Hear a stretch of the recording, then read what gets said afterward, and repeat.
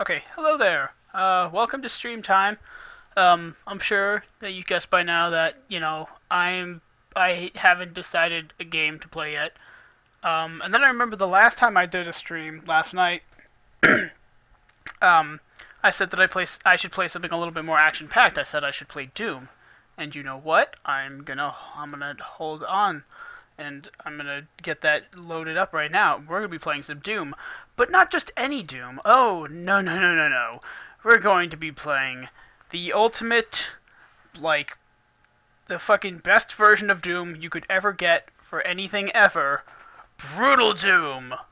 That's right, Brutal Doom version motherfucking 20 came out a little while ago, and this is gonna be louder for me than it will be for you. So hang on a second. The This shit is like, oh my god, if you've ever played Doom and you know how fucking crazy that this shit can be, then this is like that, but times 1,000. I mean, words cannot do justice how insane this game is.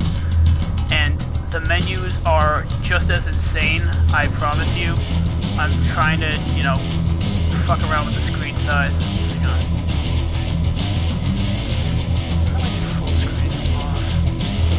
Oh, here we go.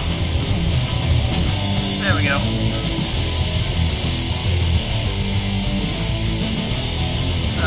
Let's just see how this one works. I might have to turn... Well, you know what? I can just turn down the music from the, broadcasting thingy. I also have to add this game to the scenes thingy, so excuse me 1 second while I do that. Can't spell brutal. There we go. Yeah, that looked good. That looks good, yeah. Oh, there we go. Yeah.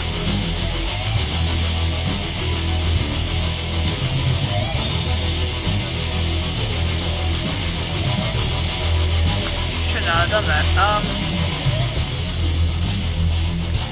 Great.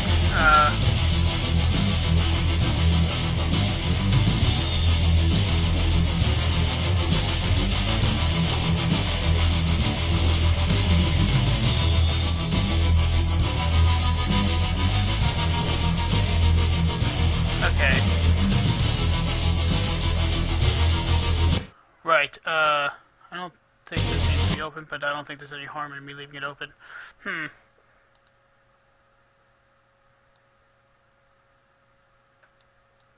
See if we can make this a little bit bigger. There we go. Yeah. Okay. Whatever, good enough. It's all pixel graphics anyway. I don't have to worry about the quality. But yeah. So yeah, we're gonna be doing Brutal Doom. As soon as I get, because I mean the thing is, I only have one monitor, so I always have to take the chat log and put it off to one side of the screen and make the game screen smaller. That's why the games look smaller on on here. It looks smaller on the stream. That is still really loud. There we go, that's better. I could probably make this a little bigger, actually. I usually make my games 16 by 190. Yeah, okay, here we go.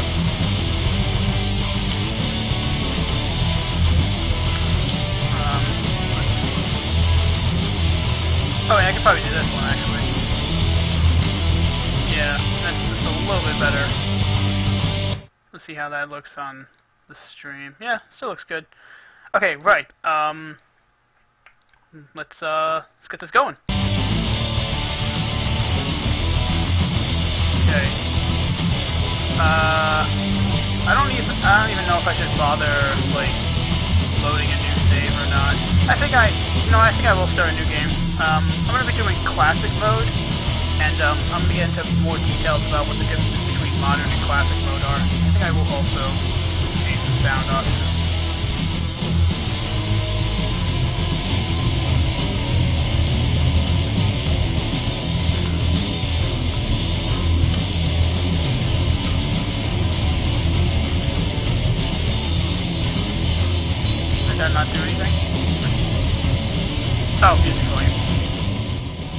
okay.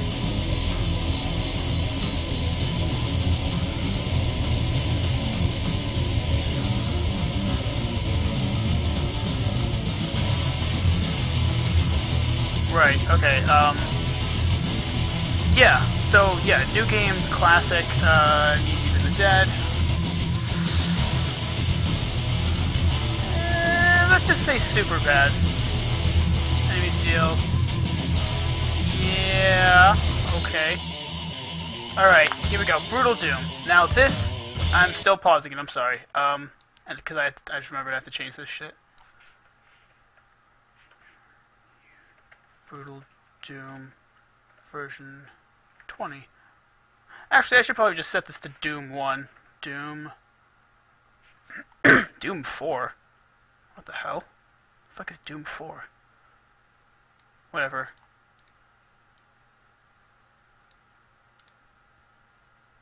Okay, yeah, Doom. But yeah. Oh, cool, wow, someone is already starting to watch it. Right, shit, I already did all this. Okay, let's go, okay. Now, I'm probably not going to be talking too much for this because I don't really remember the controls off the top of my head. So this is going to take me a minute. What's the kick button? What the hell? Oh my god! They added combat rules to this shit? Holy fuck. Grunt, tease first. Okay, never mind. Whatever, we'll figure it out.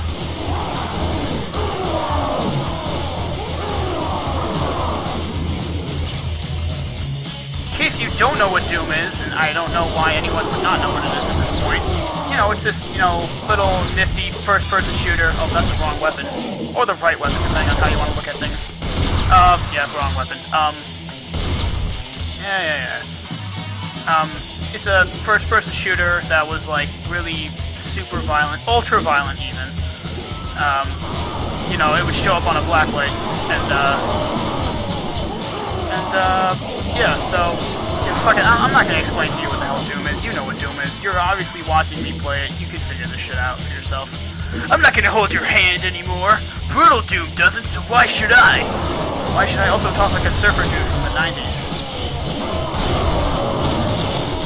Give me the shotgun. Oh my god. Oh yeah, I should probably explain the mod though. The mod makes the game super violent. Like extra gore, fatalities, new weapons, newly designed maps, all sorts of good shit. And it's, you know, it's free. I mean, essentially, you can get all of this for absolutely free if you know what you're doing. And no, it's not like really pirating. I think the game by now is considered shareware, so it's totally okay to download for whatever. So, but yeah, I'm probably not doing this game enough justice by talking about it and just, you know, showing you this game. I really wish I could remember the melee button, because you can do some really cool shit with the melee in this game. Fucking hell.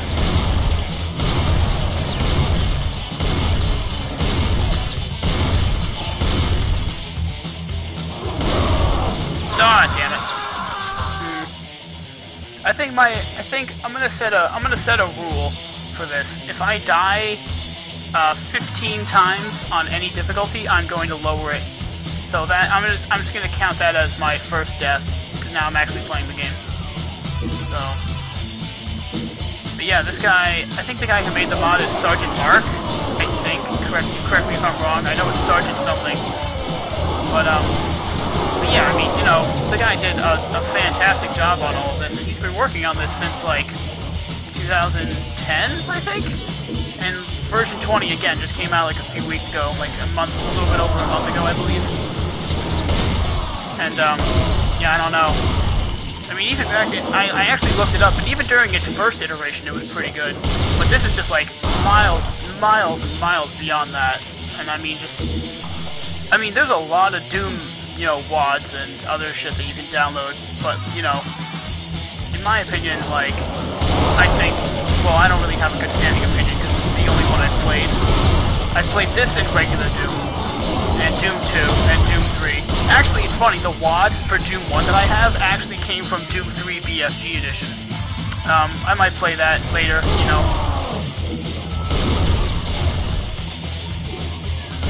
Fucking hell. These guys are tricky. These guys are tricky. They're trying to shoot me with with their guns. Oh, crouch is set to toggle. Okay, that's good. Just want to make sure I got all their ammo. I'm sure you guys smell lots of things, considering how much blood and shit is all over the place. Fucking hell. Forgot about those guys. Oh yeah, there's also this little mechanic where if one enemy shoots another, then the guy who got shot will start attacking the enemy that shot him. So you can essentially get enemies to kill each other if you really want to. And it's especially good if you can get a cyber demon to do it to someone, because then it's just like, oh fuck, I don't have to worry about anything anymore because the cyber demon's gonna fucking kill all of them for me. Censored for younger audiences. Should probably set this to. Should probably change this. You know what? There I go. This is actually the first time I'm playing a non-Steam game.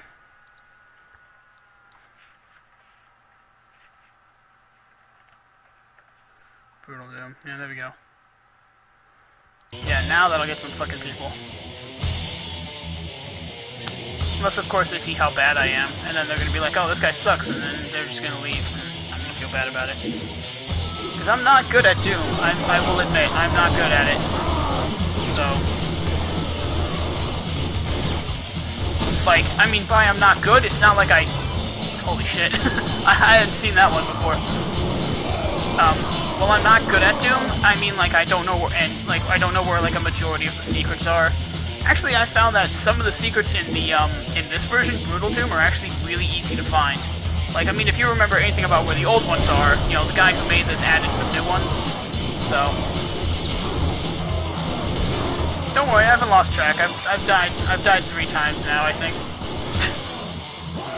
I don't know, have the utmost faith in myself to remember how many times I've died in this. Shit, man. Fuck.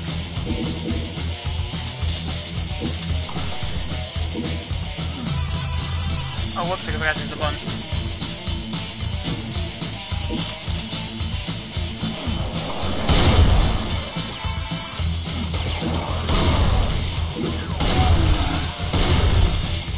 Yeah. I gotta... I'm gonna take a second to find out what that melee button is.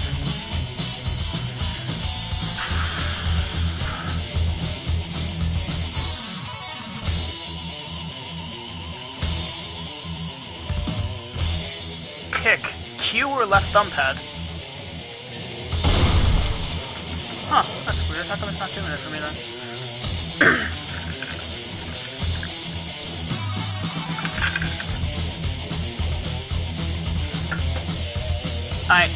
okay, never mind. Oh, backspace.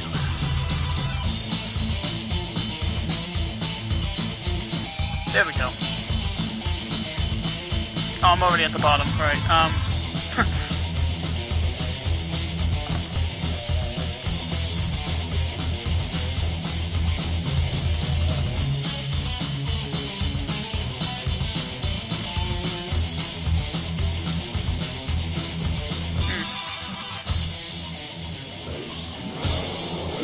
Yeah, melee's not working for me. I don't know. Whoa! Never mind. See, times like that I wish I had like a rocket launcher or something.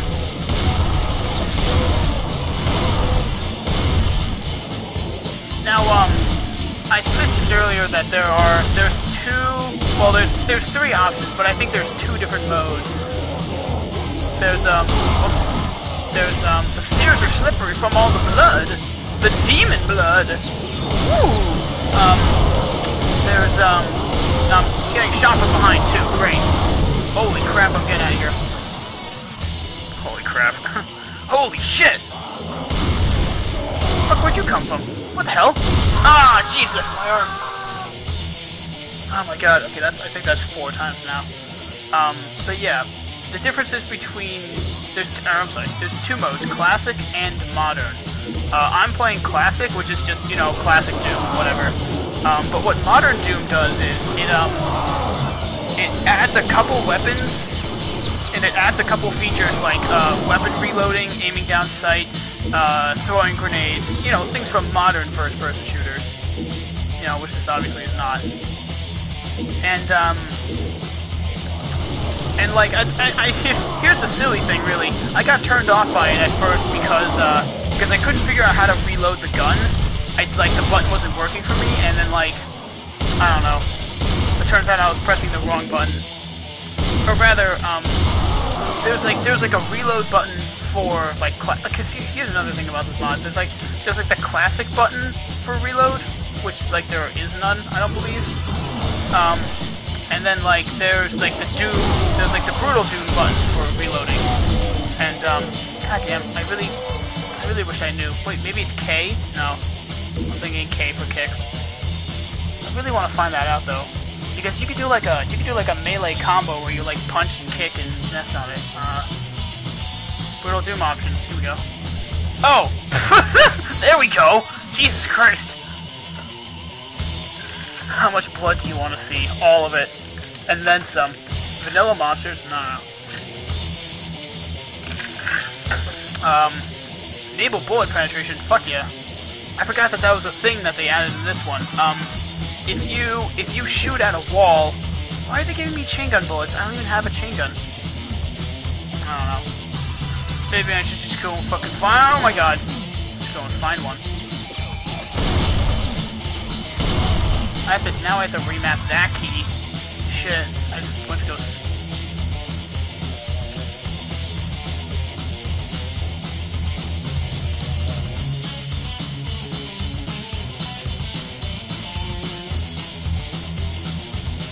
There we go.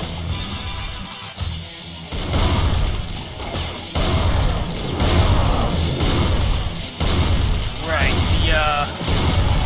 oh yeah, modern mode, doesn't change up the levels. I mean, the levels, the changed levels are part of the mods themselves. Or they're part of the WADs themselves, you know? Because I really shouldn't say mod. I mean, I guess it's a mod, but it is a WAD. Mods, WAD. I don't know this kind of shit. I'm not a Doom modder. I don't know. My friend helped me set this shit up, and for that I am, eternally grateful.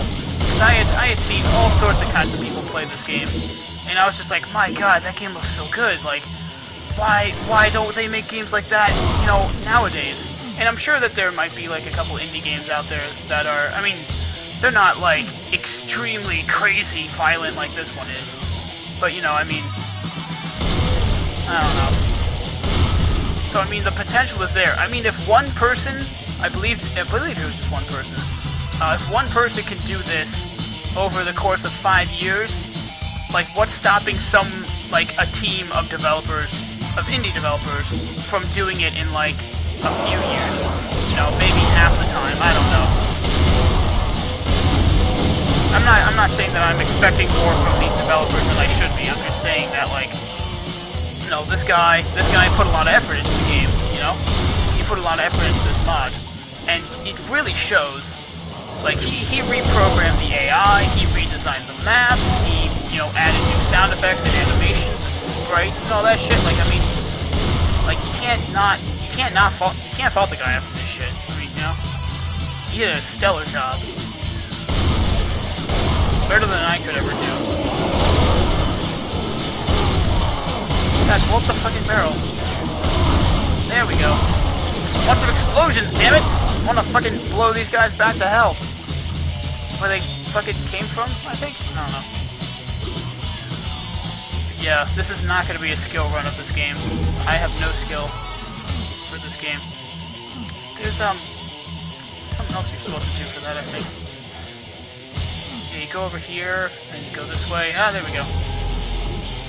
Yeah, I remember some of the secrets. They're not completely useless. There we go. I didn't get all the items. I also didn't get all the kills. I'm missing something. Oh, wait, right.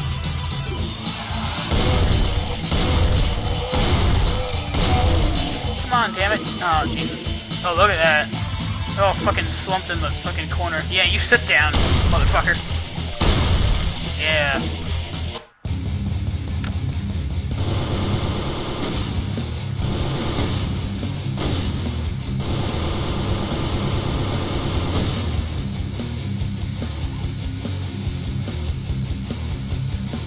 Kick.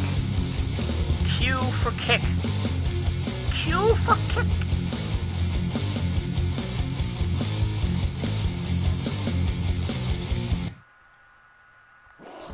Really? Come on, like, fucking... Whatever. I love how I start off the level, they're already fucking shooting at me. Hey, buddy.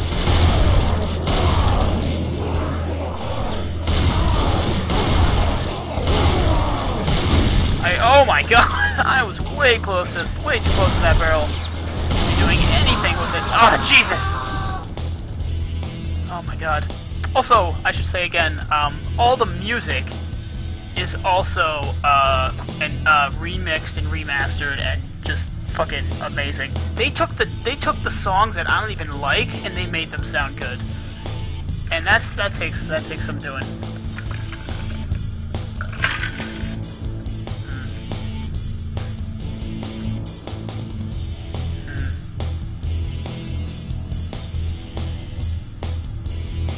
I'm sorry I'm checking these settings so much, I just don't know why I'm not able to kick.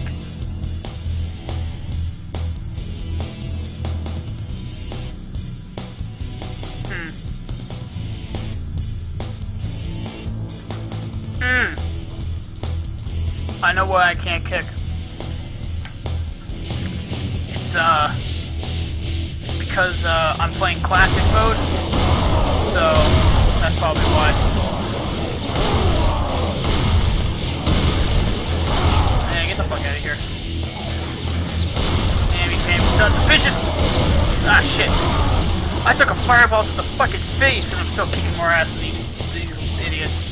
These losers. These jerks. These fucking jerks.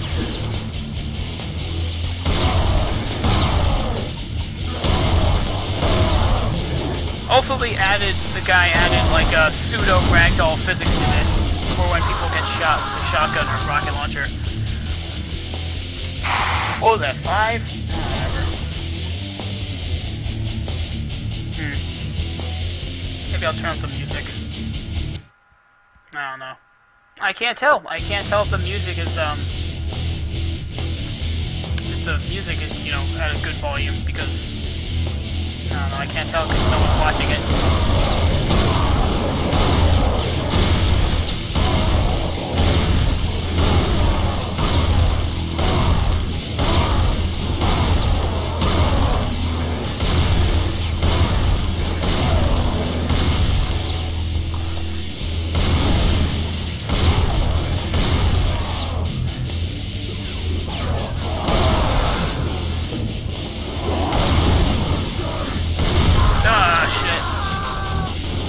I think I might restart this and do classic mode.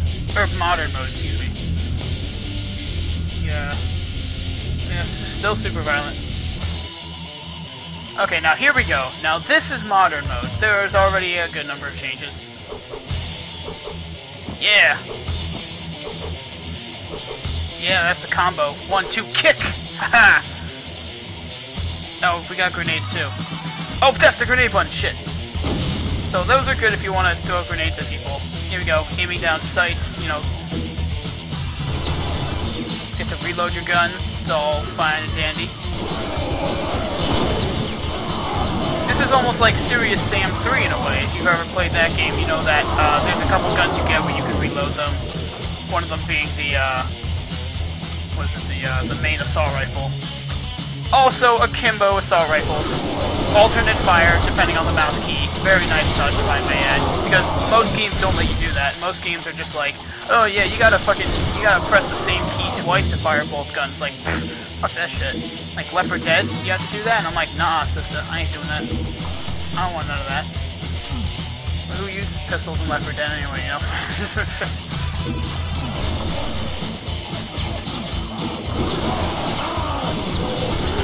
So this is a good starting weapon, just the akimbo assault rifles. The only downside is that you do have to reload, so that could be a pain in the ass and could easily get you killed in like a high intensity situation. I apologize, that was my cell phone. But it's good for just running around shooting people, you know? Which is, you know, Doom, you know, what you do in Doom, you know, you just run around and shoot people. And you find secrets to get more ammo and health and armor so that you can last longer and kill even more people. So... yeah, Yeah, motherfucker. That's right. Come to the doorway. Get your face filled with bullets. Ah, no! My face got filled with bullets. Damn it. Here we go. I'm gonna try throwing a grenade in there next time.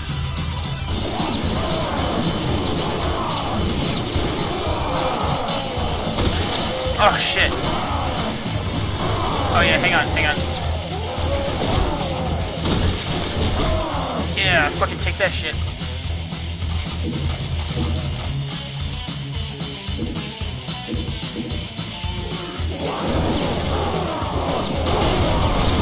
I think they put more dudes there because that's where the button is to press it to activate the— Jesus Christ!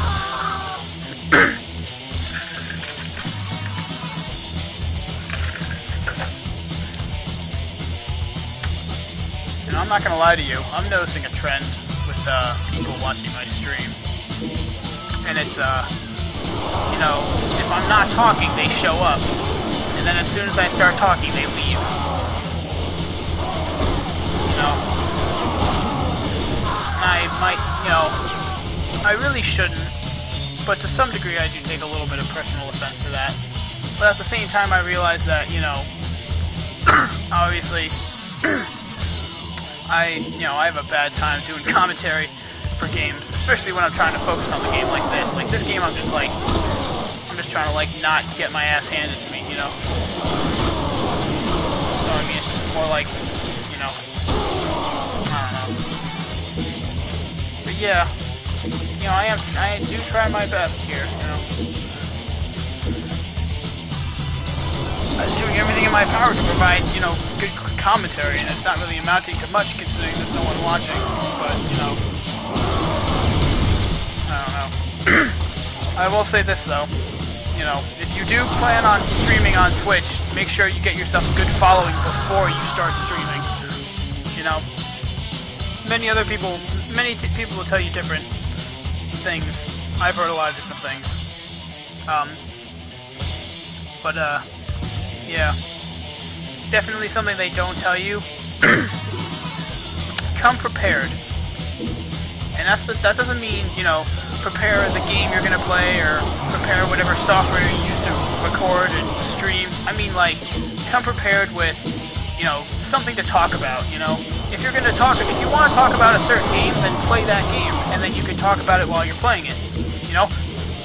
Excuse me. Practice what you're gonna say, you know, beforehand, you know, like practice what you're gonna say during the stream, you know, that kind of stuff.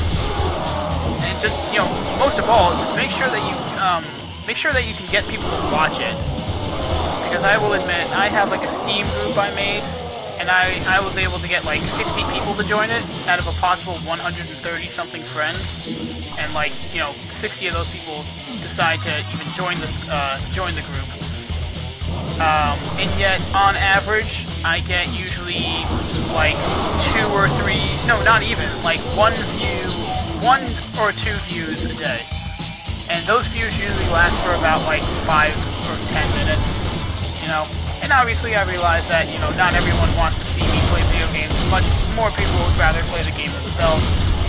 And so I realized, well, I mean, you know, someone wants to watch me play video games, someone wants to watch people play video games, so I mean, I don't know. I guess the more I think about it, it's not necessarily so much people wanting to watch someone play another game, that either they can or can't for whatever reason. You know, they just want to hear the commentary. You know, that's why other streams are so much more popular, because there's constant, funny, or intellectual dialogue going on. And it just, you know, I don't know. Yeah, I'm trying to do that. I'm trying to be, you know, I can't really be funny by myself. Most of the comedy I have comes from the interaction between my friends, you know, who are not as readily available to, you know, partake in these streams as I am, you know. And that's not their fault, and I don't, you know, judge them or anything for that. I really, you know, that would just make me an asshole if I did that. You know. But it is difficult trying to find, you know, some kind of a buddy to do this with.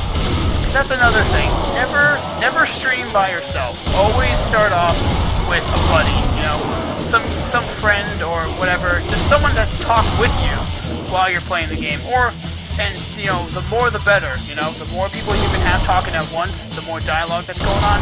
Why did he come back? I thought I killed him. The more dialogue you get going, the more interesting and vibrant your discussion and your dialogue and commentary will be. Because I mean, honestly, like me trying to do this by myself, you know, I'm having an incredibly hard time trying to make any kinds of jokes or trying to make any kind of insightful comments while playing this, and it's just like, you know, I don't know, it's not easy. Did I fucking I blew his chest open. Sorry, I didn't see that before. So, because I played this like a few weeks before version 20 came out. So, but yeah, I mean. Also, apparently there's a lot of issues you can get into if you want to stream. If you want to like stream a game while playing some kind of popular music or any kind of music, really. Apparently, you can get in a lot of trouble with copyright claims. I know Twitch is pretty strict about that kind of stuff. And of course, like, you know, I was looking up on the forums, like, oh, what can I do to make my stream better? How can I get more people to watch it? Like, you know, any person who's just starting off, you know? I want to try and get as big of an audience so that I could have a good, you know, stream, you know? And then I came up, oh, Jesus. Then I came up upon a discussion of people talking about music being played over Twitch. And, you know, Twitch, I mean, I'm just gonna tell you what I read. This is in no way, shape, or form any of my own opinions. But from what I read, and this was from multiple posts from many different people, is that Twitch apparently, like if you do stream, you know, copyrighted music, you know, most people do that anyway. You know, lots of people do that apparently, and they, you know, what is it? Oh, that's cool. They, like, you know, lots of people do it, and so most of the time people don't get caught. But I think Twitch has started to crack down on people, you know, playing copyrighted music. You know, just for whatever reasons to protect themselves legally and, you know, by proxy, you know, financially. Because, you know, Twitch isn't just like some, you know, it's not just some site that you can just like stream on. No, it's a site where, you know, you have to, you know, I'm sorry. I said I wouldn't give my own opinion on the matter because I don't have enough information to do that. But I mean, basically, I think some time ago, Twitch got acquired by Google, and for that reason, the you know, whenever Google touches anything, it just falls to shit, you know, whether it be YouTube or, you know, Google itself, the search engine. Jesus Christ, if there's ever a time for a grenade, that would be the time. Okay, I got another one. Nope, I don't have another one. They only give you one. You got one grenade for the whole game. You gotta make use of it.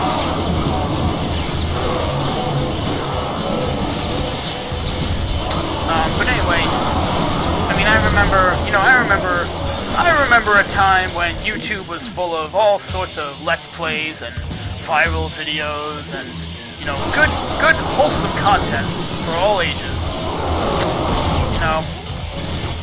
And then, I don't know, one thing led to another, and I guess, you know, whoever was popular just got replaced with people who were new and thus became popular, and so the older stars of YouTube started to fall out of fashion, and even some that fell into ridicule, which is unfortunate, really, because I mean, they're just like anyone else, you know, they're just trying to make a buck on YouTube, you know. Actually, that's probably the main problem, is now that everyone's trying to make a buck off of YouTube, because apparently it's so easy, anyone can do it. I mean, let's be honest, I don't need to tell you how many Minecraft videos there are on YouTube. I don't need to tell you how many Five Nights at Freddy's, or before then, Slender, and before then, you know, Amnesia. Like, I can't tell you. I mean, Amnesia was kind of like, for me, and from what I can remember, that was kind of the whole start of, like, a scary Let's Play, like, trend, you know? Like, that's when it really started to, you know, that was kind of its genesis, if you will. And, But yeah, and then from there it's just kind of gone on to whatever the current popular, scary game was. But I think at around the time of Slender, it started to get a little bit out of control, because Slender was the first one of these games that was free, and because it was free, it meant that anyone could play it. Anyone could download a trial version of some screen recording software, and anyone could go and download Slender for free. And so I think it's because of those two reasons, those two entities, is why the kind of content that you see on YouTube a lot today just isn't as good as it used to be, because there's a lot more people who have access to it. And obviously, I guess one could say that there's also so much content on YouTube because the content that came before it, many people were inspired by. They want to be the people to play those scary games. And they want to follow in the footsteps of the people who did it before them. And there's literally nothing wrong with that. That's exactly why I want to stream on Twitch, because I've been browsing YouTube ever since I was like 10, looking at, Let's Plays and, other such videos. And just loving it, and I wanted to do that. I want to do that with my time and my, effort and energy. But, one thing led to another, and, I never got around to doing it, and I actually, at one point realized in order to do it, I needed to buy fraps, and I didn't really have the money, and I couldn't really get, any kind of way to purchase it for myself. So, I just kind of stopped with that whole thing. But then once I was able to get a hold of fraps, like a year red key, right? Like a year or two ago, I just was like, at that point, I was too busy with other stuff in my life, like college and, trying to learn how to drive and all this other shit. And I just, I never got around to making Let's Plays. But then I realized, now that I'm home, sick with Lyme disease and all this other stuff and getting all this treatment, I realized that, I have more spare time. But then I realized that I don't have any decent editing software, so I can't really make any, Let's Plays, because all I have is like Windows Movie Maker or something, and I wouldn't be able to add any kind of crazy effects, and, so I just didn't bother with that. And then I realized, hey, maybe I should try streaming on Twitch. So then I looked into that, and I realized that, the software was free, easy to download, and, once you made the Twitch account, it just gave you the little code to, like, what is it? To, like, to, like, allow you to broadcast, and then you just go to the channel, it gives you that, and then you go to the program, and then you can just start streaming. And I was like, wow, this is great, it's so easy to do this now. And, get that out of your mouth. Why don't you get that in your mouth? Like fucking shotgun barrel. Hey, buddy, fuck off. Then, because of that, I was like, okay, cool, I can stream on Twitch now. Then the question was, what am I going to stream on Twitch? And, I started with Dark Souls, but what happened was I started closing out of the program, too early, and I was unable to, like, save any of the, unable to save any of the, like, the recorded footage of me playing it. Why did he dodge? Oh, Jesus.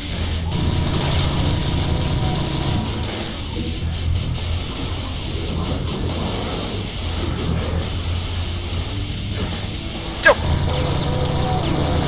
Good thing I picked up this fucking chain gun!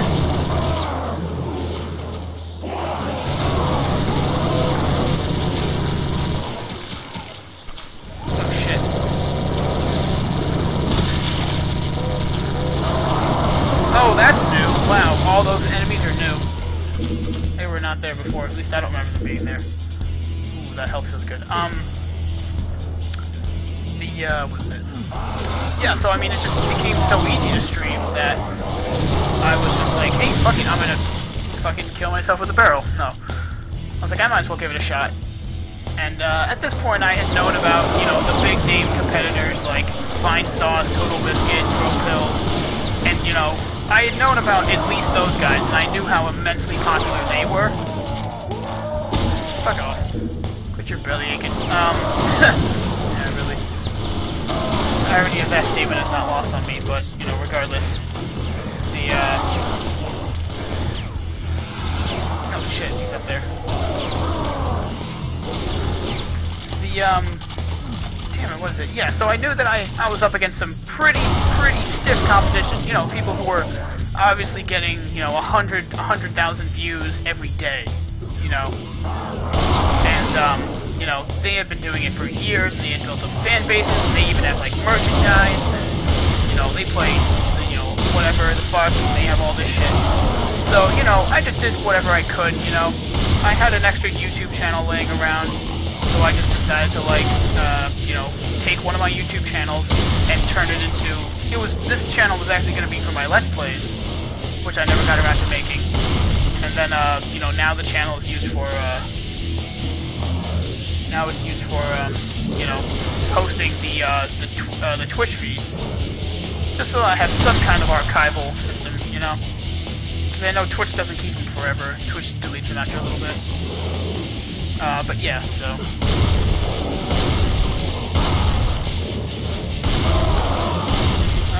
Yeah. And now I'm here playing Brutal Doom for the whole internet to watch, but the whole internet is not watching. And, yeah, anyway. But yeah, all the advice that I can give you is advice that you could just as easily look up yourself, and also have any other, you know, streamer tell you. But, you know, you just have to pick a schedule that works for you, figure out what time is best for you to stream, and, you know, just the biggest thing, the absolutely most important thing that I could ever say, that anyone, I think, could say, well, the most important thing you can do if you don't have money, really, is to stream every single day. Because you know what? Like, you may not be funny, you may not be good at games. I mean, I'm not either of those things. Like, I mean, sure, I can have a good time playing anything with my friends, but, you know, obviously I'm not playing those games with my friends because, I mean, I would be if I could. They're obviously, you know, their lives take them in different directions than mine does, and, you know, for that reason, you know, I can't always have them on the show. I haven't had them on the show yet. I think this weekend, though, this weekend might be pretty good. Might be able to get some good stuff in on that, hopefully. But yeah, I mean, mostly all I can say is that just stream every day. Because even if the people who you want to watch aren't watching, there are some people who will stop by and look at it for 5 seconds and say, yeah, I already immediately regret clicking on the button, and then leave. But you know what? That still counts as a view. Even if someone clicks on the stream and is immediately disgusted and turned off and leaves, that still counts as a view. And I love that about Twitch. I love how, like, someone could show up for like 5 seconds and, you know, not give two shits about you, and they'll leave. And you know what? That's fine, because that still increases your permanent view count. And that permanent view count, once that goes really high up, like I've got, like, again, I've been doing this for, let's say, 2 weeks, and I have 117 views and about 8 followers. And you know, let's just say, like, again, 2 weeks time, 117 and 8 followers. That's not so bad. Granted, though, I did have some people I had told about the stream previously, you know, before starting even the first one. So they went, and once I told them about the Twitch channel, I told them what it was, and they immediately, you know, they just immediately followed me because they were my friends. But I've gotten, I think, two non-friend followers in that time. And I mean, you know, there are some other streams that I saw where the guy had started, you know, a couple weeks before me, you know, maybe 2 or 3 weeks earlier than me. And, you know, the guy had already had like 500 views and 16 followers or something, you know? So I'm just saying, really, as long as you're, you know, you stream every day, you're gonna get people. And as you start to stream, you start to realize your flaws, and you know, you work on correcting them, and you realize the difference, and you have to realize the difference between flaws and quirks. You know, my biggest flaw is that, you know, I you know, I'm not funny without my friends. I really don't know of any quirks that I have. I mean, no one's ever outright said anything to me. And, you know, I'm not exactly right now. I mean, I'm trying to be as original as I possibly can. I'm trying to be as original as I can, because, I mean, again, I've been watching Let's Plays for like 10, 12 years or whatever. However long I was, I honestly can't remember. I know I said I was since I was 10, but I don't know if that's even accurate or not. It might be like a year or two. I might be off by like a year or two. But anyway, like, you know, so I mean, I obviously know, you know, what I liked most about the Let's Plays I watched even back in the day, and how, you know, Let's Plays since then have changed. They've changed a lot. They have changed a lot. It may not really feel like it if you haven't started watching Let's Plays, and I'm not trying to sound like some old fogey and say that like, YouTube Let's Plays back in the day were better than the ones we have now. Like, I'm not trying to say that. I mean, I want to say that, and that's my opinion on the matter, but that's not valid to this, you know, to this statement I'm making. You know, oh my god, I'm so fucking lost. Here we go. Yeah, the, fuck, now where do I go? Here we go. Follow the sounds of, monsters. You can't dodge while I have a fucking minigun, buddy. The, oh shit. Oh yeah, I remember this.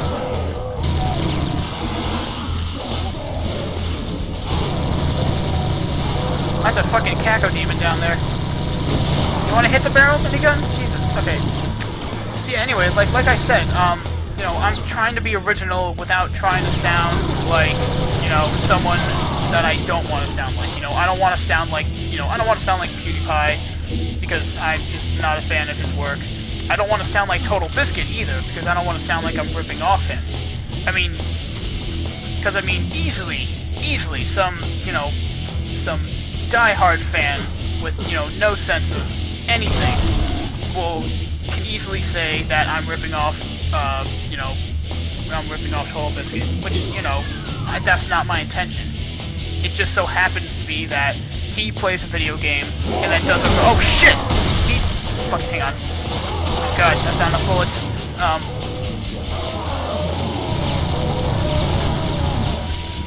Oh, here we go. We don't need bullets.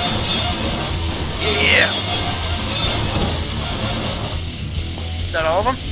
I can't even fucking see anything down here. Fuck. Yeah, sorry. The excuse me. I don't remember what I was talking about. Right, so I mean, like, you know, just because I'm playing a game and I'm discussing it and arguing the pros and cons of it as if someone were to buy it, you know, let's say a review.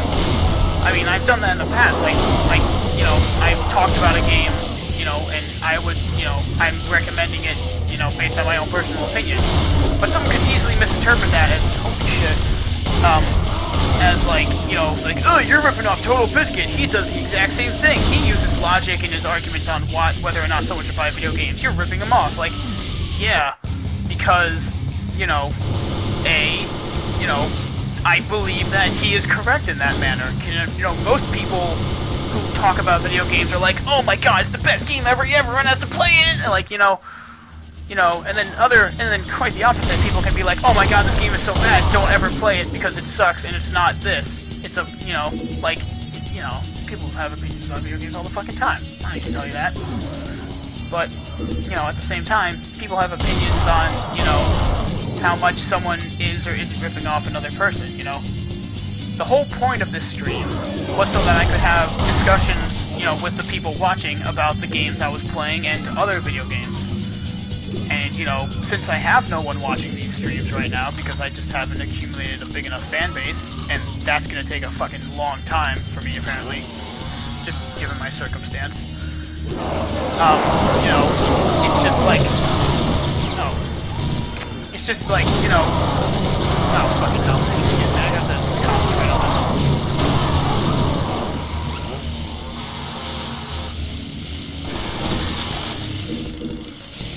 Is that all of them? Right. So yeah, like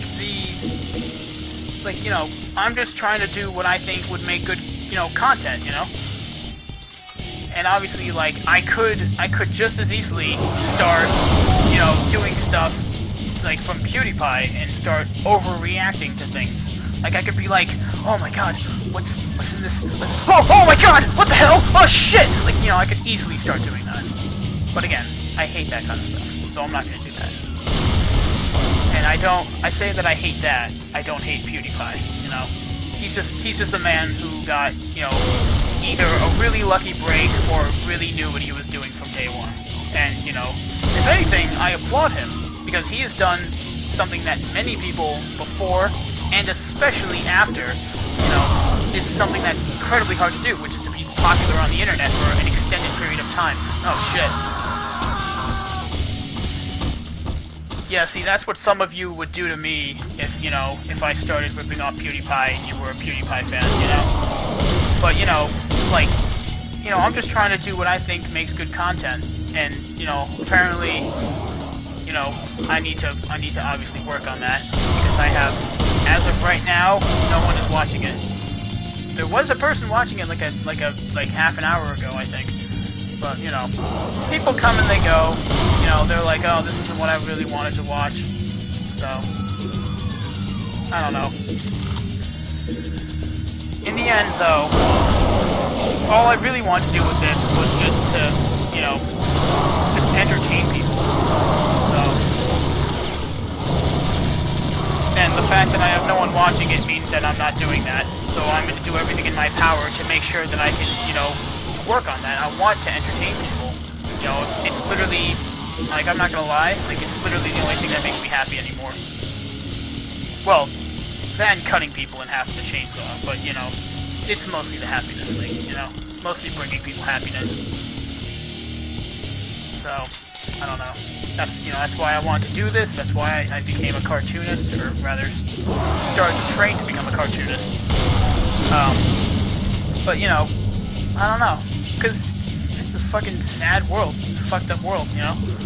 And I just wanted to, you know, make people happy while they were still on it, you know? You know, I don't know. I guess different people like different things. Here we go. This is where the fun starts. Oh my god, you know what? You're the first victim.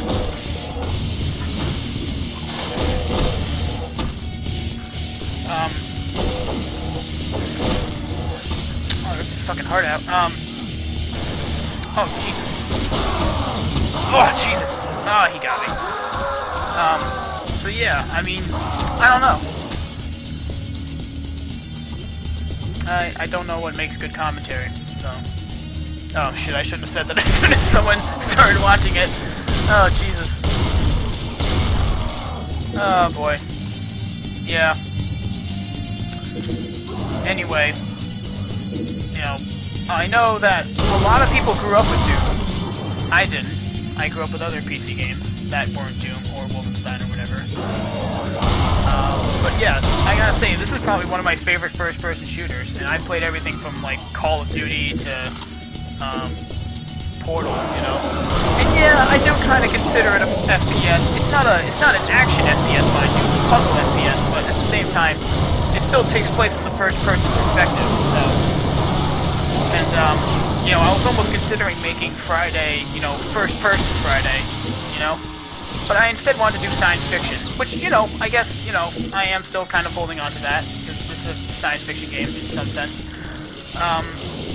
But yeah, I mean, you know, but I've played a lot of games in my time, and I gotta say, this is one of my favorites.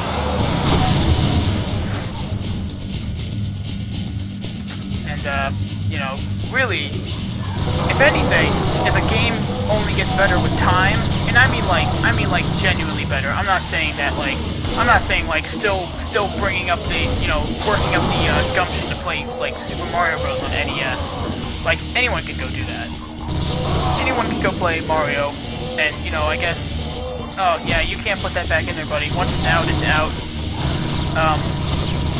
But yeah, you know, like this is a game that's, you know, really old, and I only started playing it like very recently in my life, you know, my lifetime. So I do not like I started playing this game 5 days ago. I started playing this game. Jeez, when was the first time I played this game?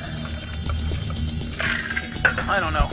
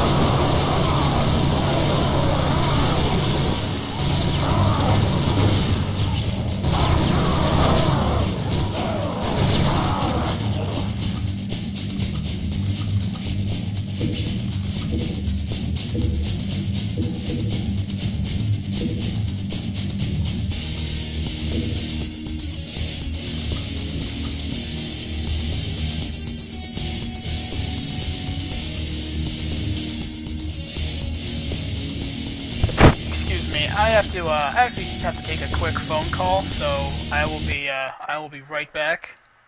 So don't you worry about nothing for a little bit.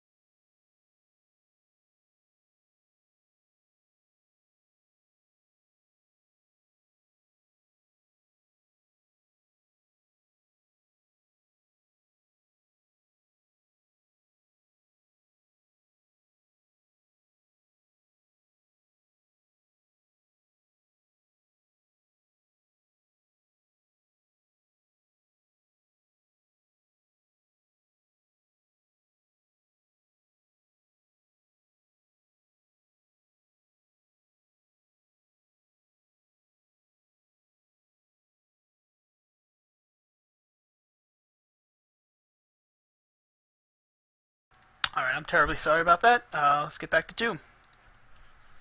Brutal Doom, rather. I don't know. Fucking... You know what it is. I put the title on there. I don't gotta explain shit. But anyway, back to... What the hell was I talking about earlier? Probably nothing of any entertainment value, you know. But I think it was something along the lines of, you know, I'm new to streaming, I'm bad at it, I know, and I'm trying to get better. The only way I can get better is if people watch it and tell me what I'm doing wrong. And by, you know, telling me that what I'm doing wrong, I mean, like, telling me that I shouldn't go kill myself, you know? I mean, luckily, there haven't been enough people to even warrant that kind of dialogue, I guess. I don't know. I don't even know if I should be thankful for that, because if I think it's gone to that point, then, you know, then it would mean that at least someone is watching, you know? If someone is actually going to the trouble of going to the stream and telling me to kill myself, then that means that I win either way, because, you know, shit. Because that means I win, because then the person is still watching the stream, and I'm like, hey man, you know, you're telling me to go kill myself, but you're adding to my permanent view count, so I could care less about what you have to say about me. So, I mean, only if that's the situation, obviously, you know. But, you know, if they're actually gonna come on, you know, watch the stream and be like, hey buddy, how come you're not doing this? And then I'll be like, oh, I didn't even realize I could do that, thank you for telling me that. You know, and if it's something that, like, other streamers do, you know, again, like, going back to the whole thing with the, copyright music, you know, I'm still uneasy about starting to do that, because I have, like, I mean, I think the music I listen to is pretty good. It's not like any kind of shit that, you know, people don't like, you know? I mean, again, music, different types of music are liked by different types of people, duh. Don't need to explain that. But I'm just saying that, you know, most of the music that I listen to is, like, you know, falls under the techno and or electronic genre, and then from there are, you know, many subgenres like chiptune and, I don't even remember all the different ones that I listen to, but, I'm saying, like, I got a lot of music I could be playing, but at the same time, I'm a new streamer, and I figure if I start playing stuff that's copywritten, and God forbid someone finds out and I get my channel shut down, then I'm gonna be upset, because I will not have, like, because if that's the case, I will not have even built up a sizable fan base to support me, or even, you know, for me to even notify that I'm like, oh hey, my channel got shut down because I started playing this music. You know, come to the new channel and, you know, like, you know what I mean? Like, it would be like, you know, it's like building a snowman, you know, you build the snowman, your friends and your parents know about it, and then springtime comes and it melts and then everyone forgets about it, you know? That's what it's like being a new streamer on Twitch. You know, it's like being a snowman. So, the only thing is, this snowman is not going to melt so easily under the heat pressure of the summer. So, I'm gonna fucking keep streaming until my computer blows up, and then I'll have to probably go get a new computer, and then I will start streaming again once I have that all settled down. And at that point, if I am gonna go buy a new computer, I'm probably gonna buy something that's a little bit more intensive for games and streaming, and maybe have more than one monitor. Can you imagine if they made multi-monitor laptops? I'm sure if I had a laptop, I could just use my monitor that I'm using now along with it. It's kind of weird though, but I don't know.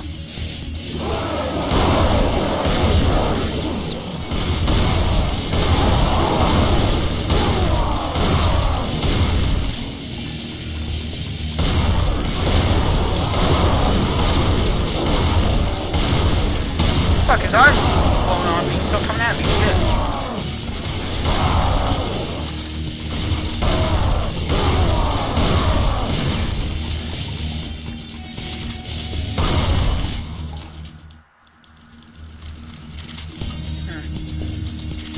Funny, I don't even know why I bother, you know, prefacing all these streams with stuff like, yeah, I'm a bad streamer, you know, I'm just trying to get views so I can do this more as a hobby, have discussion. Like, I don't know, I should probably stop doing that, because if someone realizes that I'm not a good streamer, then they're just gonna immediately leave, you know? Like, I mean, again, I just saw someone pop in for like 1 second, and they're gone, you know? Now they're gone. I think that was around the time I was making the snowman comment. And, you know, obviously, I guess people don't like snowmen on Twitch, so, you know, I'll know that for next time, to not talk about snowmen, you know? And I'm not saying I'm trying to be as accessible as possible, you know? I'm just saying that, like, for the time being, I want to build up a sizable, you know, I want to build up, you know, some people to watch this, you know, and then through that, you know, people will may or may not come back, and I might try to experiment with different comedy styles, try and figure out what else I can say that's funny and original, you know? But, you know, obviously I can't do that if no one's watching it. I'm gonna try taking a different approach. I'm gonna go up here. Oh, wow, I should have gone up here way sooner. I think there's... No, I guess not. No, I guess that's not anything either.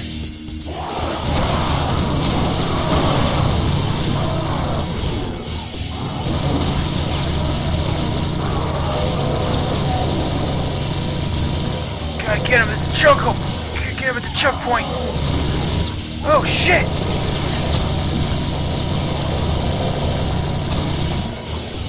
Yeah. I should probably, from now on, I should probably just start to do, you know, try and do something along the lines of comedy. Oh, fuck yeah. Comedy and, or, I don't know. I mean, if I do have an opinion about a game, and I believe it's, like, something that would warrant, you know, some listening to. Like, if I'm talking about a game and saying, you know, maybe you shouldn't buy this game because it's not that great. Or maybe you should buy this game because, you know, it's alright.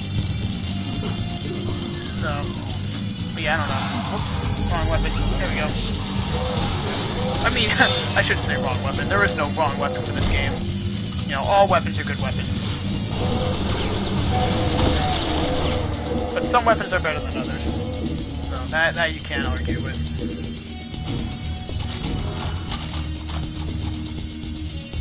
Anywho, I think there's another one around here. Oh, wow. Okay, I totally didn't even know about this one. Why am I using this weapon? I should be using another weapon, like this weapon. Oh, you know what? Oh, I thought this was Doom 2. I'm like, oh, I gotta get the super shotgun, but no, there's no super shotgun. Not in this game. I think I actually might switch out to Doom 2. Oh, fuck yeah. Oh, because that's, wait, no, that doesn't lead anywhere. Yeah, this is just a secret. Shit. Let's see if we can't find anything else. Oh, because that button opens the thing to... Oh, okay. Right. Anyway, I just jump over that, get that one first. Just whatever. But yeah. And I guess, you know, going back to what I was saying earlier, you know, if you're gonna stream, make sure you've got some extra money laying around. Especially if you want to do it for money. Like, especially if you want to stream for money, you know? Like, donations or whatever, like, you want to get some kind of Patreon or Kickstarter shit going, I don't know. But, you know, me, I'm not about that. I'm just trying to stream just for fun. And for entertainment purposes only, you know? I mean, it'd be nice if I wanted to do this for money. I mean, I could probably do it for money, no problem, but, you know, again, you know, no one's wanting to watch it anyway, so how the hell would I be able to make any more money off of it than I could, like, you know, working at a normal job or something, you know? And yeah, I mean, you know, at the same time, just because I'm an artist, you know, doesn't mean I'm going to be drawing all the fucking time either, you know? Because, you know, drawing is hard, you know? It's hard to, you know, I mean, for me especially, it's hard to think about what kind of project I want to work on and, you know, how I want to go around doing it and what kind of stuff to include. And just, you know, it's just a very, you know, I don't know. It's an unnecessarily difficult thing. It's something. I mean, because again, like many of the things that are second nature to most other people are pretty daunting for me. You know, just given my current, you know, medical health situation. So, believe me, I would love nothing more than to draw every day. I really would probably prefer drawing than doing this, but at the same time, like, you know, many of you are just like, so why don't you? Well, I'll tell you why. and I'll say again, drawing is, you know, a stressful thing for me. And I can't as easily just sit down and draw like other people can. I mean, obviously, you know, all artists, you know, or many artists rather, I shouldn't say all artists, but many artists are, you know, they're the kind of people who are like, you know, you see those web comics and it's like, oh yeah, time to do the thing, and then they don't do it and they just sit at their computer for 5 hours. That's normal people. For me, it's like, you know, it's 2 in the afternoon, I'm first getting out of bed, and then, you know, and then I'm like, man, I should probably do a drawing today, and then I sit at my computer for 12 hours and go to bed at like 6 in the morning and hate myself for doing it every day. So, you know, I mean, obviously there's other people out there like it, but I'm just saying that's what it's like for me, you know. And I'm not trying to say that as if like, oh, you know, I have a shitty life and everyone should feel bad for me. Again, that's the last thing I want people to think. And I also don't want people to think I'm doing this for attention. Again, I'm just providing context for why, you know, why the stream isn't as good as it could be. As good as even I want it to be. But, you know, something tells me that many people, you know, especially people who aren't even listening to this right now, which there are none right now, but maybe some in the future. I don't know. You know, they're just like, oh wow, this guy is like a fucking dumbass. Who does he think he is? Yeah, I don't blame him. I'd probably say the same thing myself if I saw someone doing this. So, but I don't know. I just feel like I need to just do this just to get the context of my situation out there. So.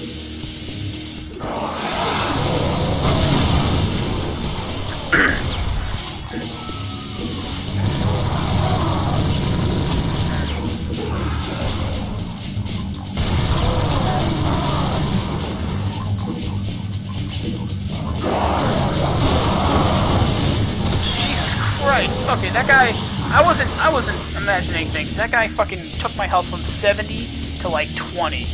Less. No, he took my health from 70 to 2 in like 1 hit. Alright, well, I'm not making any headway here. I think I'm gonna switch to Doom 2. Which I know Doom 2 a lot better than I do Doom 1. So, let's see. Let's get that going. And then I think I might, maybe I'll switch to Doom 3? Nah, probably not. Oh, goodness, okay. Here's, Doom 2. I figure I should tone down the difficulty a little bit. But that might not even be necessary since I know this game so well. Well, not so well, but, again, a lot better than Doom 1.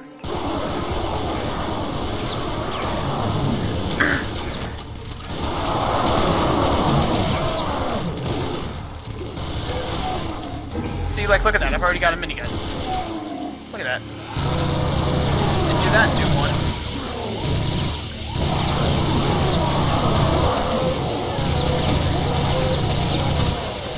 Look at that. I've already got the super shotgun. Like, look at that.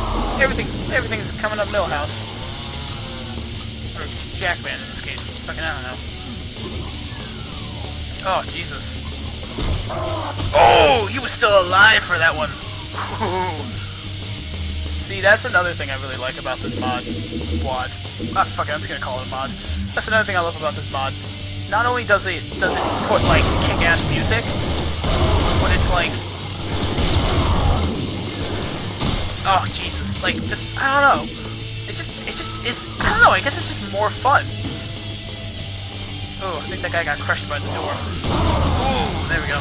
2 for 1. Well, 2 for 2, but, you know, whatever.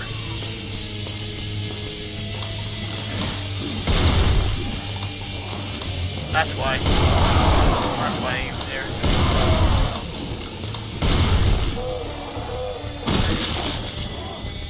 I almost wish that, what is it? I almost wish that there was, like, some kind of, like a Duke Nukem kind of thing. Except not with Duke Nukem's voice, mind you, but with, like, Doom Guy's voice. I think there's, hang on, there's buttons you can press to make him talk.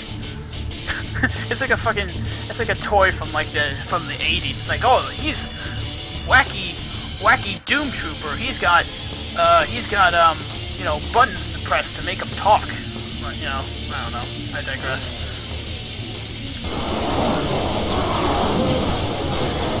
Look at that. We have 2 viewers. Hi, how's it going? What are you guys doing on this fine Friday evening? I mean, aside from watching me play Brutal Doom. I mean, that's kind of obvious.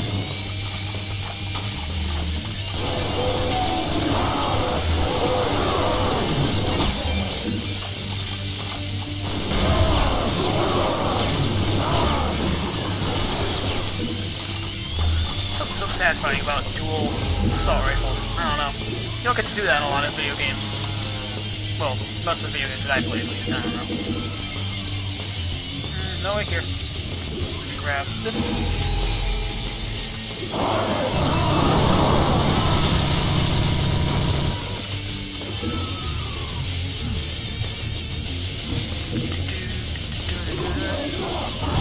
Man.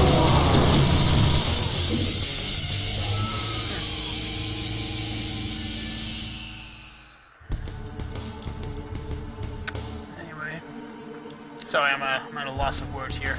I don't know what to say. Honestly, the fact that I had 2 people at once was kind of a shock to me. So, apologize if I'm not performing well under pressure. Oh shit! Oh my god! He is no longer a part of this world. His molecules are now scattered all over that wall, and they have all turned into blood. Oh god, you know what that noise is? Hell Knight. Hell Knight on level 1. Only in Brutal Doom. And then there's a Hell Baron on like level 3. Who's just kind of sitting there, you know? He's dead though, so no worries. Ooh, Jesus. Take that, fucker. Oh! I kicked him and he fell backwards. Oh my god, I love this game. Oh man.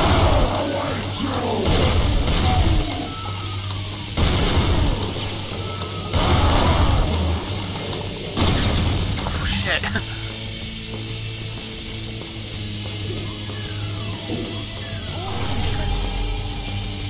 Double secret.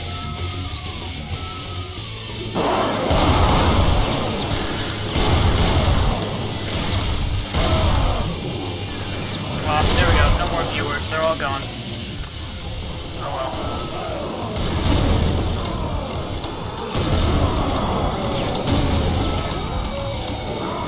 I think the Hell Barons can actually open up the door. Oh, I think actually any of the enemies can open up the door. Oh shit.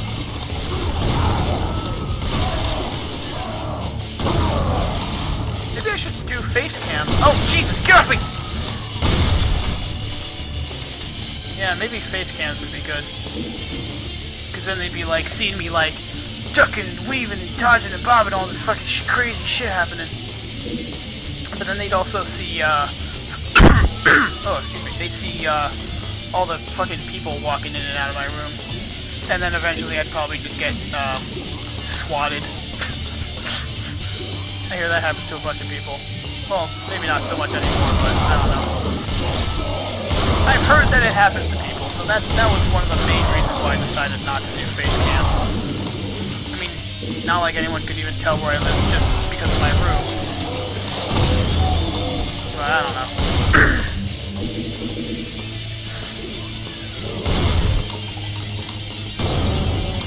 Oh yeah? Oh yeah? Boom! Dead. Oh, I broke the light. My bad. And then we can drop this shit down. This stuff up here. Which there is nothing of importance.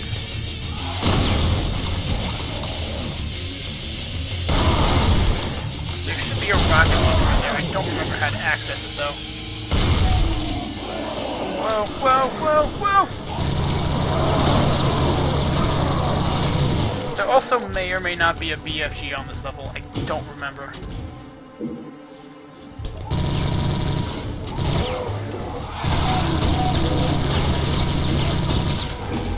I think that's all of them. You can't even see the fucking button because it's covered in blood. Oh my god. Oh, here we go. I don't know why that's a secret, but...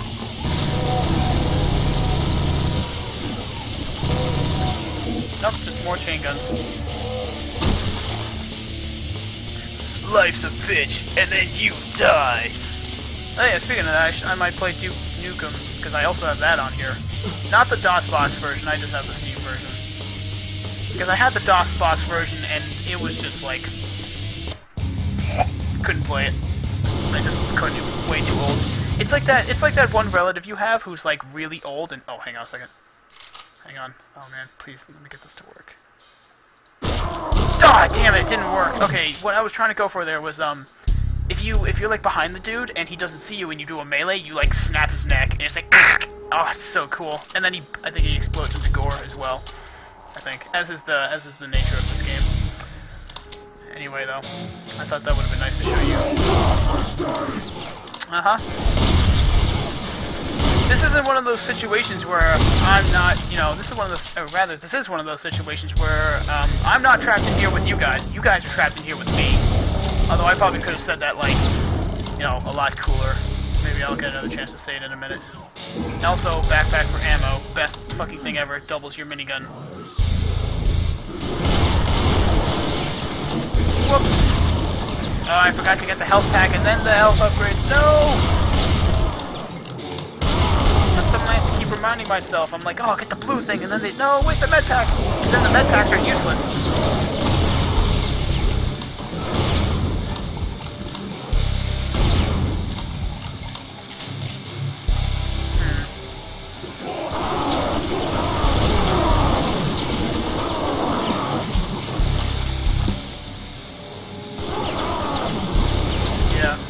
It's funny, like, people talk about how Duke Nukem is a pretty good game, and honestly, if I were to compare the two, like this and Duke Nukem, I guess Duke Nukem's alright, you know?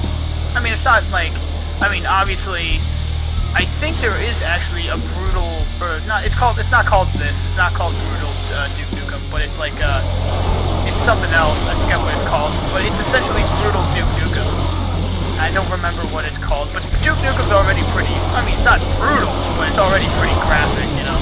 And I'm not saying that because of all the sex and titties and shit, but like, you know, even the way you kill enemies, like, it can be pretty gruesome. I mean, again, nowhere, like, nearly as this. Like, this is a whole other level, but, you know, Duke Nukem isn't bad either. It was a little bit more gory than this was, than vanilla of this game. Oh, hang on, maybe I can get a chance to use that line. I'm not trapped. Excuse me, I'm gonna have to remove my consciousness for a second while I do this.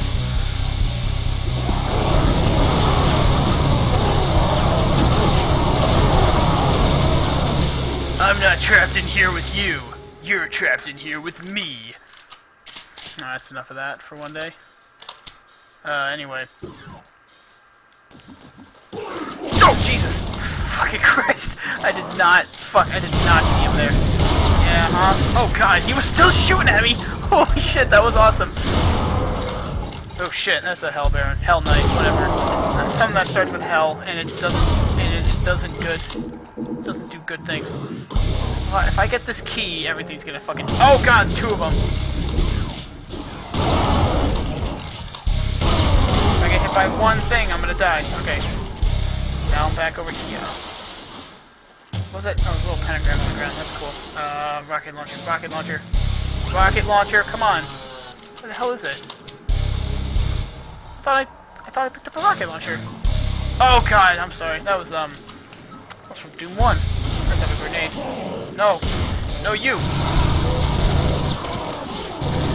Oh shit. Oh, now it's hitting the fan.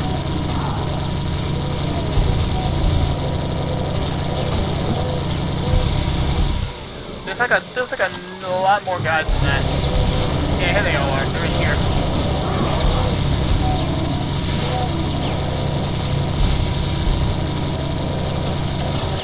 I could have sworn there were more enemies than that. Oh well.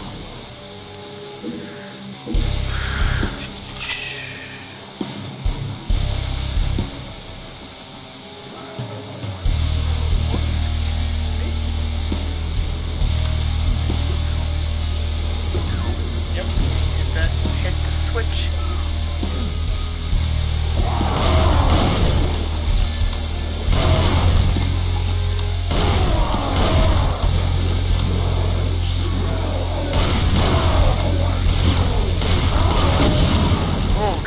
not going home.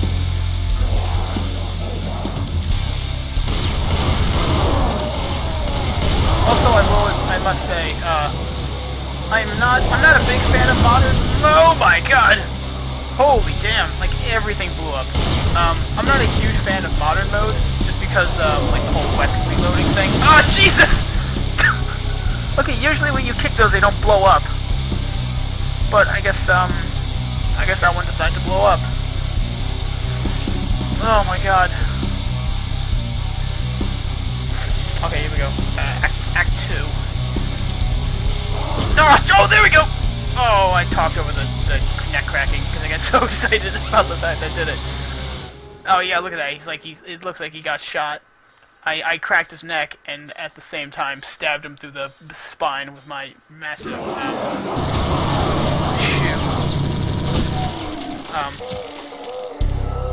Oh my god! Love it. This shit never gets old. That's the thing about this. Like you play it, like the first time you play it, it's like oh my god, like you know the fucking thing from Troll 2 or whatever, and everyone uses in their videos. No, I actually found myself saying something quite similar to that when I first played this. Come on, you fuck. There we go. Yeah. I'm sure I'm close. Oh god, he fucking survived that. Oh, and apparently, there's also like a thing for, Doom where you can put in like 3D models. I don't know. I mean, I would like to do that. Because again, like, most of the first-person shooters I played had 3D models. So I think it might be a nice, interesting change of pace for this. But at the same time, I do like the whole bright aesthetic of it, you know? Like, this doesn't, like, Brutal Doom, it doesn't feel like an old game, you know? With the updated music and sound and, like, you know, all the other things that they put in, like, it doesn't feel like an old game, you know? Doom 1, you go to play that shit. I mean, I might play that just as a comparison thing. But you play that, and it's like, you know, the MIDI music and, like, you know, all the other stuff, like, it sounds like something from a bygone age. And that's not a bad thing, you know. Obviously it's not a bad thing, because people still love the game enough to play it, even like that. Oh god. Oh shit! I could hear him reloading, and I was like, oh shit, there he is. But, yeah. So, like, I've played, like, obviously I played the original Doom, and then I played Doom 2. Oh, yeah, I forgot, you can cut these guys in half. You can cut enemies in half with your miniguns. Come on, shotgun. There we go.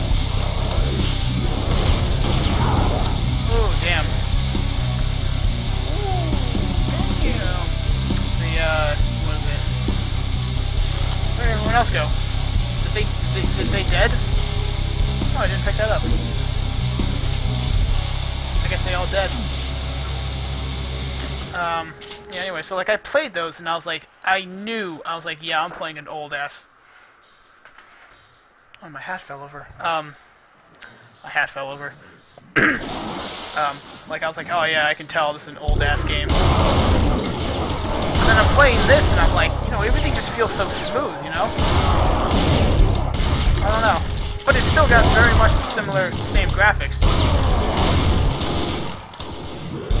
Grenade, bitch!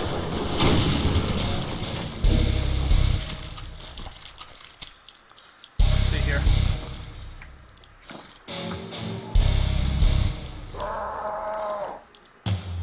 Dodge roll. Got it. Maybe that's because of the way I set it up. Let's see. Oh yeah, I found those other...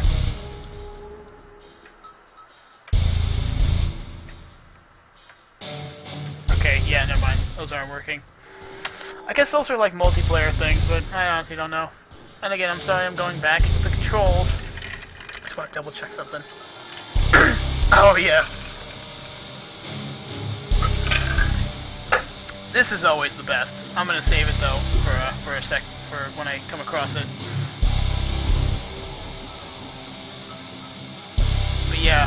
Also, one of my favorite things about this, and I didn't even realize you could do this in the game until I played it with the Brutal Doom mod active. You can apparently, like, there's little guys tied to like little poles or whatever. You can go save them, and then they'll fight for you. Like, I thought that was the coolest shit.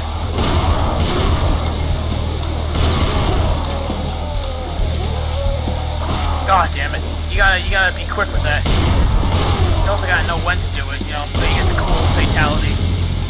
I think that was my one grenade that I just wasted. I was gonna save that grenade for this part coming up here. Whoa, shit! Oh my god, there's that happening again. I think because that that barrel causes, like, everything else in the level to blow up. Oh, I got another one, cool. And I got one from down here. Nice, nice. I don't know, I don't think it tells you how many grenades you have. But yeah, grenades make this area, especially this area in particular, the whole game really, but mostly this one area, it makes it like 1,000 times easier. I would just go down here all the time and just get like murdered, and I'd have to have like a rocket launcher handy, which I usually do, because I don't know where it is. I don't know. But yeah. Oh, fuck, two. Whoa, ow. Oh yeah? Oh, I wanted to do something. Do something to him? Oh. Well, I did something. Anyway. But yeah, the grenades are kind of nice, you know. There's other... Oh yeah, this is one of the songs that I didn't like originally, just because it felt kind of out of place, but you did a good job of remixing it here.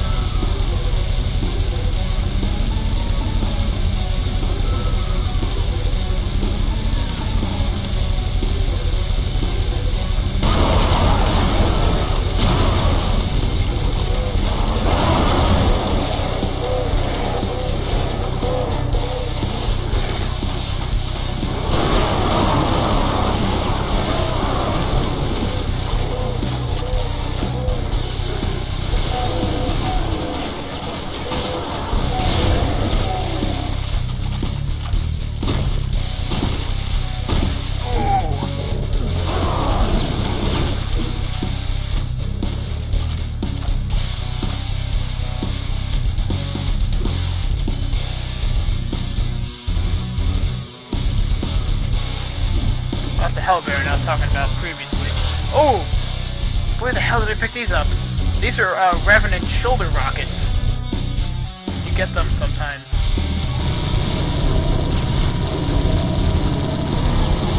There you go.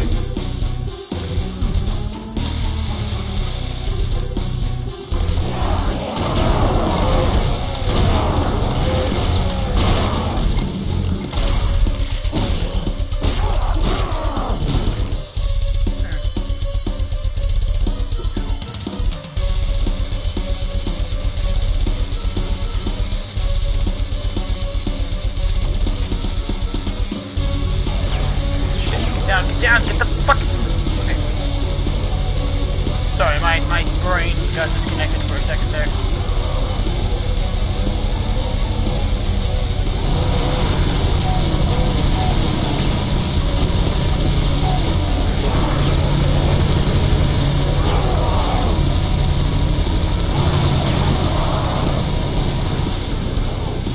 Go fuck yourself!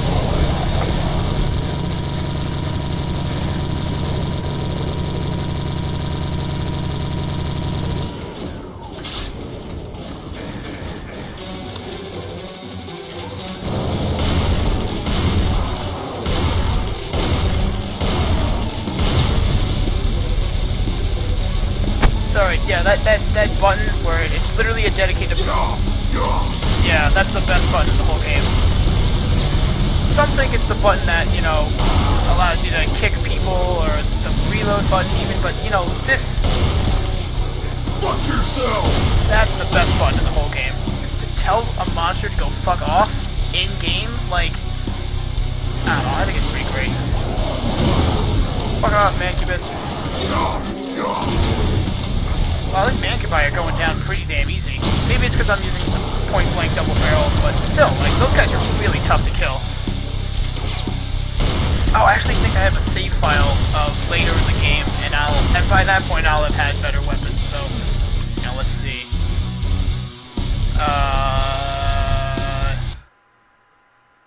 Different civets. Ah, shit! Okay, never mind. Fuck. Okay, yeah, we can't. Oh, damn it! Okay, because you know what? Those are from version 19, and I can't load them. But basically, that one save I want to load, was, I think, holy shit, was, it was where I had just started the third act of the game.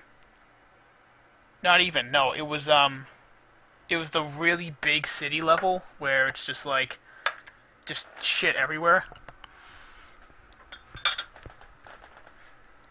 I can't load the save file, though. Damn. Okay. Well, back to this, I guess.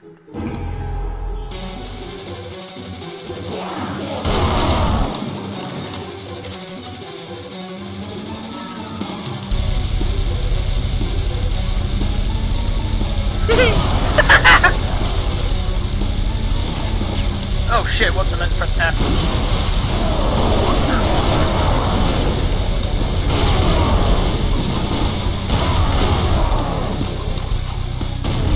I think my favorite sound effect from this game. Oh shit! I was looking for him last time. That one invisible pinky. I was like, I know there's gonna be an invisible pinky around here somewhere. I gotta find him before he gets me, but couldn't find him last time.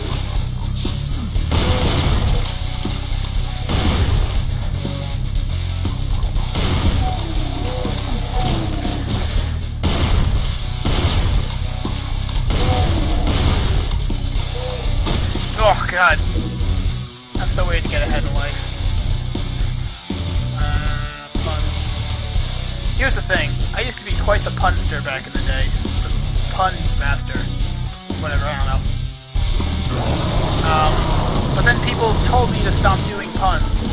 And I've kind of lost my edge. I mean, I could fucking whip out some one-liners like you've never seen. And obviously be telling about it and doing it justice. But you know. I just figured I'd like to share a little memento past. That was one of my more favorite puns. Fuck off. Fuck yourself! Oh no, he's back! He wants more! If I have a grenade, I should be able to... Ah, damn it, too much. Too far. I don't know how many grenades I have left, so... Oh, damn!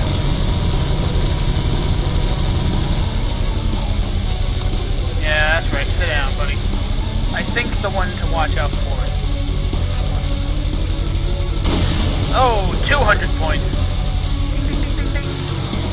Oh, no! Oh, wait, I kind of got it in there. Oh, whatever, that blew off some guy's arms. Let's see what I have left to clean up.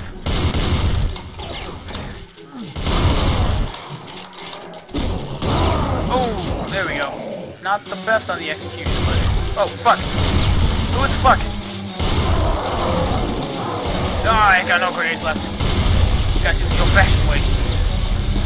Looks like I'll have to do this the old-fashioned way. Shooting them with a gun. That's the wrong button. Fuck, fuck, fuck, fuck, fuck. Everyone's coming after me now. Better switch to the kill everything gun.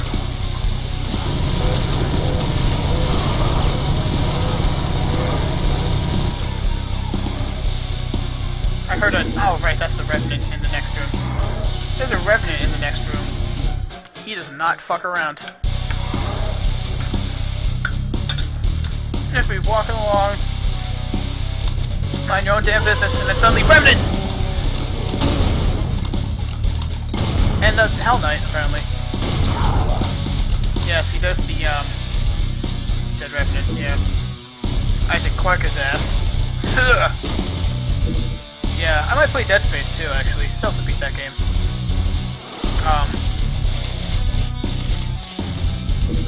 Yeah, let's see. I wanted to do this part first, just so I could, like, run back here after I did this part. Wait, let's do this.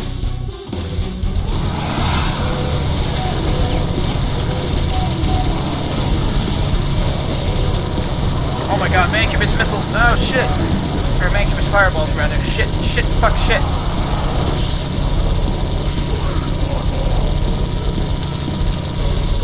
Oh fuck.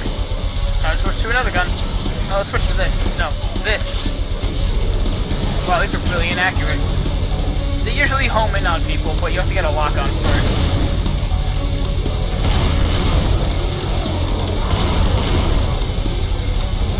Whoa! Okay, yeah. Oh fuck, this fire's hurting me. Ah, I'm hurt, Doc! I need to fix it!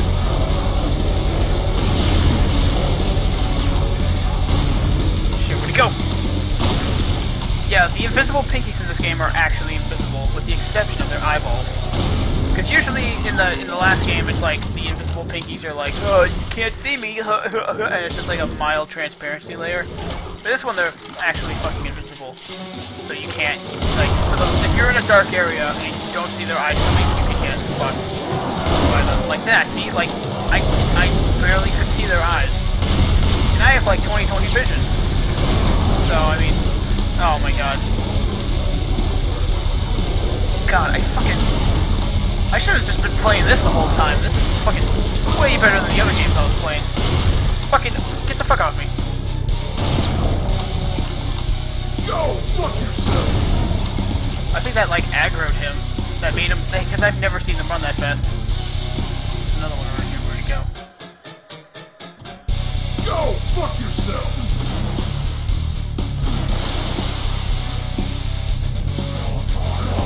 Oh no, it's another revenant. Oh god. Grab the shotgun rocket launcher. Here we go. I can just go get the rocket launcher right here. No, never mind. Whatever, fuck it. Oh, Jesus!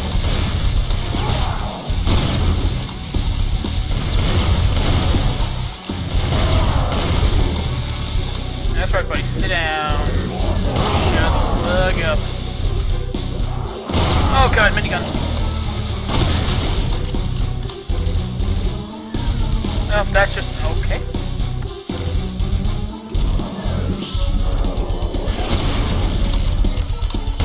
Pretty sure I saw a revenant here. Oh man.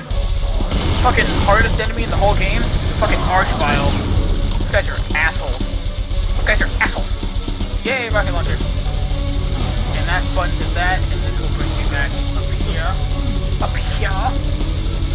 This will bring me to right over here. I already did this part in preparation. And, wait, where am I going? Oh, yeah, right here.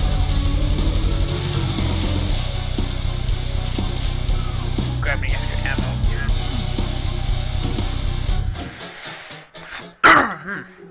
Oh, excuse me. I'm, well, I mean, I'm not healthy, mind you. But, you know, even us sick people have to cough every now and then.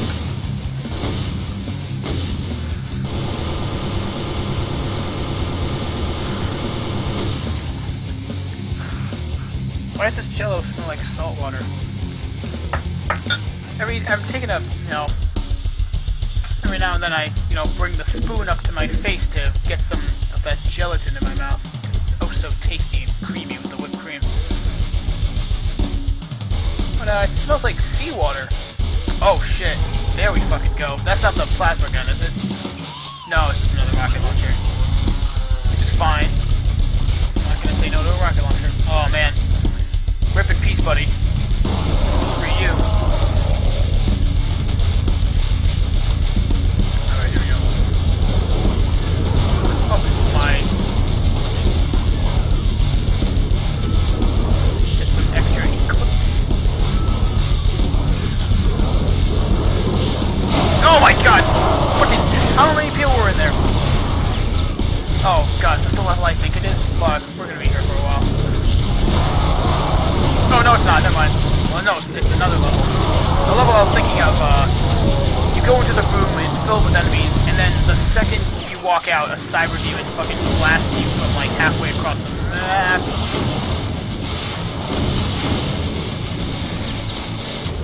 Fuck you, where the fuck is he? Fuck you! Shit!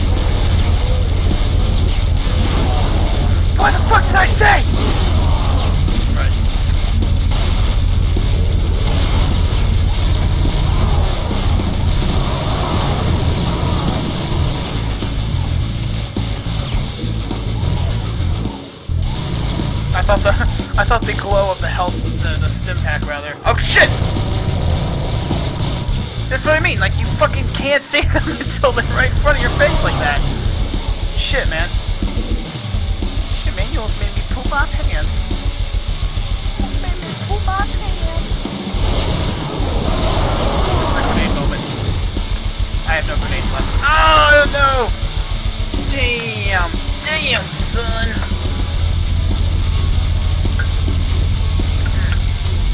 Plus Jello's tasty.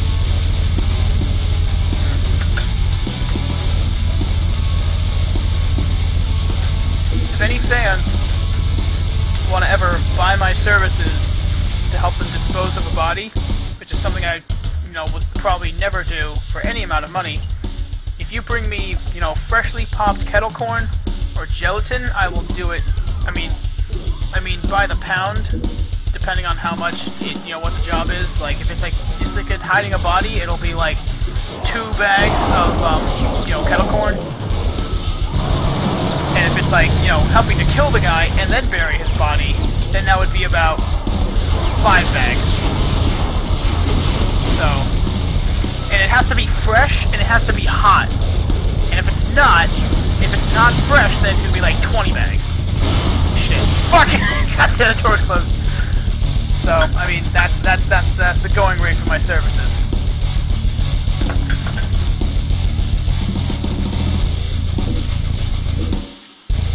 Oh wait, I should probably go this way because it's faster to go around this way. Yeah, there it is.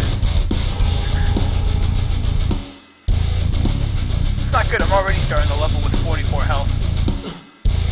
Going through the window. Nope, can't go in through the window. Yeah. This game's pretty fun. I'm actually starting to get kind of tired from it, not of it, mind you. Oh, excuse me.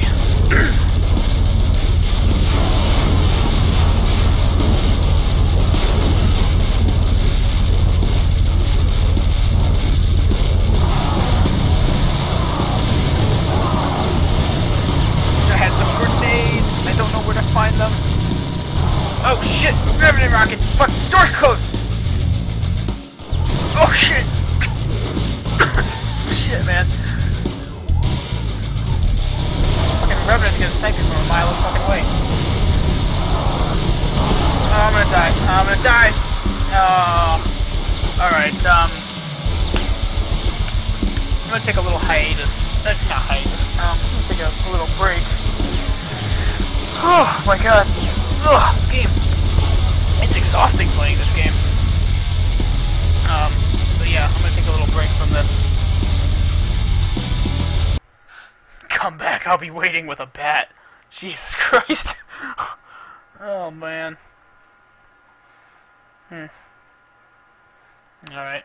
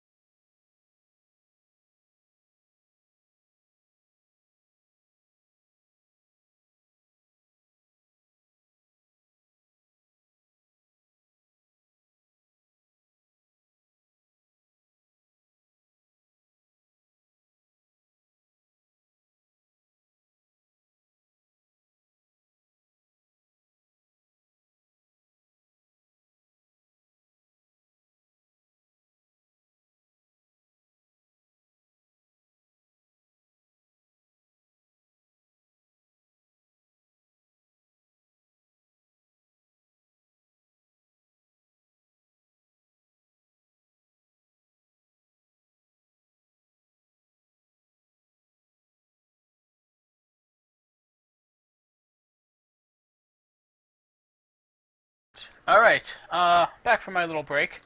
I am now going to play Risk of Rain, which I just gotta say is like one of my fucking favorite games I've ever gotten on Steam, ever. Like, literally, I mean, I'm not gonna go so far as to say it's the best indie game. It's pretty good.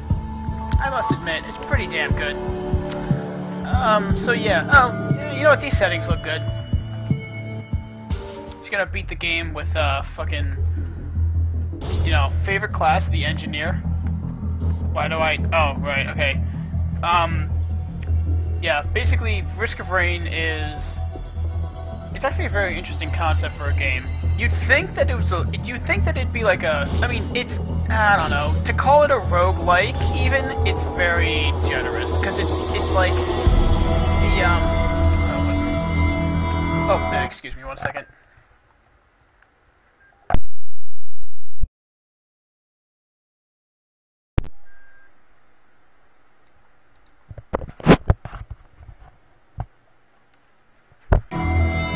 Right, sorry, the volume was a little loud. It's classified, or rather, there's a tag for it that says roguelite, and that's kind of generous because it's not really like once you play the game enough, you start to realize that it's like it's the same 2 or 3 rooms every time. And you can almost predict, I mean, you can't really predict what level you're going to play next, but the way the game works is that you go through 5 or so levels, and each level has the opportunity to be 2 or 3 different maps. Like for this one, the starting area called Ground Zero, it can either be this, which I think is the dried lake, or it could be the forest one. I don't remember what it's called. But it could be either one of those 2 things. Oh shit. And then because of that, because of that, you start to recognize like, oh, okay, this is the forest level, and then from there's like 2 or 3 different layouts. And then one of those layouts will actually contain the level's relic. So, it's that, I guess that's where the roguelite aspect comes in, but again, like, in my mind, a roguelite is, like, a 100% randomly generated dungeon, you know? But obviously, like, having a 100% randomly generated dungeon would be, I mean, I'm not saying, I mean, it would be great, honestly, because then it would literally be like every single situation you need to adapt to it. But with games like The Binding of Isaac, Ziggurat, it's just like, oh, well, this is this kind of room, so I'll do this as my strategy, And it's like, I don't know. Like, I'm certainly not sick of it. I fucking love this game. I love it to death. It's one of my favorite indie games. But, like, to say that it's a roguelite, again, really isn't true. Because it just isn't, If anything, it's like a platforming RPG game. Well, I guess it's mostly a roguelite because of permadeath. It's very much that. And especially early in the game, and by early I mean your first attempt at playing it, like, death is incredibly common. This game is oh goddamn, this game is very difficult if you don't know what you're doing. And in the beginning you're not gonna know what the fuck you're doing. Oh my god, nice item drop. What is this? The situation with me is that I have, like, 73 hours in this game, which is a lot, considering, I still don't even have all of the items, but I have most. Oh shit, what, it's bad time to pick an item. Yeah, this one, here we go. And this one, yeah. Okay, sorry, I'll explain what those items are. I mean, you can read the little item blurb, for like a second. But, so basically, what this game does is, it's, not randomly generated levels, but, the levels themselves, the layouts, are randomly selected. The types of enemies that will spawn on each level are different, Like, in some levels I mean, there are some enemies that you'll find in most levels, like these jellyfish, but you won't find these jellyfish in all levels, especially later on. Like, they're a pretty low-level enemy. What is it? And actually the way I'm playing, it's the only enemy that's showing up, and I'll explain that in a minute too. But basically, you know, the levels that you play are decided at random. The layout selection of the level is decided at random, and that can determine whether or not you're even able to get the level's relic. And then the enemies will spawn randomly, but they'll spawn around you. They'll spawn around your character randomly. But then what is it? Oh, it's my favorite level. I might actually shut up for most of this, but I just want to say, like, you know, certain things are already decided and aren't generated randomly. They're just randomly selected. And then the bigger aspect of the roguelite, you know, connotation is that there's permadeath and there's item gathering. Or not item gathering, excuse me. Loot finding. And I think it's because of that it's called a roguelite. Because most games today that are roguelites aren't. I mean, I've played NetHack. I haven't played Rogue, but NetHack and Rogue are like the definitive Rogue games. You know, those are completely randomly generated, super duper permadeath, like item finding. Just the whole fucking thing is Rogue, like Rogue-like. It is Rogue, you know. That's just it. But anyway, and then roguelite, most roguelites aren't even, they're barely anything. Those will be like, oh, it's a roguelite because it's permadeath, you know? You gotta find items to keep your character alive, and then if you're dead, and that's the end of it, you gotta start... I mean, I guess that's okay for a roguelite, but, you know, whatever. Anyway, oh my god, another one! Nice! Fucking, I'm gonna make a better selection this time. Let's go with this one. Yeah, I should probably explain, the premise of this game is that you and whoever else you're playing with, you can play with up to 4 people. You are survivors of a crashed ship, a shipping ship, a cargo ship, if you will. Some circles it's called a shipping ship. Shit. Oh right, low health. I can drink that.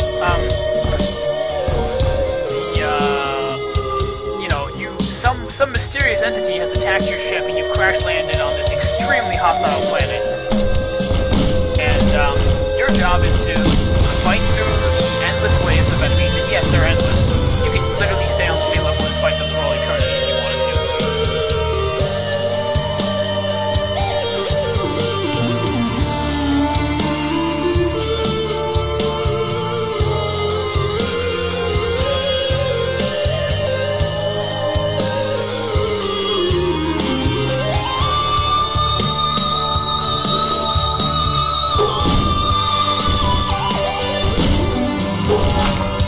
God damn. Sorry, I just wanted to shut the fuck up for that little bit because I fucking love the music in this game. The music in this game is some of the most original and the most fitting music. Because sometimes you'll have a game that has good music, but it's not necessarily fitting of the mood. The music in this fucking game is spot on. It is fantastic, and it is just so good for the atmosphere of the game. I just died. And I mean, it's just like, everything about this fucking game just clicks. Like, I mean, again, like, I don't really like roguelites that much. You know, I have the Binding of Isaac, and I've played a good number of it, but I'm nowhere near, like, fighting, like, you know, Krampus and, you know, whatever the fuck the other super hard to fight and super hard to get to bosses are. You know, I'm nowhere near that. And I have Binding of Isaac Rebirth, and I don't even know why I bought that. I don't like it as much as the other one. I mean, just like, you know, and then Ziggurat is probably my second favorite roguelite, even though its, you know, its level designs are predictable to me. It's just that that game also had a lot of stuff, you know? That game had like 15 or so different characters, hundreds of perks, you know, multitude of magical weapons, and just like, I don't know, just everything was just really good for that game.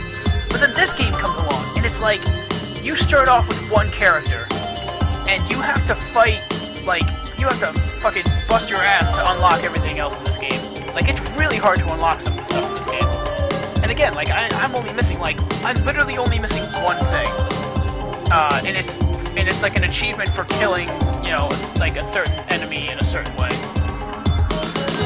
And that's mostly like a pain in the ass thing, but oh shit. It's not good. It's not good down the floor. Oh shit! Oh shit. Oh no! Ah, my god. Yeah, see, death. That's another great thing I love about this. The little death messages are always random. There's a pool of them, but they're always random. And every single time, it's hilarious. Especially if you're like going through this and you're really trying to beat a certain area, you're really trying to do something, and it's like, come on, no! And then the game is just like, ha, lol, you died. Like, that's one of the messages, like, lol, you're dead. Like, it's the funniest shit. Oh my god, but anyway, like, and there's stuff like that too. Like, there's just little details in this game that, you know, you don't find in other games, you know? And I think it's because the developers put those little details in. It's why it almost sacrifices some of the elements that make it a roguelike. But at the same time, I think that the sacrifices are worth it because in the end it really pays off and makes a fantastic game. And, you know, like I said, if you're starting off this game, like, you're gonna need to fucking play it for a little bit before you even unlock a character. And then that's just it. Like, you just have to play the game to unlock the stuff, you know? I mean, I know that sounds, you know, stupider than what I'm trying to make it sound like, but, you know. So let's see. There's like, I think there's like 20 characters in this game, and every single one of them plays differently. No two characters is the same. Some characters may have, I mean, I guess the closest similarities you can get to some of these characters is that some of them have melee attacks and some of them are ranged. But it's like, you know, there's like this character, I love him because he just can fire off so many projectiles at once. Like, he can fire like these 3 grenades, which do a little bit of splash damage. They're kind of weak because he can fire 3 of them at once. But it's still like, you know, also I'm playing, I should probably mention this. I should preface this with a little thing. Because I have unlocked everything in this game, I am playing with my favorite character and with every single artifact turned on. And as I mentioned earlier, artifacts can be found throughout the level, or throughout the different levels. And also, like I said, there's a chance that the artifact may not be able to be accessed while you're on that level. So you'll have to just like keep going and going, you know, keep retrying and do all that stuff to make sure that you get the relic that you want. And the way you actually do that is like once you get through the first once you get through the first 5 or so levels, it'll be like, you'll come across a super powerful teleporter, and it'll be like, do you want to teleport to the last level, or do you want to go back to the first level? And, you know, you go back to the first level, and you play the same levels in the same order that you played them, but they have a chance to be generated differently. So that's how you can go back and get the relic or get the artifacts that you want. I don't know, are they called relics or are they called artifacts? I don't remember. I think they're called relics actually. But anyway, yeah. So you just have to keep playing a level and hope that you can get the thing. And then once the relic spawns, there's usually something you have to do, and you have to solve like a little bit of a puzzle. And the puzzles aren't terribly intuitive, you know, sometimes it's just like, you know, press these 3 buttons within a certain time frame, and then the relic will spawn.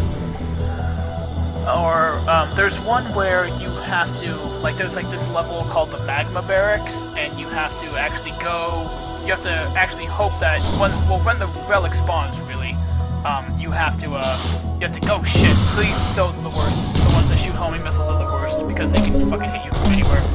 They have a range on when they launch the homing missiles, but the homing missiles do a lot of damage.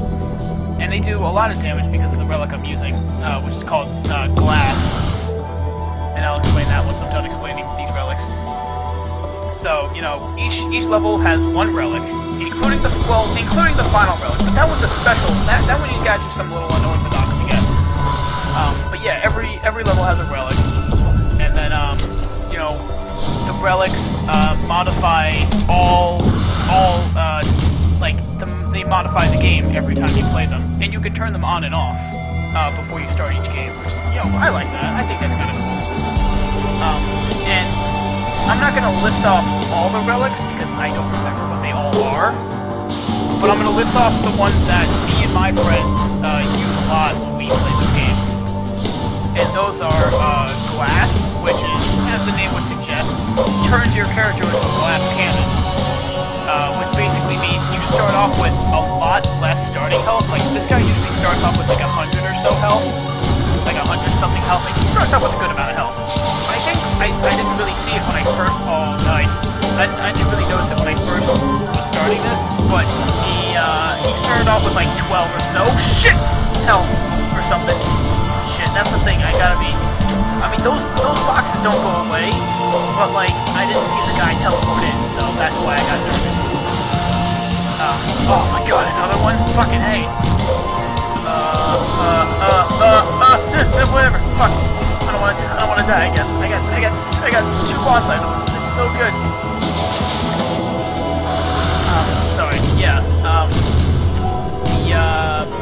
No, I can't do it. So yeah, the relics that we would usually play with are glass. You know, makes you a glass cannon. You know, a lot less health, but like 500% extra damage. And then sacrifice, which actually isn't as bad as it sounds. Fucking hell, sacrifice is basically when you lose the ability to purchase item chests, because that's how you get your fucking no. That's how you get your items in this game. Because you're on a cargo ship and it crash lands on the planet, all the cargo gets scattered across the planet. And to get more items, you have to purchase the chest in the middle of the field, and you have to pay like a certain amount of money, depending on where you are in the game. You know, like it'll get more and more expensive as you play it.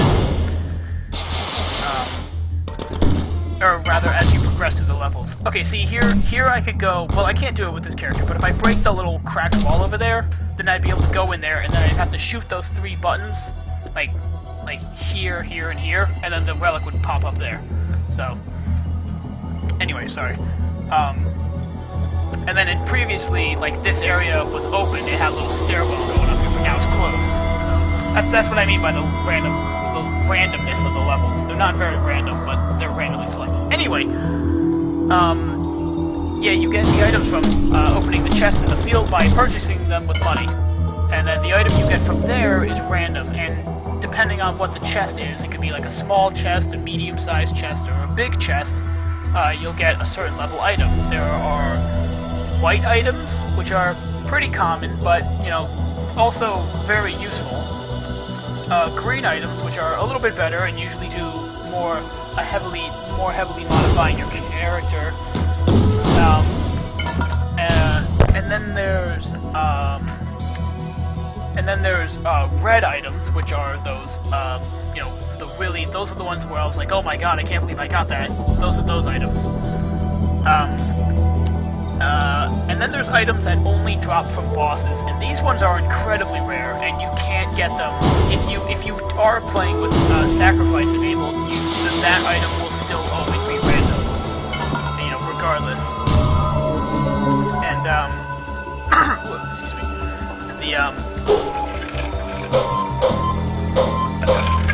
So yeah, just, you know, white, green, red, boss, which is like yellow. Some would say golden. I would say yellow. Anyway, so yeah, glass, sacrifice, and I think that was actually it. Yeah, glass, and sacrifice, and yeah, no, that was it. Yeah, glass and sacrifice. But then some of the other relics are enigma, which means you know. Oh, I almost forgot. Orange items. Orange items are use items. They go into your little character inventory. Like if you look at the little bar down the bottom, I've got this little too, buddy. Don't worry. Mine looks better.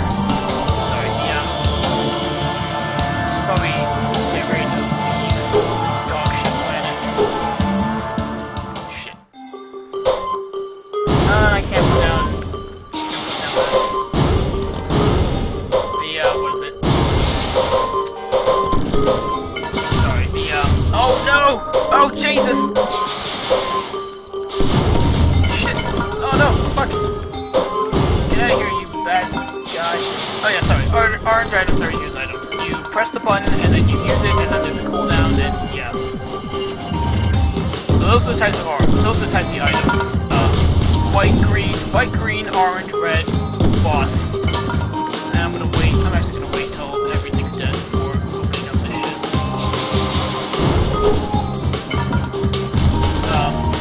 Because yeah, like I said, that's not gonna go away while I'm still here. But yeah, you know, the thing you do with sacrifice is you would turn on sacrifice and glass, and then what would happen is the first time that a green item gets dropped, you have to pick up an item called transfusion. And what that does is it basically every time you kill an enemy, it increases your maximum health. So you just you get transfusion, and then every time you kill an enemy, and you're gonna be killing a lot of enemies, your max health gets increased. And I believe every other transfusion you pick up, like the first one you get will make it so that you get 1 health. The third one you pick up will make it so that you get 2 health. But the priority is just to get at least 1, because even just getting 1 will let you survive a lot longer. Really? Come on. No, no, no, no, no! Okay. No! No! I want my homing missiles. I want my homing missiles again. Oh no! Oh Jesus. Okay, sorry. Right. Yeah. So the first thing we would do is we would get that, and then the second green item we would get is called the 72 leaf clover, which increases enemy chance to drop items, which in turn, makes it so that we get more items, which is always good. And then from there, we just do whatever we want. What I usually try and go... then there's, like, the standard ones we usually get.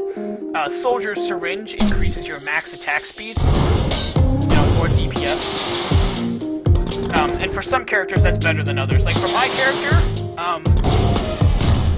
it's good because I get to fire off my missile barrage a lot faster, but it doesn't affect the cooldown. Also, my grenades, are good, for that. I can just, boom, boom, boom, boom, just carpet bomb an entire area.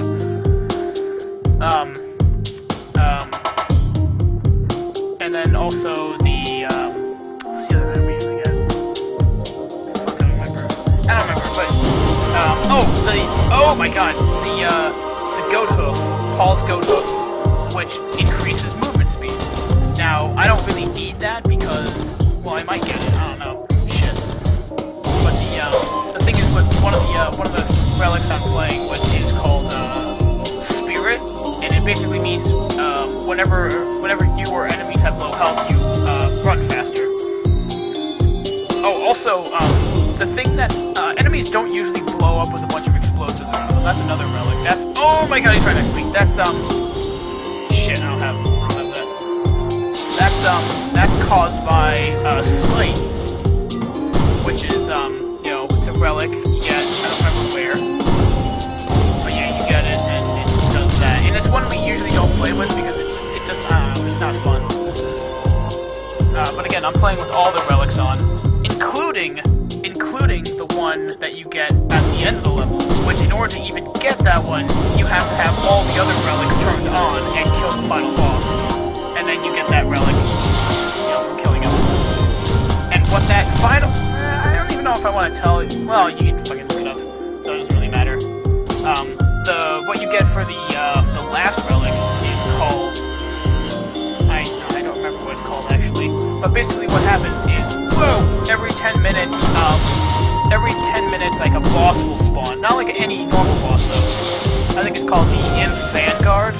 And what he does is he's like an imp. He's like a big imp. And he attacks you, and he summons little shadow imps to fight for him, or to fight alongside him. And, it's just like every 10 minutes that just kind of happens. So, I haven't survived long enough to make it to that, but it'll happen when I get to 10 minutes, assuming I get to 10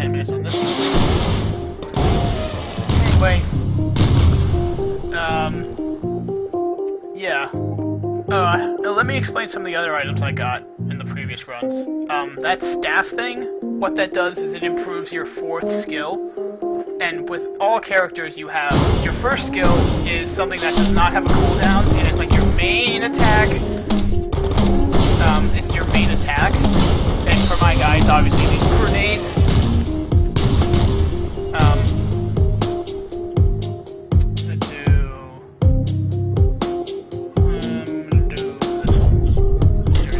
Mysterious Vial increases base health regeneration, which may not be so prevalent right now because I have such little health, but it'll come in handy later. But yeah, the staff, for my character, oh god! Okay, see, this is where I would get transfusion. Here we go. Okay, now this game is gonna get a lot easier. And like I said, that does it by 1 every single time. Oh man, that boss is gonna show up soon. I just hope I don't have the wrong skill turned up. Oh, that's another relic. I forget what that one's called too, but every minute, it randomly locks a skill. Sorry. Anyway, wait, I'm not still.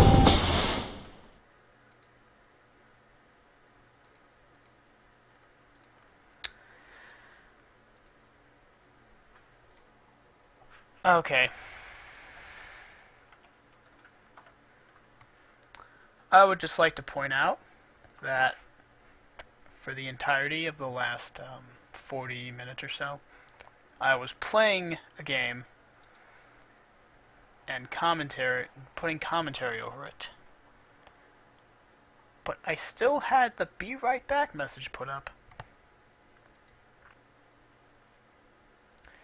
And I'm sure that I sounded like a raving madman for those 40-so minutes.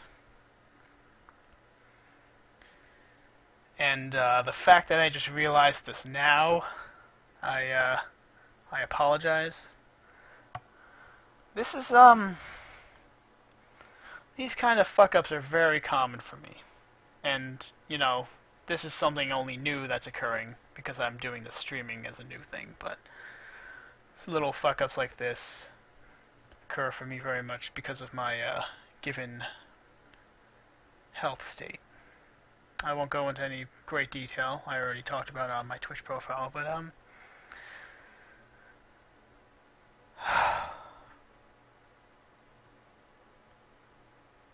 you know, this is probably one of the hardest things I've ever tried to do. Try to stream this kind of stuff. I mean, I've been to college in the city, I've been almost killed from drowning, almost died from electrocution. You know, death has brushed up against me many times. And I've been in many dire situations and very stressful times. I'm not special in saying that, I'm just saying that people on Twitch and famous people certainly have their work cut out for them. I mean, I'm sure it's not easy to make it in any form of entertainment business. And I would just like to say that, given my circumstances, these struggles are magnified, very much so for me. Doing the simplest task often requires more effort on my part than any normal, healthy person, you know. I know a lot of people suffer from things like depression and anxiety. I mean, I'm no different.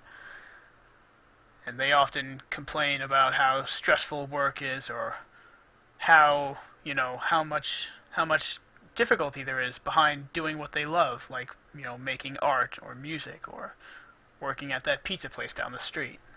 Again, I'm not special in voicing my concerns.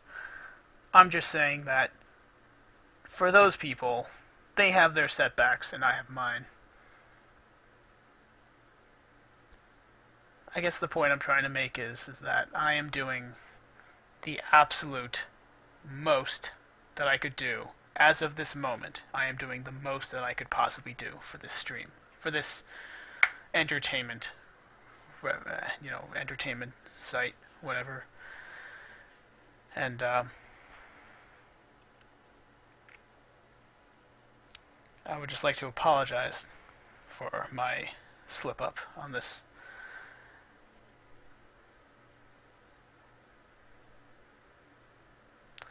anyway, let's get back to the game now that the game will actually start to, you know, fucking record. Anyway, the you know, each character has 4 skills, and you know, depending on the character, those skills are different things. With this character, it's mostly laying down things. You know, for instance, you know, I have my, you know, mines. I don't use them very much, but I do use them. They are quite powerful. They're little explosive mines that I just lay on the ground, and you know, something walks over them, they blow up. Oh god, there's that imp guy that I was telling you about.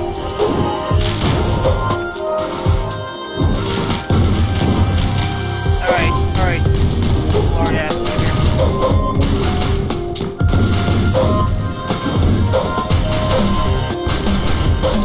Okay, cool. Oh Jesus! Oh Jesus! Wow, that was close. I'm gonna actually do, yeah, Clover. Right, that was the Imp Vanguard. I killed his ass because the glass is a good relic to use. I'm just glad that there were no other enemies on screen when that happened.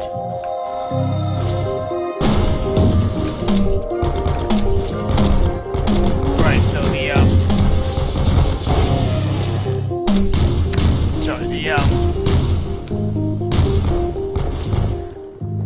wow, sorry. The first skill I have is grenade. The second skill I have is deploying mines. The third skill I have, which is my favorite skill out of any character in this game, is the homing missiles. Because, they don't have infinite range in the sense that, like, enemies do have to be within a certain area for them to, trigger, and then once they go off, they will always hit their target, and they go through walls, and they just do a lot of damage. Especially, they don't do, they're not really missiles, they're more like harpoons. I think they're actually called, homing harpoons. But they go through walls, and they, you know, it's good from everything from crowd control to DPS, and it's a great skill. And also, the other skill that I really like is the ability to lay down defensive turrets. Because enemies will actually attack those instead of me if they want to, you know? So, I mean, this character's really good and I really like it, but I think I might play a different character in a little bit, you know, just for the sake of variety. Another character that's very good is this robot. And he's actually one of the few characters that doesn't have a class name. He's one of 2 that don't have a class name. His name is Hand, D-H-A-N-D, little minus sign D, you know, as is his code name, or his unit, you know, title, whatever, I don't know. And, he is a robot janitor, but he is probably the most powerful melee character in the sense that he does a lot of damage, but with a very slow attack rate. And, because of that, he's great for, you know, a little bit of crowd control. He does have one skill called Forced Reassembly. It's his 4th skill. And it's basically a giant hammer where if it doesn't kill it, it stuns enemies for a long time. Oh damn, now I can't use my missiles anymore. Oh no, I can't use my turrets anymore. I might wait until the I want to go to the teleporter. Or I'll wait for that to come back before I go to the teleporter. Yeah, buddy. The only thing I will say is that I don't like how you can't attack on ladders. I mean, that makes sense. Shit. Like, kill me. Shit. Fine, you're not hitting him. Homing missiles always hit. Homing missiles never miss. I can't grab this. There we go. I might actually get that other item called Monster's Teeth, which you get health back for killing enemies, and that could be pretty helpful too. But yeah, anyway, yeah, so I mean, the handy robot, I mean, I don't know if I'll play as him next, but he's a very good character too. But another skill that he has is the ability to, well, every time he kills oh, he attacks by punching, by the way, and it's a fucking big punch. It's like a boom! Like, you'll see it when I start playing as him.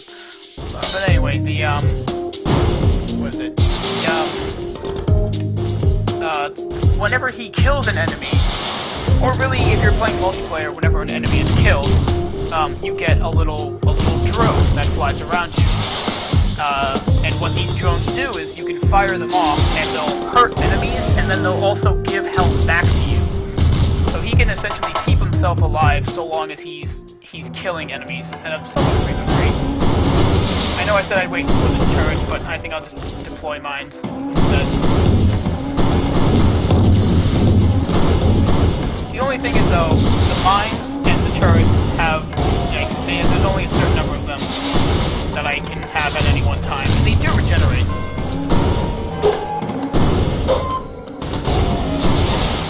Also, it's going to be turned back. And I'm glad that I actually have the setup that I have. Because the mines I don't really like using that much. I much prefer the homing torpedoes and the turrets.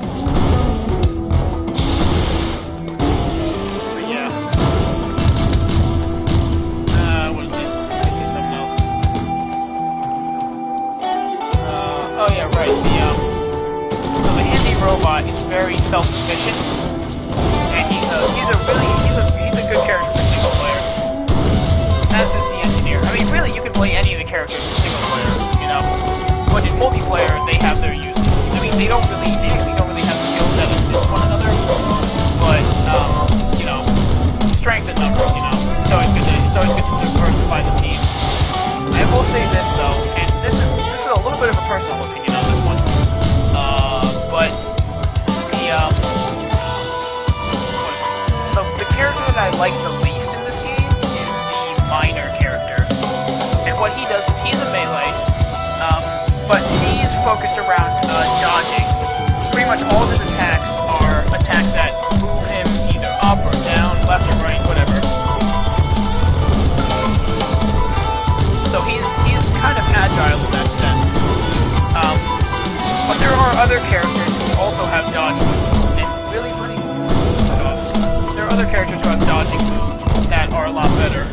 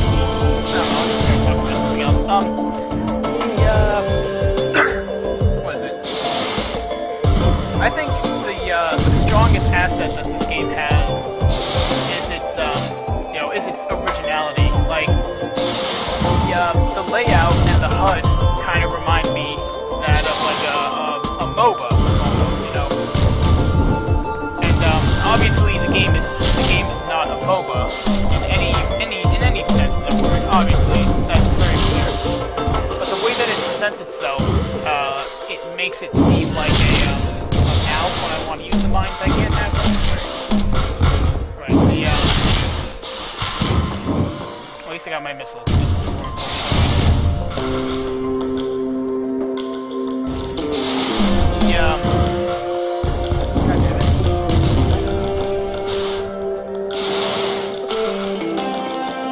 Yeah, like, I mean, the fact that you have, like, four main skills, you can find items, yeah, I mean, again, the HUD is mostly the only similarity here.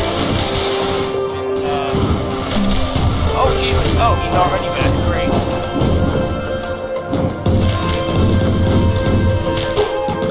Nice pick up some fucking items, holy shit. Yeah, monster, let's get that one going. Excuse me, my headphones are about to die. I have, well, I should probably talk about this right now. Most people when they stream, they have like, you know, dual Radeon. I mean, I shouldn't even say anything. I don't even know anything about building a fucking computer. I don't know anything. And my computer, it's not a gaming computer by any stretch of the imagination. I just play games, you know.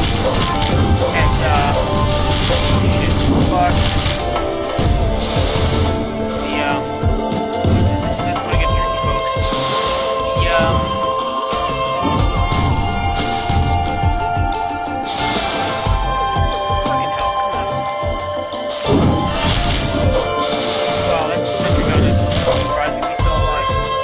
I also have Enigma. Oh shit. Shit, how long does that last for? Shit! It did not last as long as I thought it would. Fuck.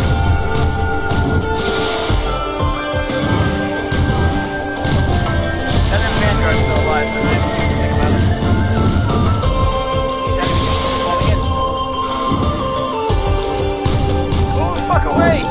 No! I'm out of homing missiles! No, wait, no, I'm not. Out of mine. Oh, there we go. Good item, good item. I might do another, 4-leaf clover, I don't know. 72-leaf clover, whatever. Go! Fuck off. God, I fucking hate imps, they suck. Sorry, anyway, you know, it's actually, a side note, I was actually thinking about trying to play a game that was dinosaur-themed, because originally there wasn't even gonna be a stream tonight, because my friends and I had planned to go see that, you know, Jurassic World movie, whatever, I don't know. It's got Chris Pratt in it, that's all I care about. And I had not seen any of the other Jurassic Park movies, and I really did want to see them beforehand, but I just didn't have time to. Between this and the, other shit I have to do in my life. But yeah, so I mean, you know, people have been saying it's a good movie. I am a little picky about my movies, I must admit. Oh god, oh dear god. Oh no! Oh jeez. Oh, this is nice.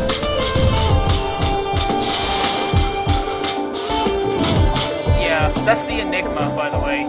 And if I ever pick up something called the small Enigma, what that does is it allows the cooldown of the Enigma to be reduced. And seeing how the Enigma is just basically it's unlimited randomized. I should probably get oh, I can use my main attack again. Good. But I can't use my mind.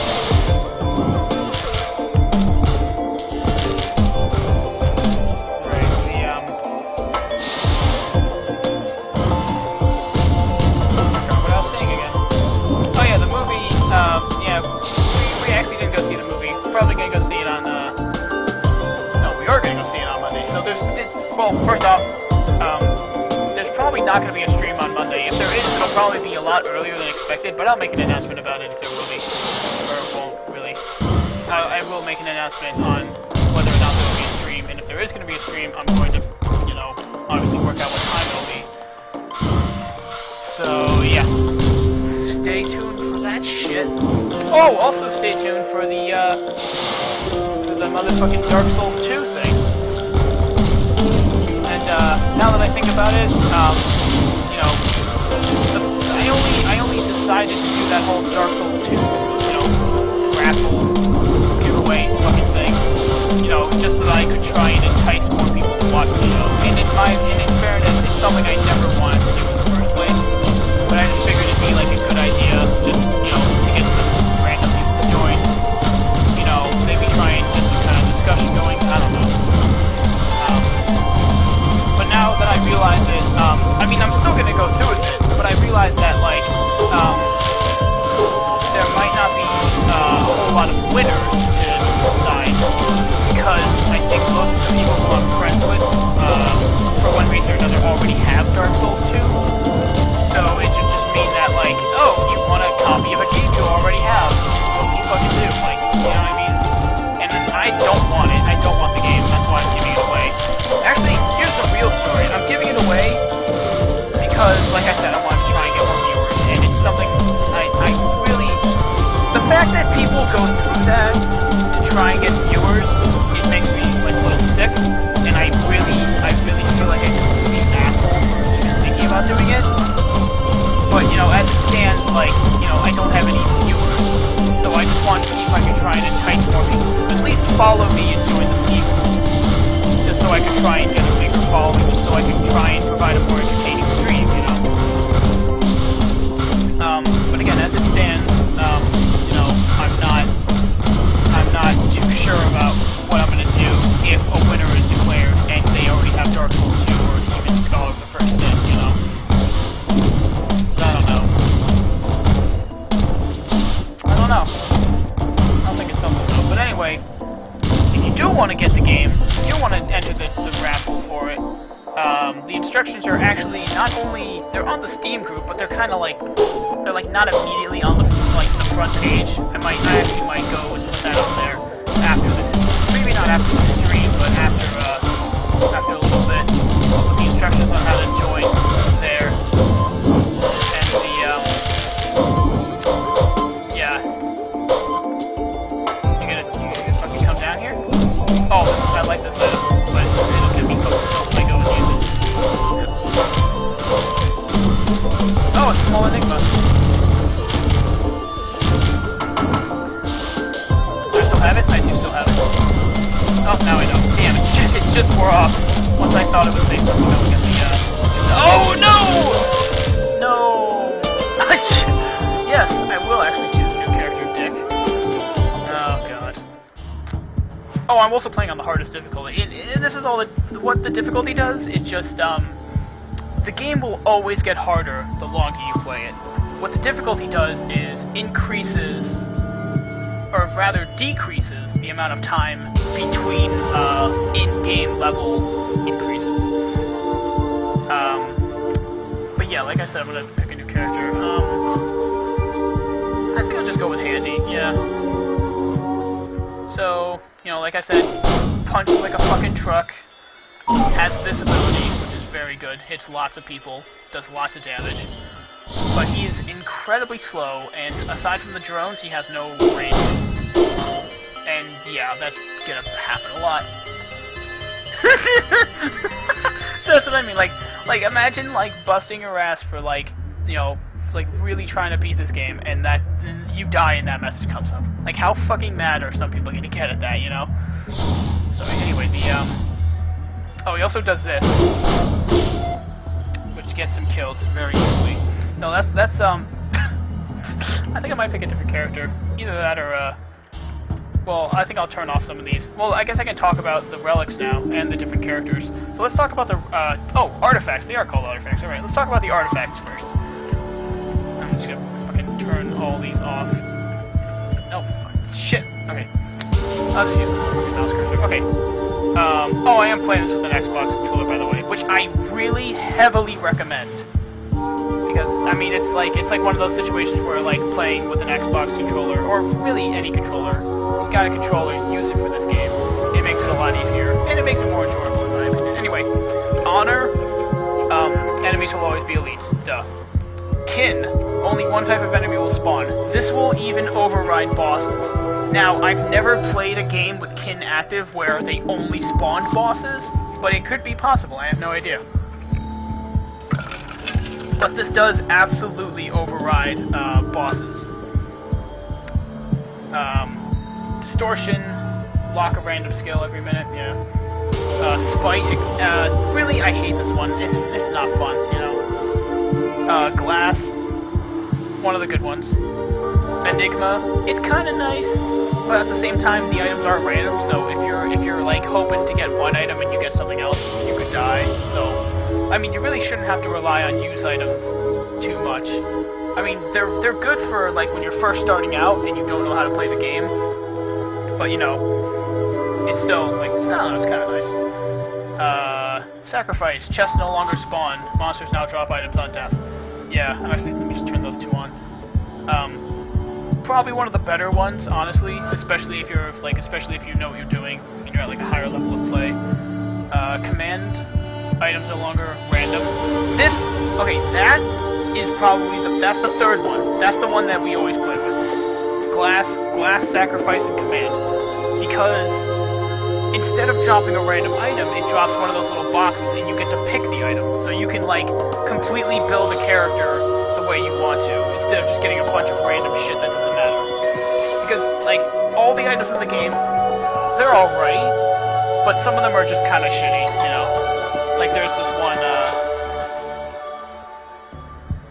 I can't remember it right now, but some of them are not great. Spirit, that one's alright, don't really play with it. I am gonna play with Origin, that's the last one. I'm gonna play with that one. Let's try actually a different character. I'm gonna try the Chef. The Chef is, a very good character. Very, like, this boomerang effect, like, you can hit enemies multiple times if you know what you're doing. Right, anyway, so, oh,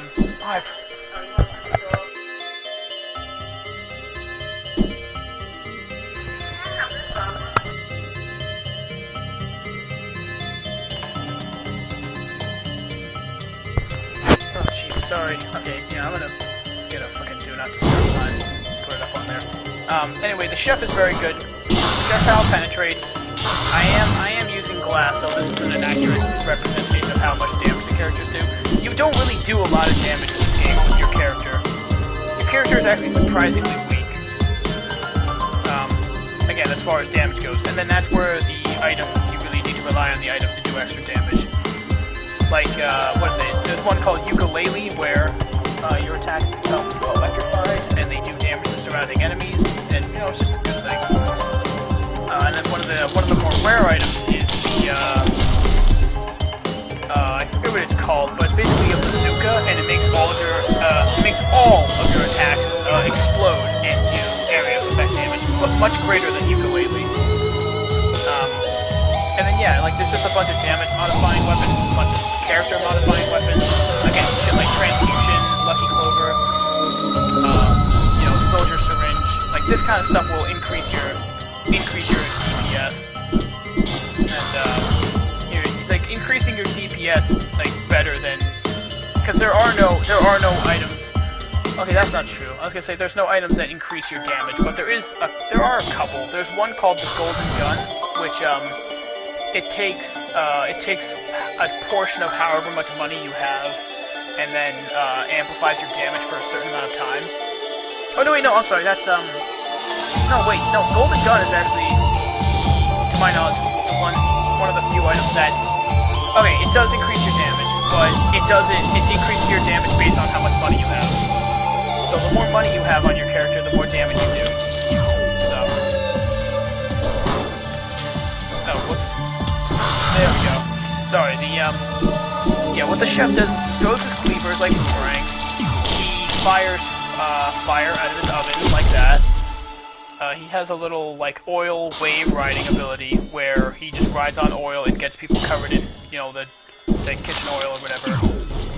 It's really dirty. It's all black and gross. He must not clean it a lot. But then he, yeah, what is it? And then he, that slows enemies, and if they're hit by the little fire attack, which is called Flambe, then they just take extra damage and they get knocked back and they get stunned by it. And then there's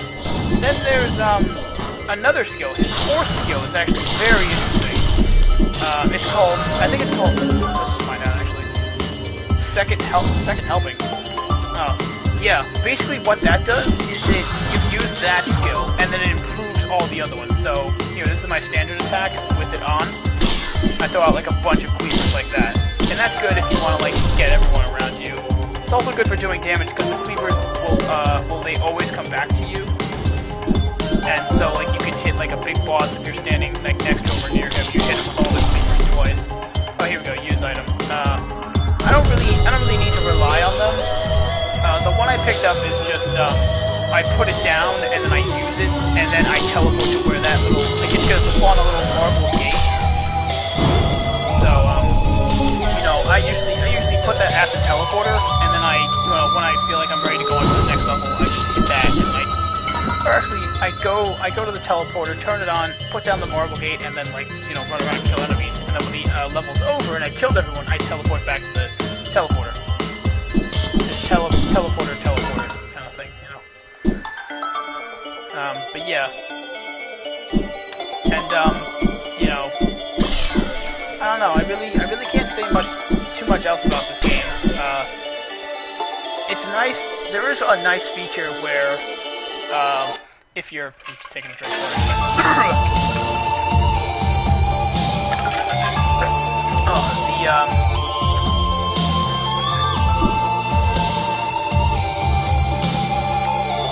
Terribly sorry.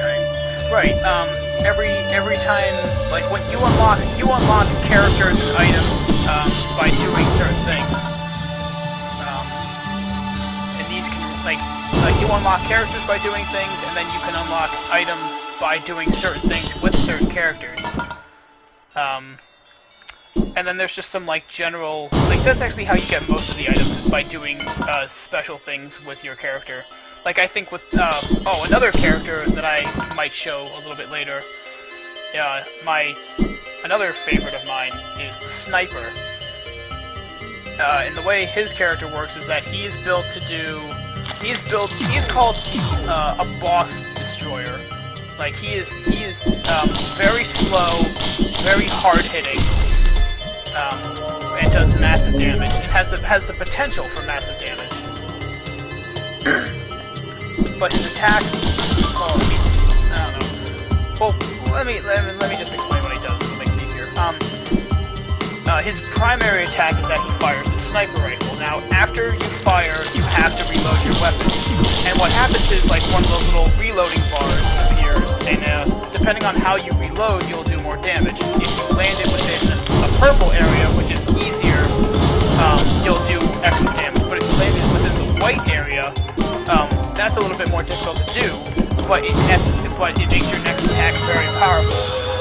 And I believe it's called, like, a perfect reload. In order to get a certain item, you need to... Oh, right, I almost forgot. This game has bosses in it.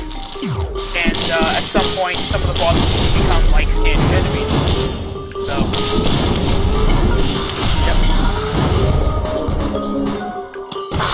There we go. Yeah. Right. Oh, and there's, there can be, like, elite versions of the bosses, too. Like, there's another boss called a magma worm, and he's like your standard worm-type enemy. He, digs through the ground, pops up, tries to hit you. If you've ever played Terraria, he's exactly like the Eater of Worlds. Or the Destroyer of Worlds, whatever. Same thing. Big fucking worm. But there's a version called, the Overcharged magma worm, where he does electrical damage, and he's a lot faster, does a lot more damage. It's all around just a bigger pain in the butt to kill.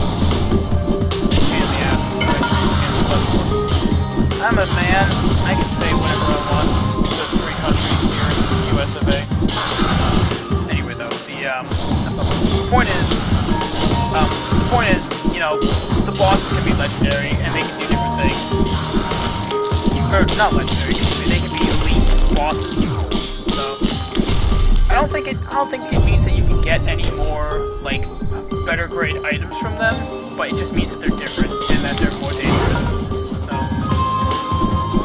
But yeah, and actually, in fact, in order order to unlock one of the characters, you have to kill one of three. You have to kill 3 bosses, at least one. The Wandering Vagrant, which is the one I just killed, the giant jellyfish. The Colossus, which is a giant stone golem that summons more of these like smaller golems that you see me killing. He's actually probably the easiest boss in the game. But anyway, and then Magma. And then once you kill each of those guys, you unlock the Enforcer character, which is like a police dude with a riot shield and a shotgun. Very low range. Pretty good damage, really weak DPS, but he does have a skill where he negates all damage he takes in front of him with his riot shield, and can like move backwards and forwards, but only shoot in one direction, and that increases his attacks per second by a lot. And then he also has a stun grenade that stuns and damages enemies, and it has a very interesting arc. Very long range, but it's still pretty good. Teleport.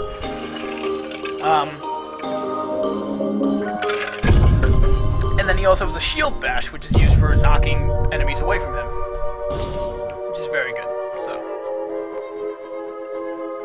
he's a very good early character to have. I don't know how great he is in the long run. Again, like, what is it? Like, I'm good with the people I play as, and I really don't care too much about the Enforcer character.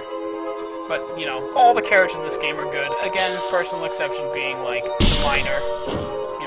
He's just kind of useless. There are better characters with better dodgeballs. The Sniper has a dodgeball, actually. And I only say that because I just remember not talking about him last, but, shit. Oh, Jesus, I almost forgot. Oh, hang on, one of my friends just messaged me on Steam. I'm sorry, I haven't been playing this. Okay.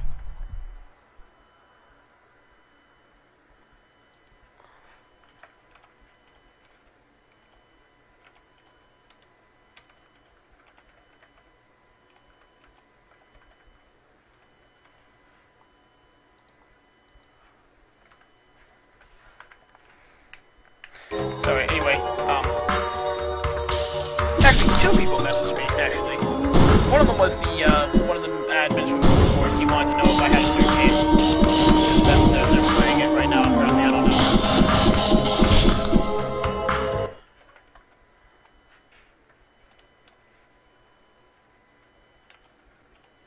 Sorry, again, I'm responding to Steam messages.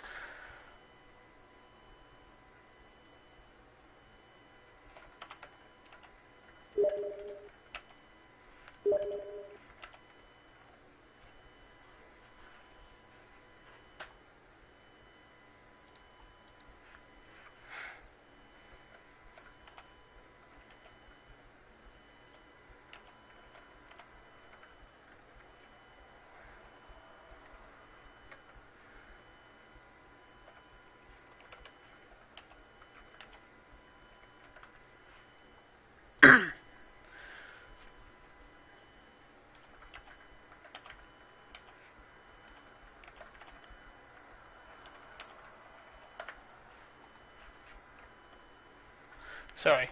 Again, the other friend was one of the see the movie, or rather, not seeing it, but whatever. Anyway, the sniper character, the sniper rifle is very good, does a lot of damage, but it's a very slow attack, and that's one of the guys who you really won't benefit from using the soldier's syringe with. He's not good for DPS. There's another item called the crowbar, which does extra damage to healthy enemies. That's the one.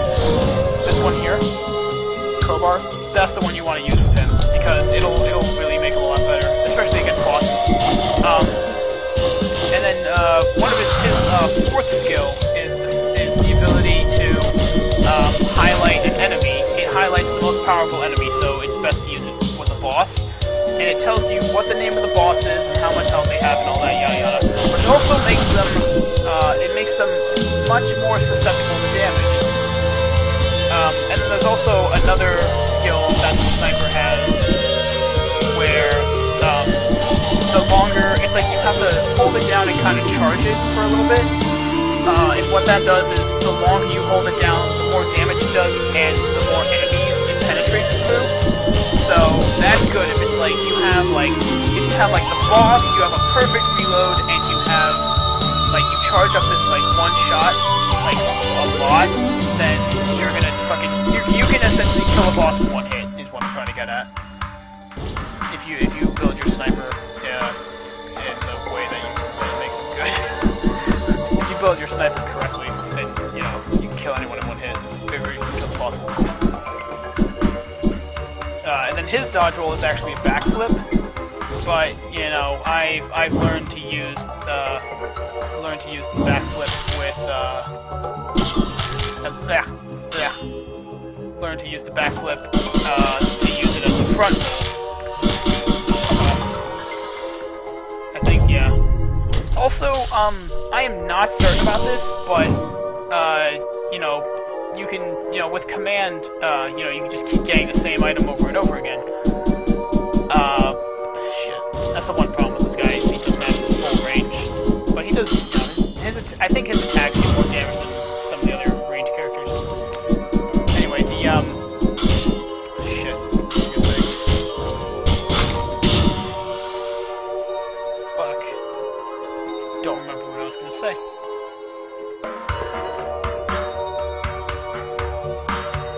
Oh right. With command active, and like you just gonna keep giving yourself more and more items that are good.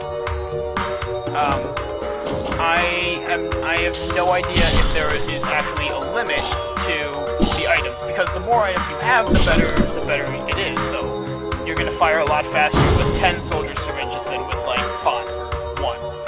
So there is a reason to keep getting the same item, you know. I'm sorry. What I've been trying to say this whole time is that the items stack.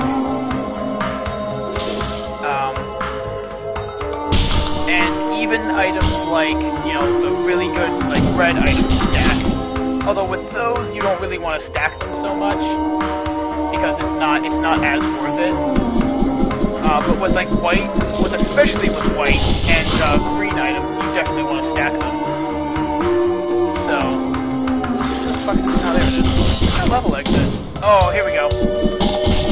Now, this one, what you fucking get off my fucking dick, fucking mushrooms. That's what I tried to tell my doctor. I was like, man, I can't get these mushrooms off my dick. Right, that's not important. The, oh, Jesus! Oh, right, getting the staff for this guy, the fourth skill gets him, that's still applies. But what happens is, the next 2 skills get improved. And I believe that by stacking it does not improve it to 3. So yeah. But it is one of the better things to get, because what you can do is you can do it. I like to do the fear, I like to do the fear flambe, whatever the fuck they use, the combo, hitting them with the oil and hitting them with the fire. You can do them both with the high damage version. Oh, you can also find one of the things with sacrifice enabled is that, sorry, the with what's it called? Sorry, the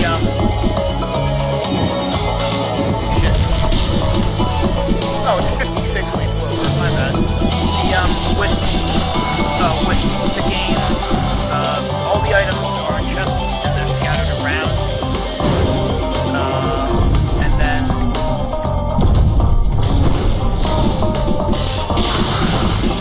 there's also little robotic drones that are scattered around, and these can do things from fire, you know, weapons like guns and missile launchers to heal you. And then as you go through the game, you'll find more and more powerful ones. But if they die, then you have to resurrect them, and every time you resurrect them, they cost more and more money. There is a usable item that literally all it does is just repair your drone, because you can have more than one. And in fact, in order to unlock the engineer, you need to have at least 10 drones purchased on that run.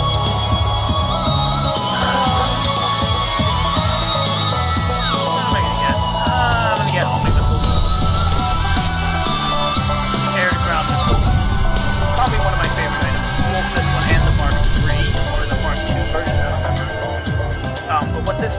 this does is every time I attack, I have a chance of firing a homing missile. You might not see it so much now that I only have one, but you know, when you get like 10, you're going to be firing a bunch. And then when you also have the other version, the Mark II, you're going to be firing even more. There's a character you can actually unlock here. Remember how I said there's only 2 characters that have unique names that aren't like a class or something? The first one was Handy, the second one is Acrid. Acrid is a very interesting character. Well, first off, they're all interesting. Oh, there's my missile. You know, they're all interesting, they're all unique. No 2 are alike, aside from whether or not they're melee or ranged. Oh, Acrid is here, look at that. What Acrid is he's like a biological, you know, experiment gone awry kind of thing. And he actually, in order to unlock him, you have to find him and kill him, essentially. Or capture him, I guess, I don't know. And he's actually a boss. Acrid test subject, yeah.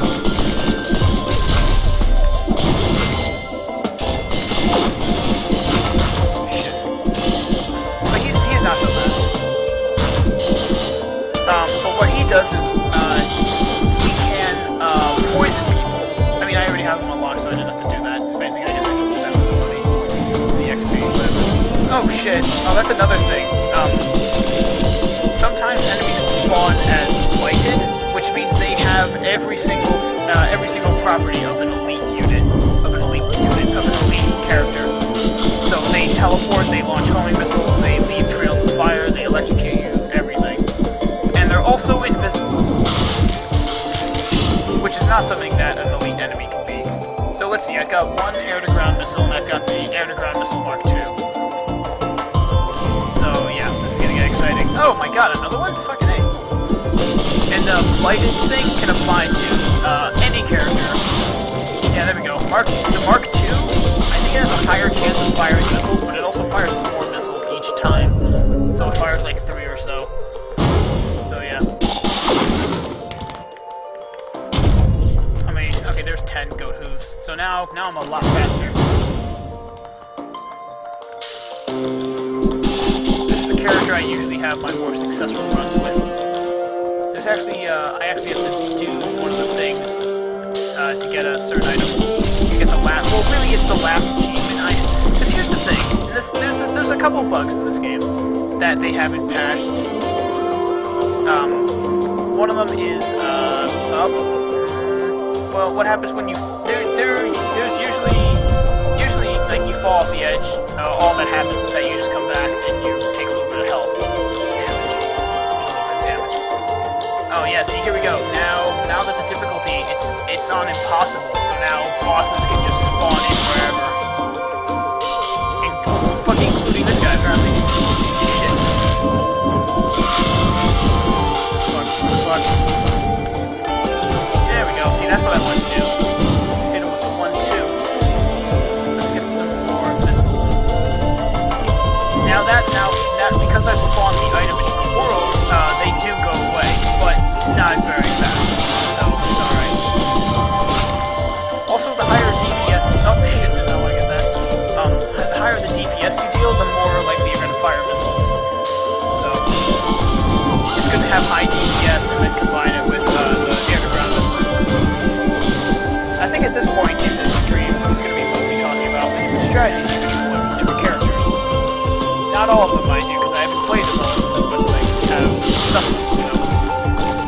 But I guess I'll give out a couple of general rules of thumb. If the character is high DPS, then you should shoot for skills, or not skills, you should shoot for items like air-to-ground missile, not static field generator, which is this thing. This one, I forget what it's called. Yeah, very professional, I know. Let's just get it, actually. Predatory instincts, right. Critical, every time you get a critical hit, it increases your max attack speed. But then you could also get the Lens Maker's Glasses, which increases your chance. It says double damage, but before that it was increases critical hit chance. So you can, and then also with the Predatory Instincts stacked with Soldier's Syringe,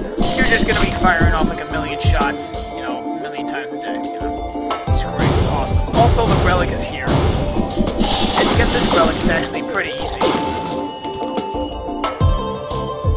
Let's just, okay, let's see here. I already have it, so that's why it's not there. But you just, oh! Oh, wait, no, it's different, no. Fucking two of them, and they're both dead! Ah, motherfucker! I think that's the fastest I've ever, well, no, I don't know if that's the fastest I've ever killed bosses. Let's keep getting lens maker's glasses.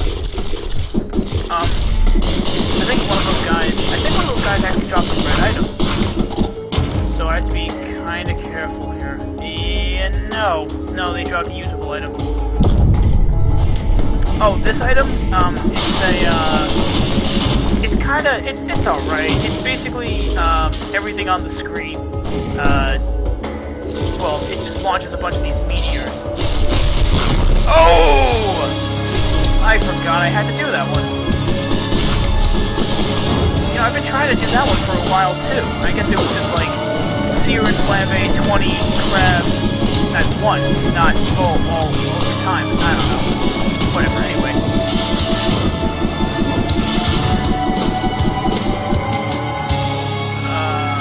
Oh yeah, lens makers. Shit.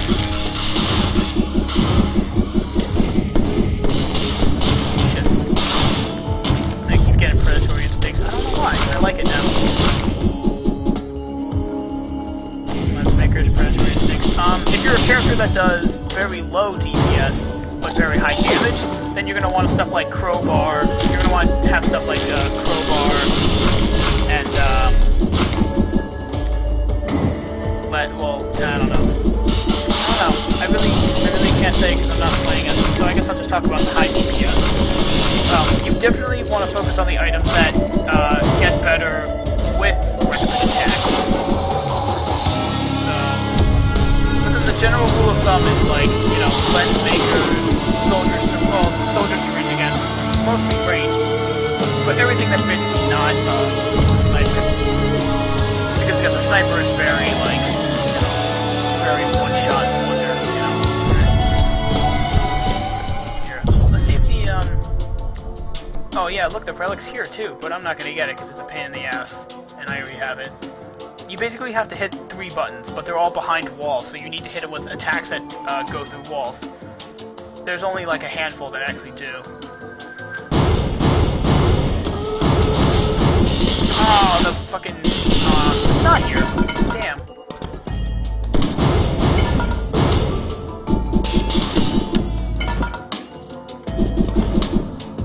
Yeah, what is it? I don't know. I think I might get the... Oh yeah, more missiles. I want to get the missiles to 10 now. So I can just fire a bunch of missiles all the time. Because that's really going to come in handy in the last level. Because, you know, there's just so much shit on screen, so many enemies to hit, a lot of just, you know, you're not going to be able to... I mean, I'm going to be able to hit everything at once because I have my cleaver and this guy. And, yeah. Thing for me to have. Oh yeah, Mysterious Vial and Bustling Fungus are both good things to have for any character. Oh shit, really? Yeah, that's something that can happen. The items can get stuck in the walls. You can still get them, but you know, you have to get close to them. But yeah, anyway, Mysterious Vial increases base health generation, but Bustling Fungus is if you stand still for a couple seconds, and by stand still, they mean stand still and not attack. They're completely immobilized. If you're completely immobilized, you start to regenerate health very quickly. And this is actually it's a very good item to use, like, you know, but you have to get to a safe zone, so it's better for multiplayer than anything else. There we go. Look at that marble. There's no one fucking showing up here. I am displeased. There we go. Just some enemies. Yep. That's exactly what I want to be doing. Except for more missiles. Oh, the flight of mechanical spiders up here, apparently. Oh, there it is. There's something else that was up here.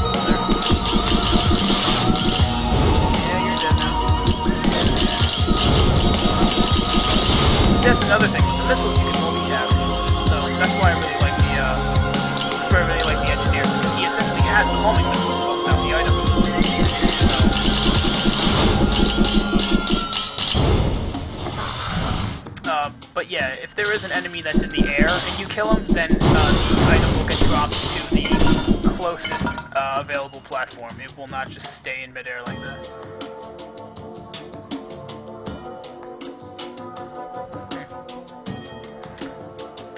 Also, this game may look like I'm playing it really zoomed out, and that's because I am. You can actually bring the screen in a lot closer, but it's kind of like Terraria in the sense where you want the screen as zoomed out as possible so that you can see everything coming at you. So.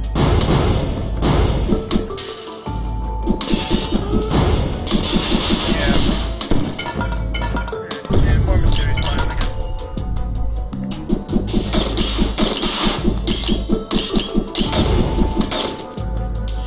Mysterious vial is good because you're always getting more health back, whereas with bustling fungus, it's gas dance them. And then there's the bitter root, which just increases health percentage. That's an item you can skip. You don't need that one. Shit. Fucking pick! God. Shit. Yeah, this happens sometimes. Okay. Somehow that did it. I don't know. Whatever. I don't give a shit. Yeah, you're dead. This is the music from the trailer.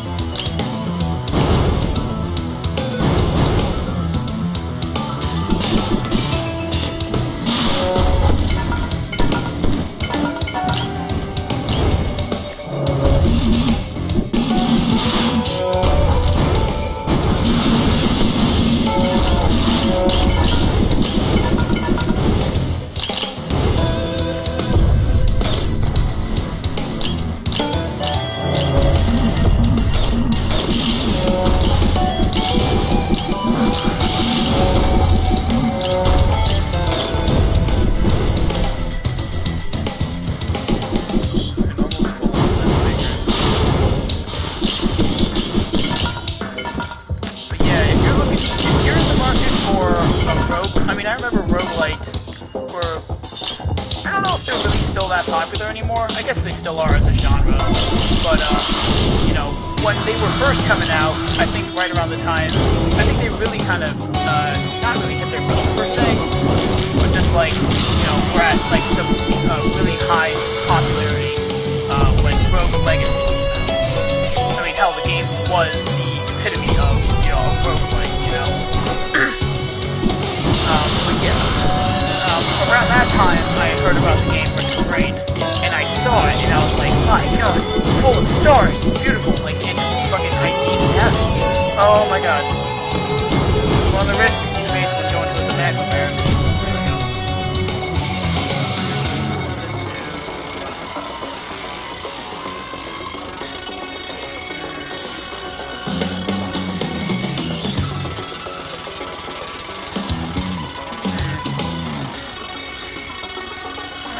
Files do I have? I have two? I have two? Fuck, I'm gonna change that.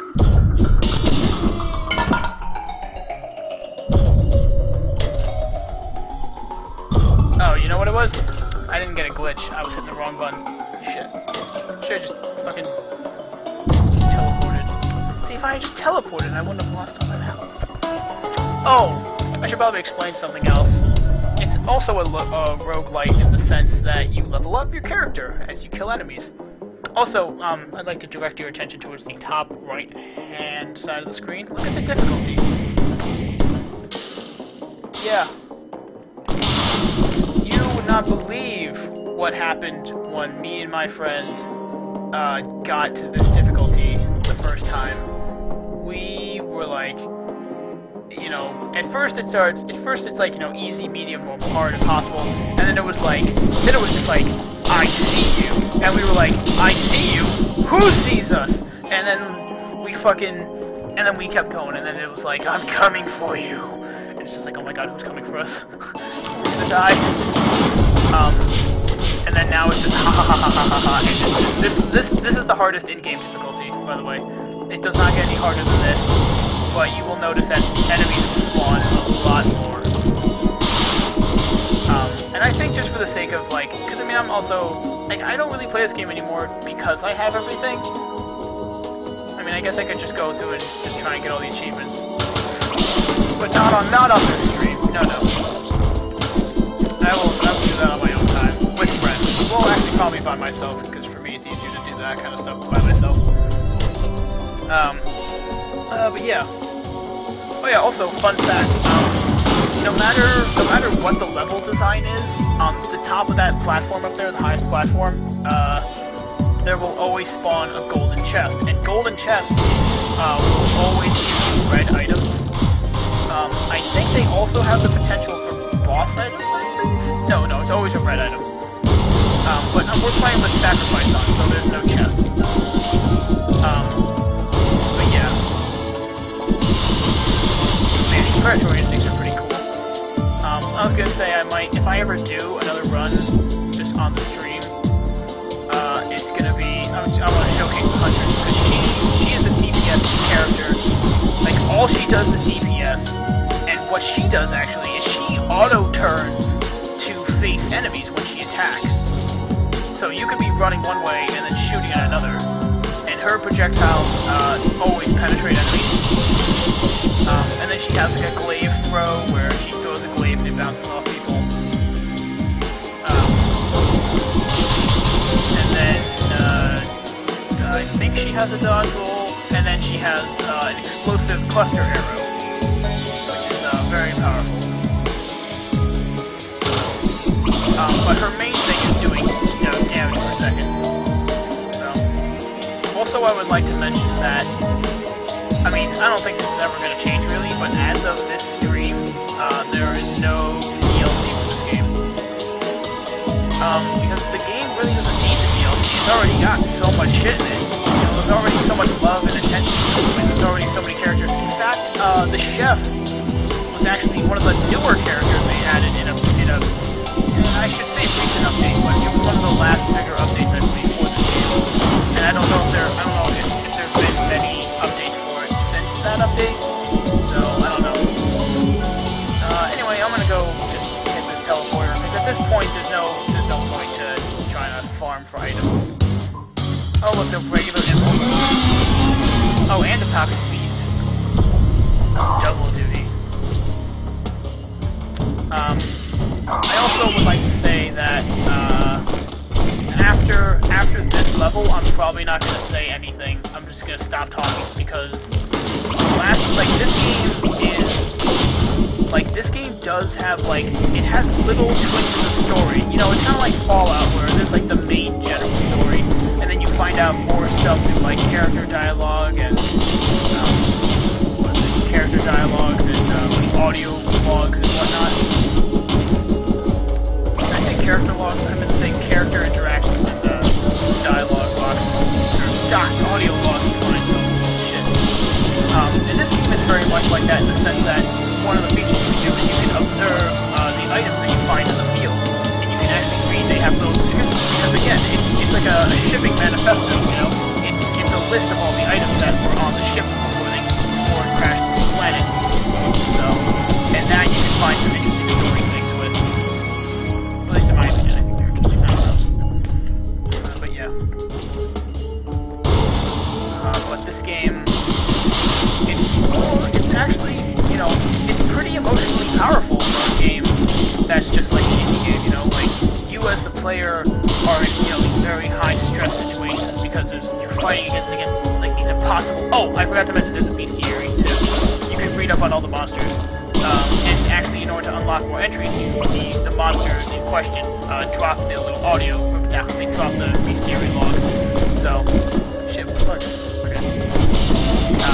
And that's how you find out more. And even bosses too, or it does it for bosses. So, and that's I mean, it's more than you would expect for a game like this. So I guess by that merit, it's let's see, yeah, final level. Again, I'm just gonna beat this game right now because I can. And this is the point where I stop talking.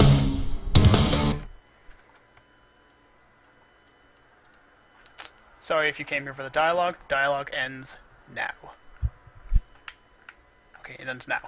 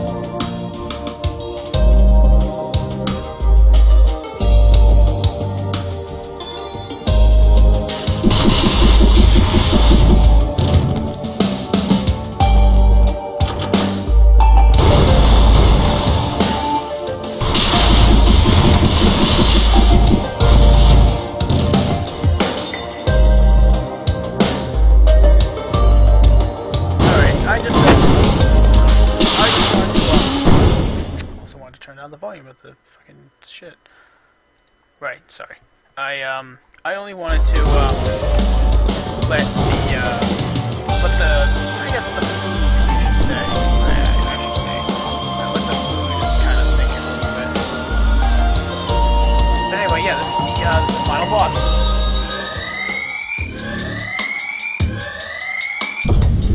He is no fucking pushover. I mean, if you are not ready, like, he can seriously fucking ruin your day.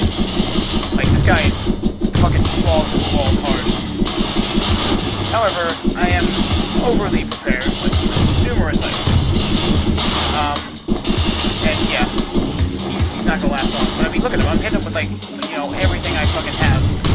And he's still not barely flinching. Oh, this one, I hate that move. That move's tricky.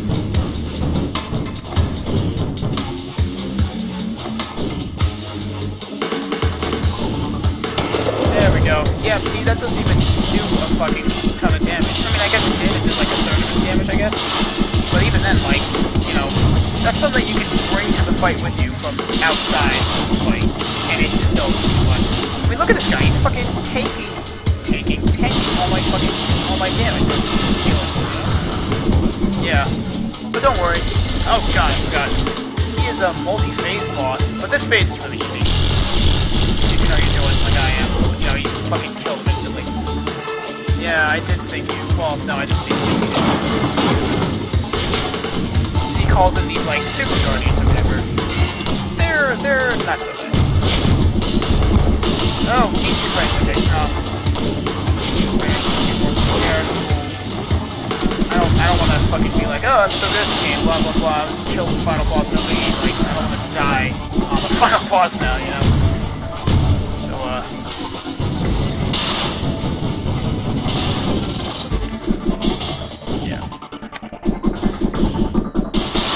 yeah, this game is very much shrouded in mystery. I mean, not like any development thing, but as far as the story, because there's a lot more going on, like, subplot-wise, than, you know, than what you would be led to believe from a game like this, you know? Like, this isn't a very story-focused game, and yet at the same time, there's so much more to this game than just the gameplay. The gameplay in and of itself can be considered a story. But, I mean, you know, maybe it's just me talking out of my ass. Maybe it's just me being too much in love with this game. But, I mean, I don't know. Anyway, we killed Providence. Let's get the fuck out of here.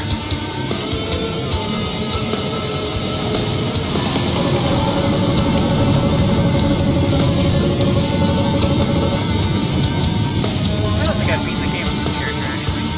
But yeah, every time you beat the game with a character, you get a little different dialogue for him. And, I don't know. I mean, I know that some games really try and put up a big emotional front. And to me, those games are kind of silly. I mean, if anything, you know, maybe it's just because I'm not a fan of those types of games. Like, mostly the best example I can come up with is like a JRPG. Like with a JRPG, and if you're just going into like the story of it for the first time, and it's just like, oh, Maria! Ugh! Why did I pick Maria? That's from Sonic the Hedgehog. Oh god. Anyway, like, it's like, you know, what they want to be emotionally impactful, you know, whatever that emotion may be, you know, humor, sadness, anger, despair, that kind of shit. And it's just like, I don't know, it's just, in some games it just feels like they're trying too hard. In a game where the purpose is to make an emotionally impactful scene. You know, and even in most movies too, where it's just like, they're supposed to be building up all this drama, and it's just supposed to be a big scene, and it's like I'm just sitting there like, you know, either completely nonplussed or laughing my ass off because of how stupid it is. And that happens a lot with indie games. Well, it happens a lot in any storytelling medium. But as far as video games go, because we're talking about video games right now, the emotionally impactful scenes for me most of the time, like, you know, I can't, like, they don't affect me. But with, you know, but like with this game, it's because of the fact that there's no character establishing. You're just, basically you're just this faceless monster going onto this planet, murdering, you know, thousands of, you know, animals. I mean, not to sound like fucking PETA here, but like, you know, like you're like the final boss, I skipped the opening cutscene for whatever reason, I don't know. But in the beginning, it's the ship from space. But then all of a sudden, that Providence guy shows up and he blows up your ship for seemingly no reason. And to this day, I still have no idea why he does it. And I don't believe they ever elaborate on it, unless, of course, they talk about it in his monster log. Which I don't have. I have most of them, some of the bosses. I'm only missing a couple bosses. I have all the standard enemies. Let's see, I guess this would be the, that would probably be Ifrit. That would probably be the turtle guy. This one's probably Providence. I don't know, but anyway, you know, I've got the monster logs. But like, actually, let's take a look at this, and maybe this will help me prove my point a little bit about how, because of how little storytelling there is, you know, direct storytelling, it just makes some of these things just all the more emotionally impactful. Like this one, you know, is this guy. These were all written by someone who is not the player character or any of the selectable characters. But it's just like, you know, field notes, a low groaning lasting for a few days at least. From relative safety of my drop pod, I watched as a mountain rose from its knees, pushing itself up with arms of stone and dirt entwined. Sorry, I'm stretching. Feels good. The Colossus appears as a cousin to the rock golem and share many similarities, from its red gaze to its stocky stature. Around its feet many smaller golems rose, joining in. In what possible ways could conventional weapons help me? I have begun to find a dark humor in the absolute overkill that I face. This is simply ridiculous. I mean, if you take a second and you kind of put yourself in the position of, you know, this guy who literally, he's on this planet and like, he's just trying to fucking survive here. And then all of a sudden a giant fucking rock monster comes out and tries to kill him.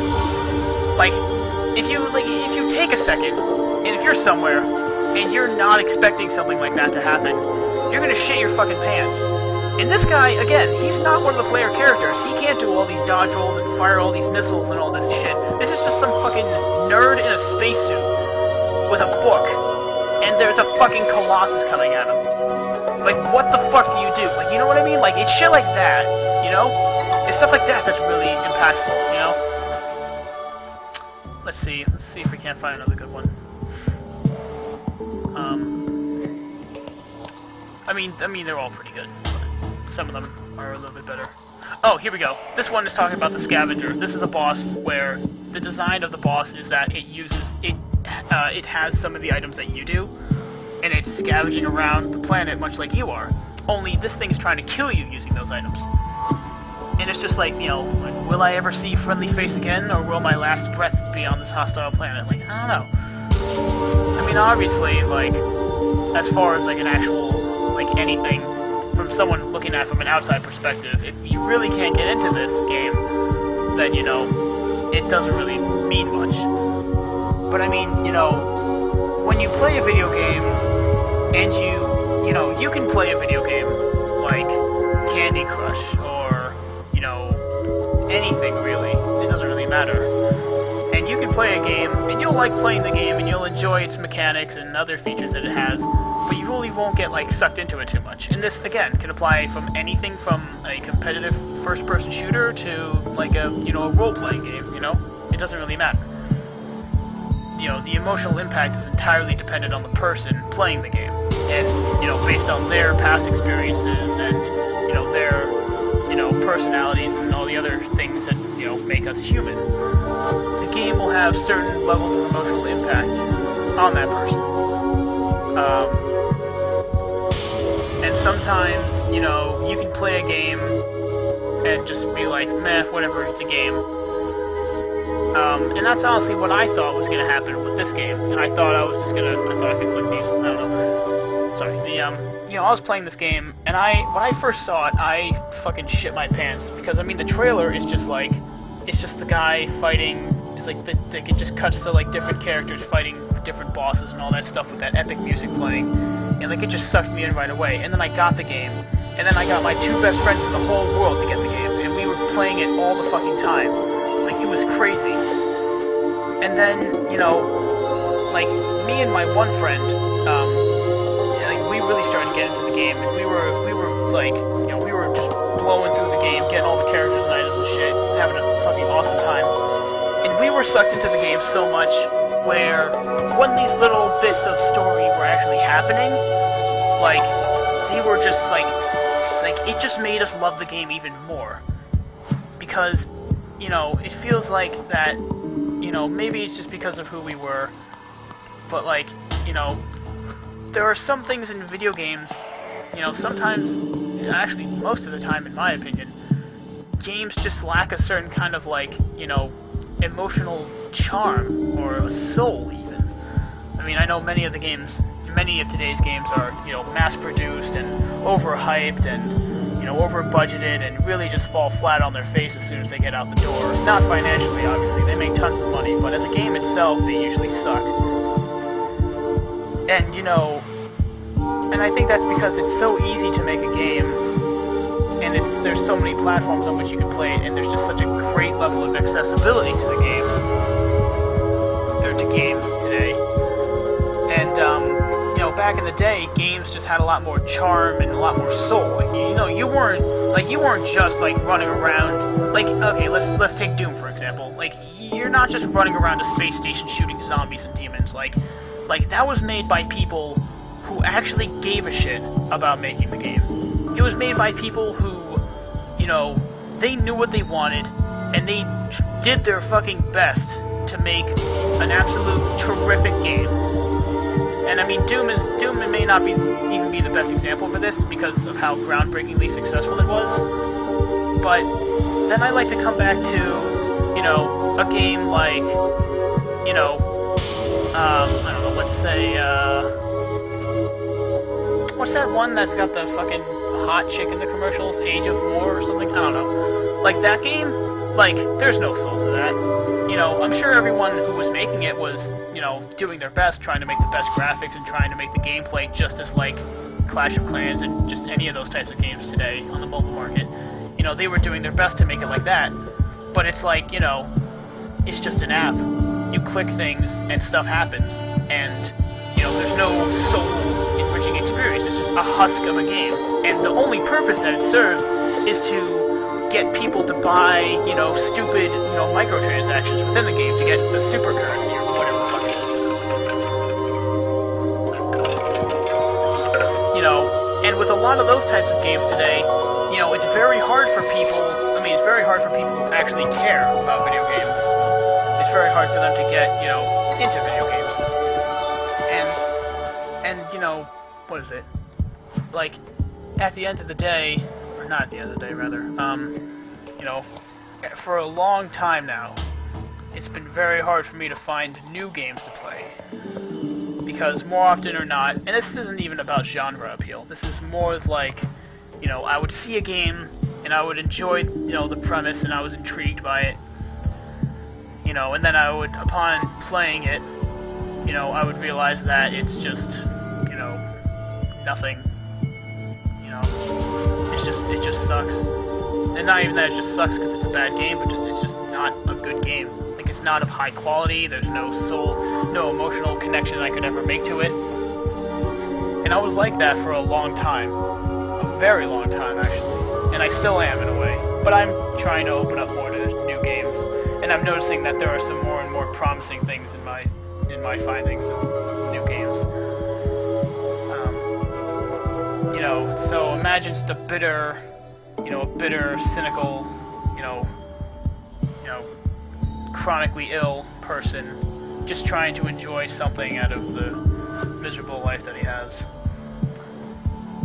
And then I came across, you know, and this has happened to me for multiple games, but then I come across Risk of Rain, and I love it, and I get my friends to play it, and we play it, and then I find out that I'm making a deeper emotional connection to the game. Something I can say to literally almost none of the other games that I've played or seen. even most of the games I own, I don't make that kind of a connection. And there's very few games that I would actually consider my, my all-time favorites. I know that people make favorites lists all the time. Top 10 this, top 10 that, whatever. And I'm sure that most of those games were, emotionally impactful and changed those people's lives as well. Unless it's one of the top 10, like top 10 Call of Duty games. You know what I mean? Like, there's different types of top 10 lists for that. But whenever the discussion of games and favorites comes up, I always mention that there's usually a top 3 that I ever count in my all-time favorites, and sometimes it's 5. And the list changes, but very slightly. This would be, as of right now, this would probably be I think this would probably be number 4 or number 3, maybe, on my all-time favorites list, all-time favorite games. Just because with this game, like, I could tell, like, the art style, especially in an era where, if it's an indie game, it's either gonna be, shitty 3D models, or, excuse me, not shitty. It's either gonna be, 3D models, or it's gonna be pixel art. And a lot of the pixel art that's around these days is very, let's just say, uninspired. More often or not, the games that have this kind of pixel art style have, a more of a fantasy theme to them, More often or not, they're just trying to make the characters look like old Final Fantasy and Dragon's Quest games, And this isn't a blanket statement, and this is a blanket statement on the whole of it, and I obviously know that that's not fair criticism for all games. I'm just saying that most of the ones that I've encountered are pretty uninspired. A good example of a good inspired game would be, Shovel Knight. I mean, yeah, there's a lot of enemies in Shovel Knight that are common in all fantasy games. But Shovel Knight's approach and art style to these common entities, is interesting enough to, warrant some, value to it. But then with Risk of Rain, it's just like, I mean, honestly, like, I'm still, I guess the appropriate word would be like starstruck or something almost, where I'm just like, I'm still in awe of how original and unique the art style for this game is. Even though there are, there's lizard men, and there's, squids, and there's giant worms, and there's robots, and there's, all of these things are things that I've seen before a million times in other video games. But never like I've seen them in this game. And I haven't seen them like this in any other game before or after playing this. And it's just, and then there's all these little details that you don't really find in video games anymore that add to that charm and to that soul quality of it. And I think that this game has a lot of those qualities. And again, this is mostly, if not all, my own personal opinion. But, having played a lot of games, it just feels like, most games are, when they're designed in a way that they encourage or necessitate or really demand constant replay, more often or not, it gets very monotonous very quickly. And I will admit, at this point, this game is starting to, as far as gameplay, it's starting to, become a little pale and disinteresting for me. But just because I played it so much. And when I did do those, 75 hours of gameplay, it was like, probably the best 75 hours I've spent playing video games. But then again, I could also say that, in Borderlands 2, they were the best 421 hours I've ever played of a video game,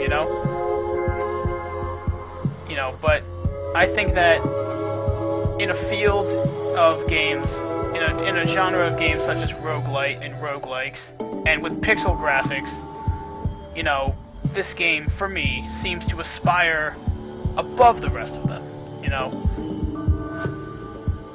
And, I don't know why I'm even saying this, but I would like to thank the developers of this game and you have my full support on any and all future projects, which to my knowledge right now, I do not know if there are any of such projects being made by this team.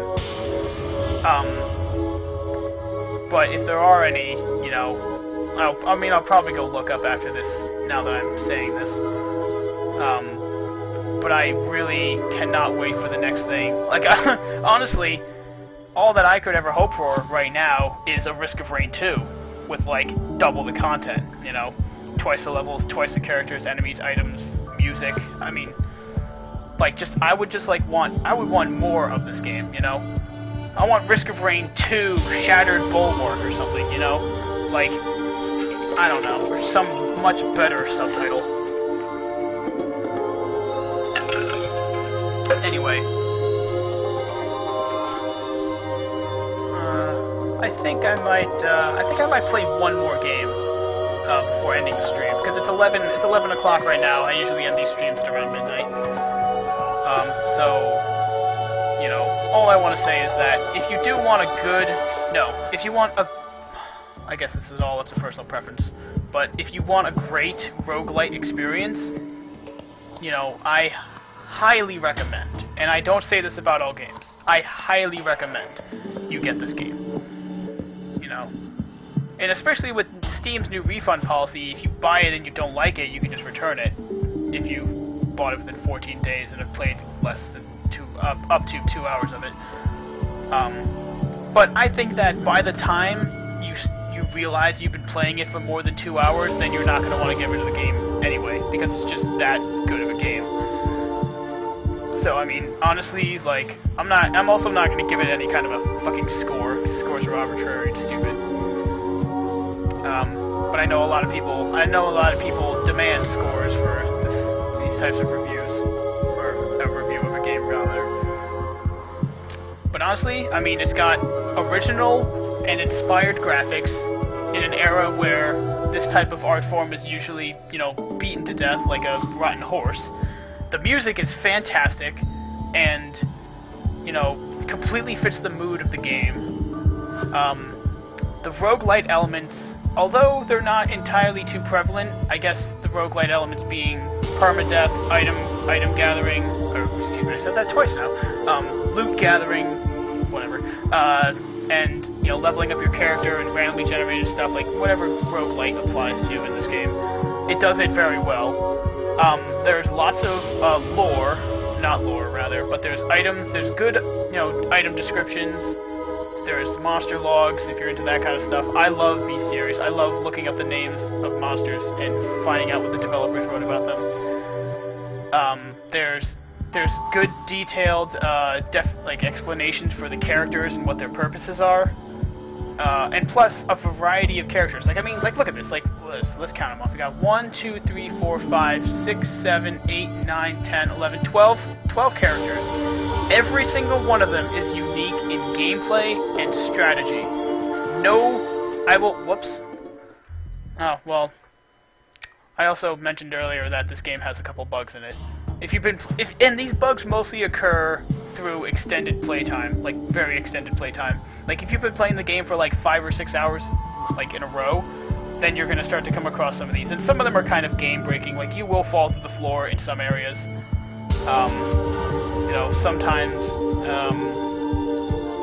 Sometimes you'll get stuck selecting an item. I don't know, just little bugs like that. You will usually not find them throughout your regular gameplay of it. Anyway, listen, I gotta wrap this up. Basically, buy this game. It's probably not expensive. I think I got it on sale, but I think the max price for it right now is either like 15 or 10 bucks. I mean, that's like a fucking deal on this game, just because of how much stuff there is and how long you're gonna be playing it and how much fun it is, especially multiplayer, 4-player co-op, local and online. Online, though, you will need to host a server through like Hamachi or something like that, which is what I do, so it doesn't really matter. The local gameplay is all the characters kind of have to be on screen. Like, you can move outside of the screen boundaries, but the camera stays on, I think, player 1 or something. So if you are going to do local play, you might as well do like a LAN party, so that every person can look at their own screen. But yeah, I mean, just like mean, buy this game. There's no reason not to buy it. If you love roguelites and you love, you know, exceptionally difficult games that reward skill and, you know, encourage extra playing, then by all means play the shit out of this game. Buy this game. Fucking spend all your money on it. If you only have enough money to, like, that's the same amount of how much this game costs, then you should use that money to buy this game, and then probably use them, you know, go find some more money. But yeah, I mean, just fucking get this game. It's phenomenal. Anyway, I'm gonna switch games to something else. I'm debating on whether or not to do Killing Floor or Terraria, or I mean, I kind of wanted to talk about another game I have called Terrorhedron. Terrorhedron is basically, it's a tower defense game, but it's like a 3D tower defense game. And it's actually very interesting, and to some degree intuitive. Because, I mean, there's a lot of tower defense games out there. This one is probably one of the more original ones. The graphics are pretty simple for 3D. Like, literally all the enemies are just different colored and different multi-sided shapes. And the towers themselves are pretty basic. Like, you've got, like, your regular gun tower, missile tower, slowing tower, you know, just, and whatever, you can just upgrade them a couple times each. But it's incredibly difficult. It's like, it's easy to learn, hard to master. The only problem being, there's three songs in it, and, like, the 3 songs, they're great songs. I forget who the artist is, actually. But they're phenomenal songs. But what I recommend, though, is turning off the in-game music volume and going to look up that genre of music to play while you're playing the game, because it'll just make the experience all the better, because you'll get sick of the same 3 songs over and over again. But the problem is, the only way I'll be able to play the game and enjoy it is if I do just that. And, I read up on Twitch forums about like copyright, you know, protection and getting channels being shut down for playing copyrighted music. And you know, I mean, I'm just starting off, so I don't have the kind of diplomatic immunity that, like, I guess ironic here, but, or no pun intended, but mainstream streamers have. You know, they kind of have this diplomatic immunity when it comes to this kind of stuff. I don't know. And I don't want to risk it. Because, again, I just want to do this as a hobby, so. Yeah. I don't know. I think I might just go play Terraria. Anyway, I think, you know, we should all take a 5-minute break. Come right back to this in a jiffy.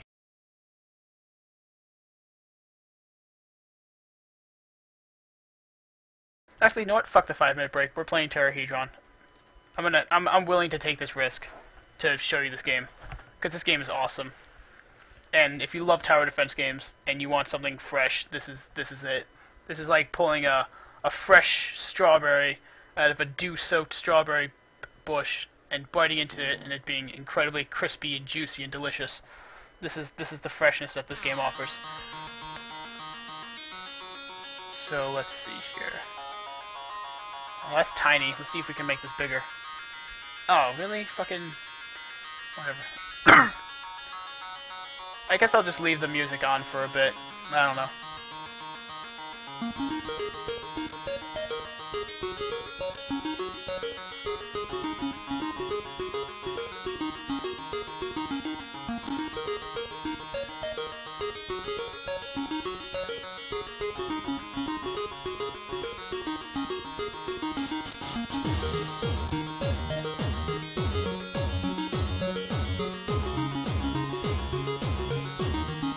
Again, this is like, you know... Yeah. Why is it running so slow? Oh, cause I'm not on the menu, right? Yeah. Yeah. Did it show the music guy yet? Cause I'm actually gonna I actually am gonna go do the thing that I was saying earlier. And if anyone from Twitch is watching this, any like support people, like, you know,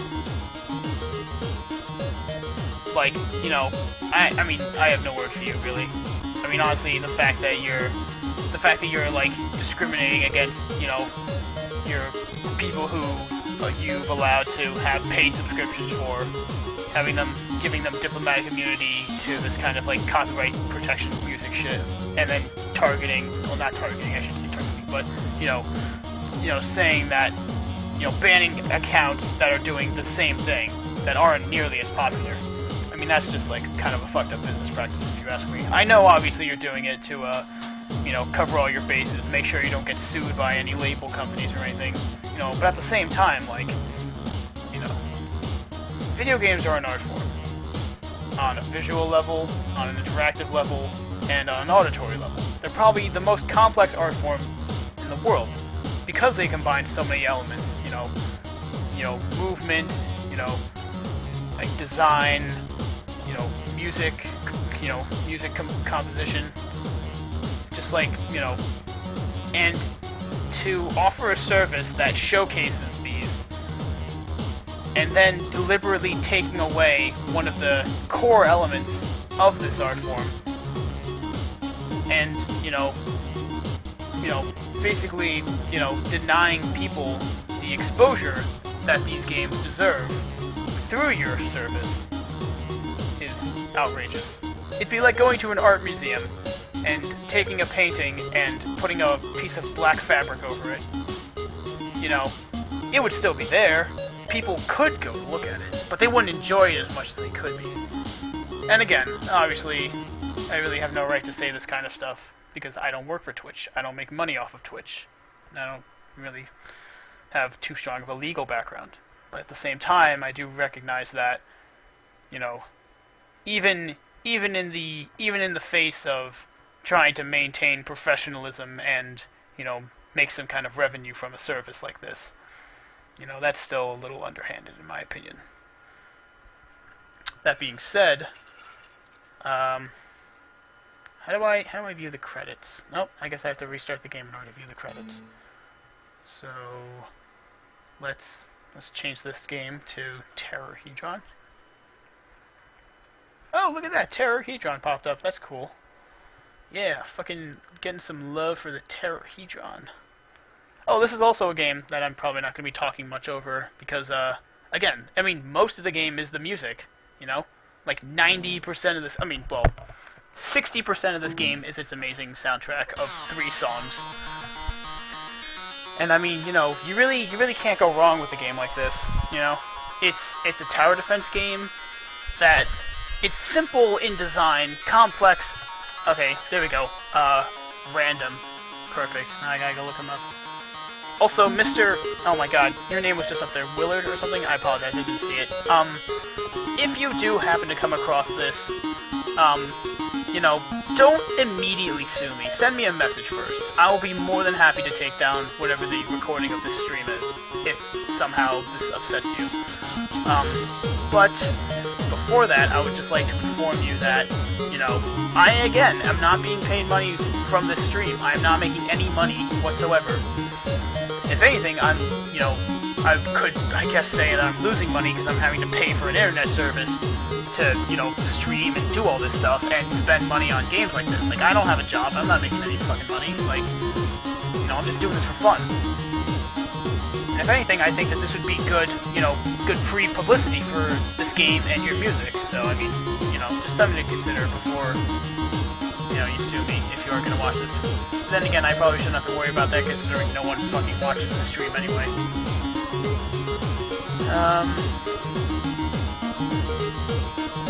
Yeah, I mean, I think it's just gonna, they're just gonna give me like a fucking cease and desist anyway, so. Alright, let's get some, yeah.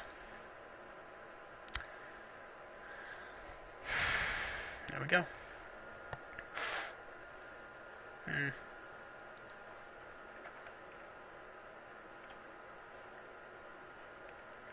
Oh, the genre, by the way, the genre is chiptune. I just figure I should, let you guys know.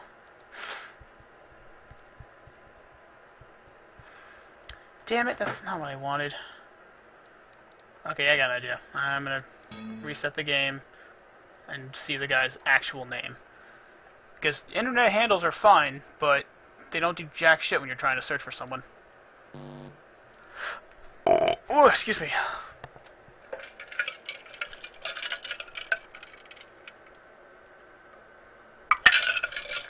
Also, Dan Walters, you the fucking man. This game's awesome. I love it. William Rickman, yeah.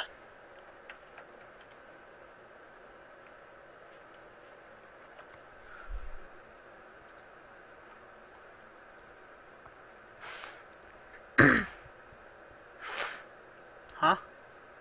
Well, this isn't music.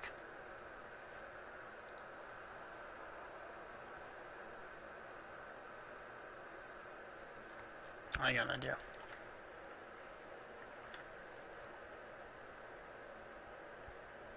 Oh, here we go.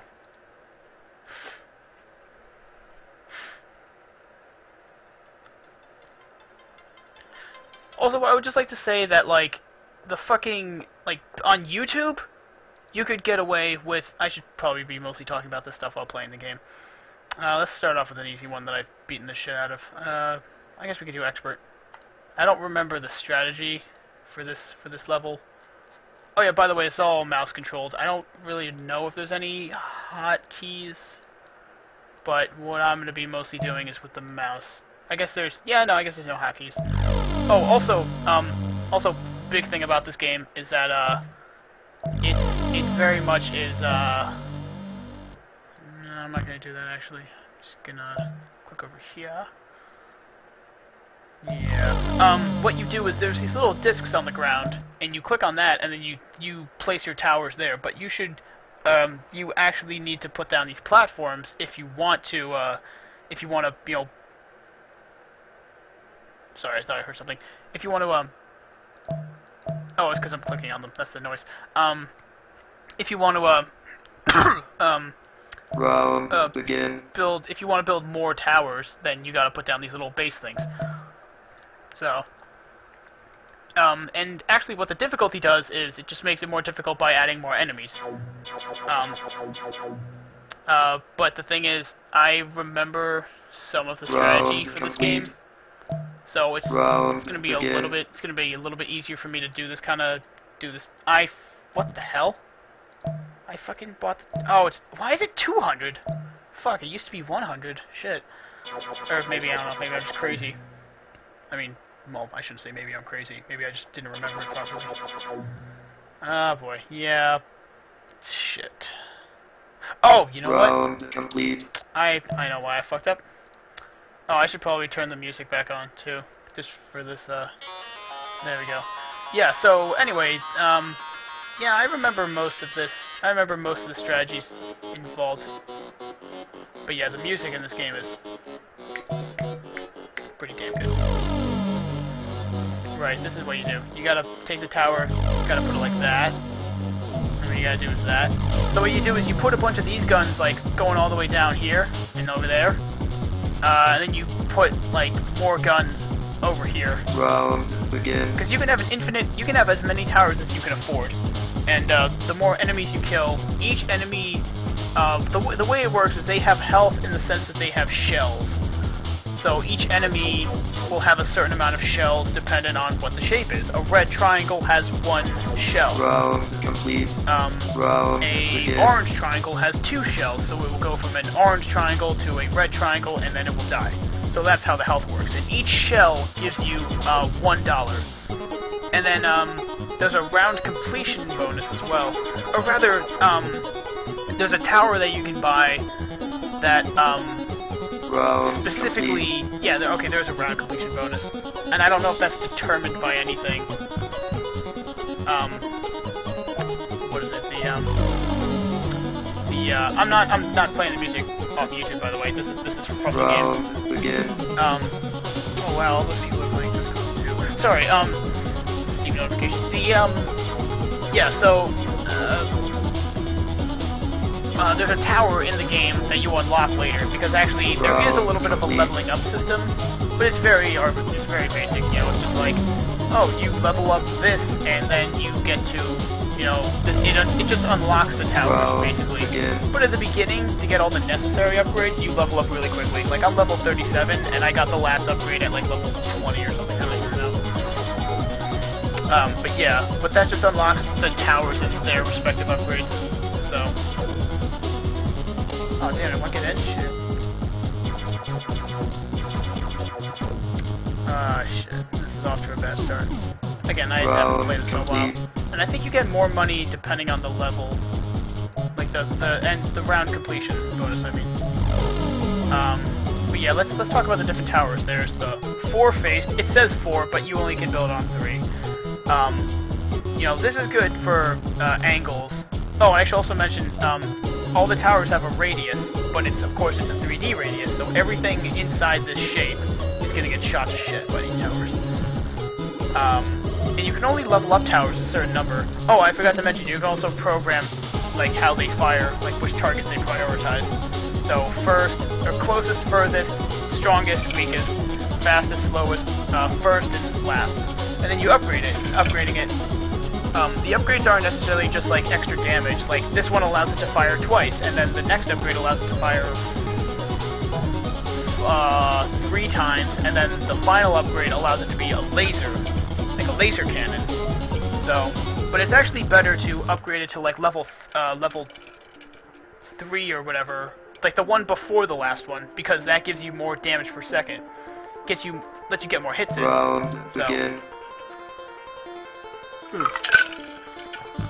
There's also, what is it? There's also, the slowing tower. Sorry, I don't even know why I'm having so much trouble concentrating. Okay, there's the laser tower, duh. The EMP tower that, drains target energy, slowing it down. You can actually upgrade this to do damage, I believe. It actually, like, starts to absorb some of the shells and hurts enemies, but that doesn't come until much later. The plastic pulse turret, it fires bouncing shots, which on most levels is really not necessary, but it's alright in a couple situations. The bounces do, they do penetrate through all targets until they expire. So, rocket turret, you know, splash damage. Upon the last upgrade, it kind of becomes like it has a massive area of effect, and fires homing rockets that can attack from anywhere. So, the vacuum turret, it's kind of like the slow tower, except it does more damage and it immobilizes them completely. So this is very good, because this also, I'm sorry, the slowing tower only does one target at a time. This hits multiple targets and stops them. It completely immobilizes them. And it's very good, especially since if you have them clustered together, they'll start to go off, stopping them, and then they'll also start to do damage. And then plus you'll also get the damage from the other towers that are nearby. So I think I might actually get started setting up down here. This is where I usually put the slowing towers. Down there. And yeah. Begin.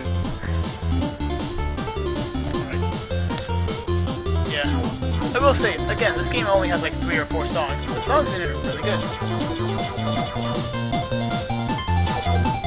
There we go.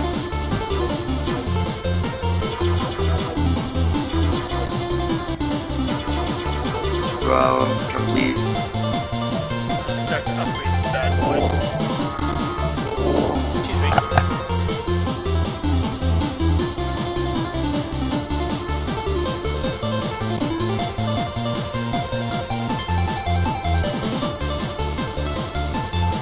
Yeah,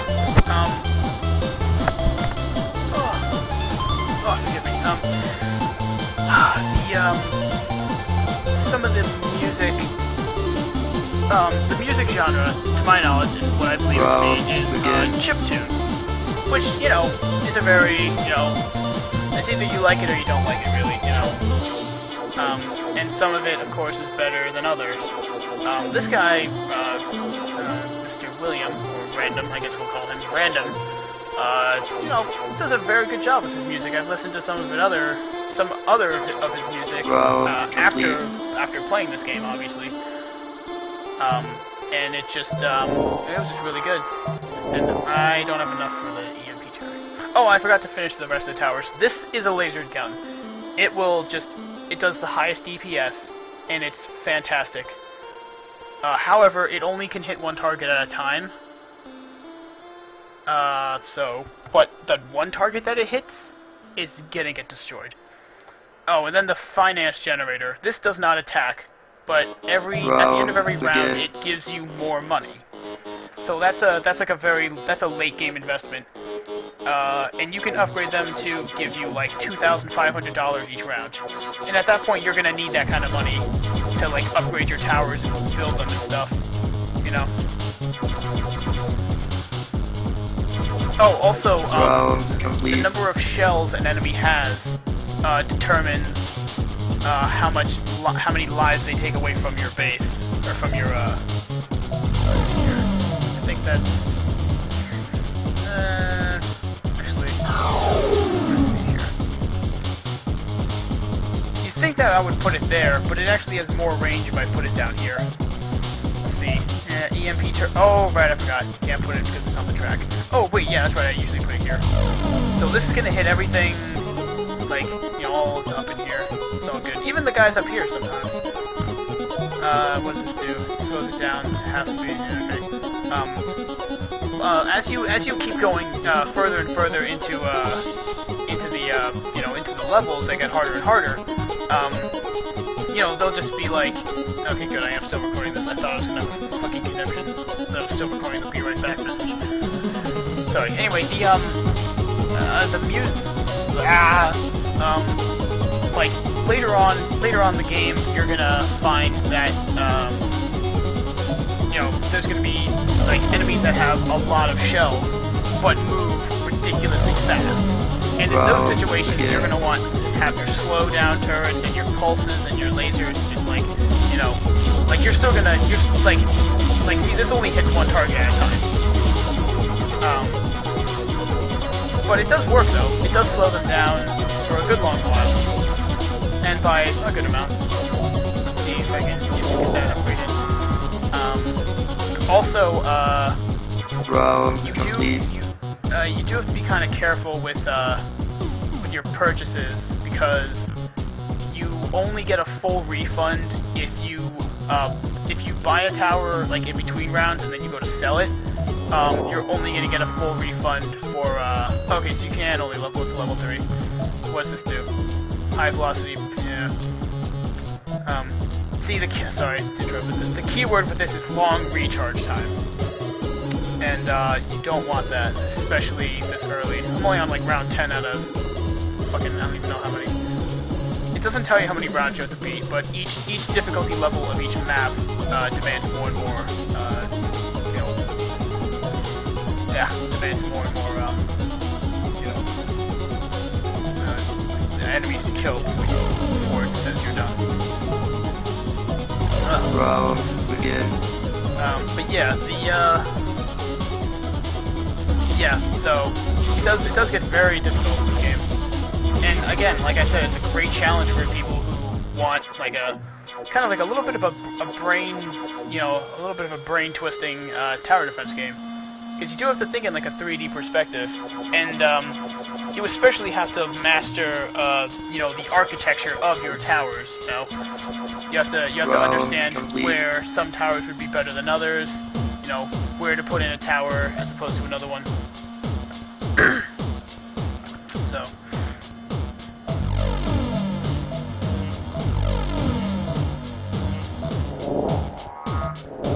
Round begin. I'm trying to get my DPS up for a little bit, and then I'm gonna move on to more slowing towers.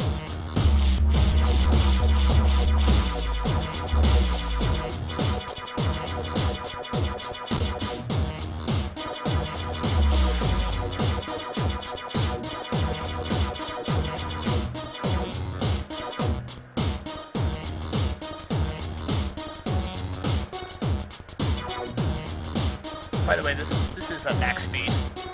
This is normal speed. So enemies move deceptively slow. And again, different shapes and different shells and different colors you know, vary their movement speed. Round So, complete. right. Let's see if we can't get some.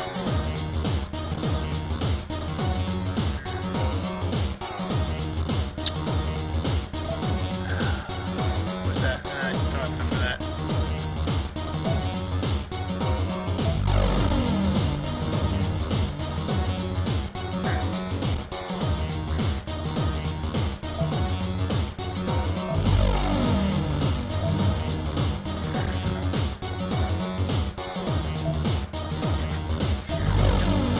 Round begin.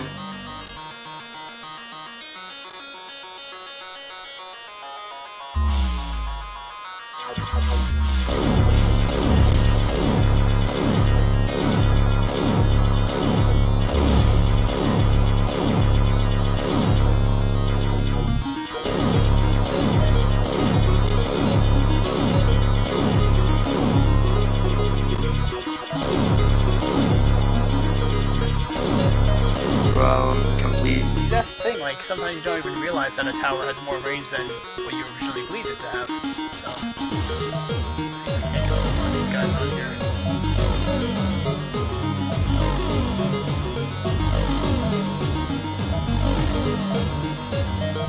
There we go. Round begin. See, that's the thing, I just keep noticing every, like, this one guy was in for a good long, for like a couple, like a minute or two there, and then I started talking and then he left. I don't know.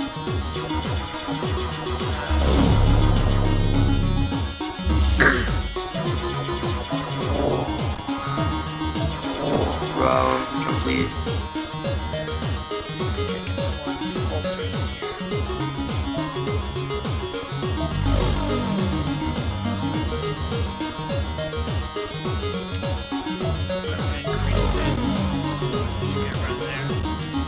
Round begin.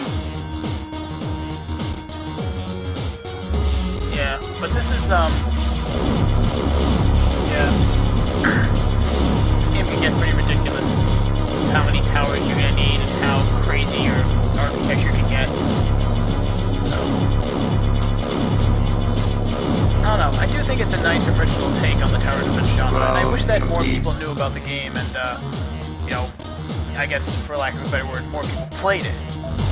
So, let's see if I can't, there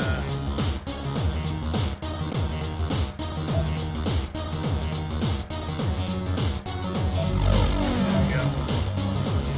Do that.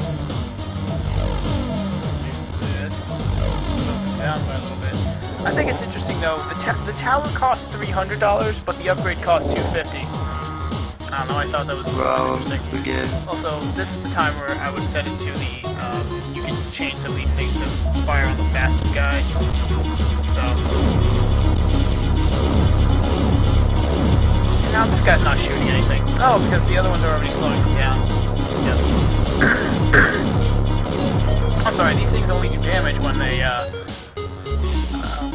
when they get fully upgraded. So.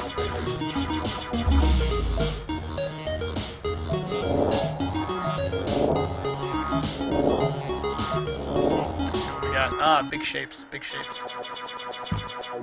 Oh, there is something satisfying about watching a shape just get destroyed by automatic gunfire.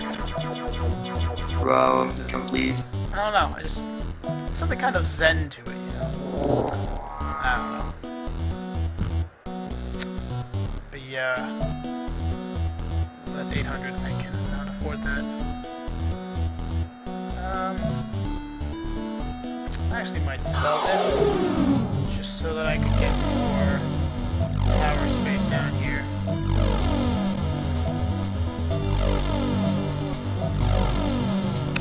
Damn. Okay. Round begin. Well, I don't think that might do anything to me because again, these towers have pretty high dominion, and they only need to shoot them once. So,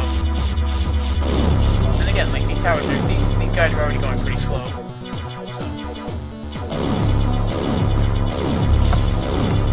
Hopefully I can save up enough money to buy one of these, like, big laser towers. Show you guys that. That shit's dope as hell.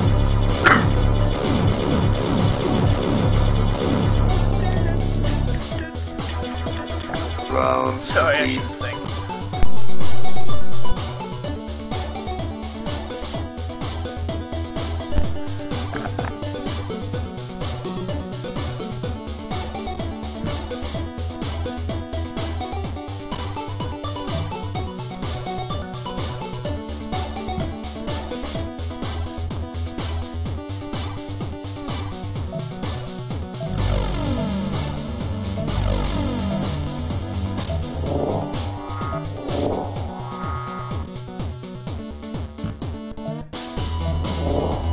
Round begin.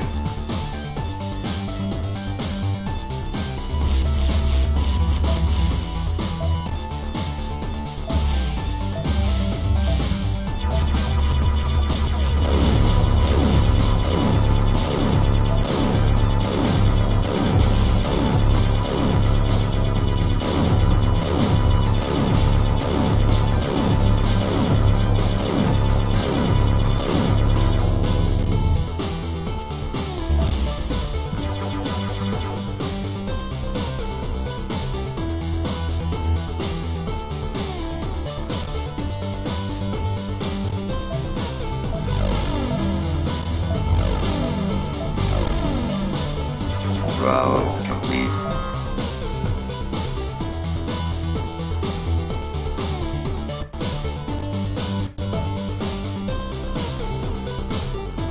Round begin.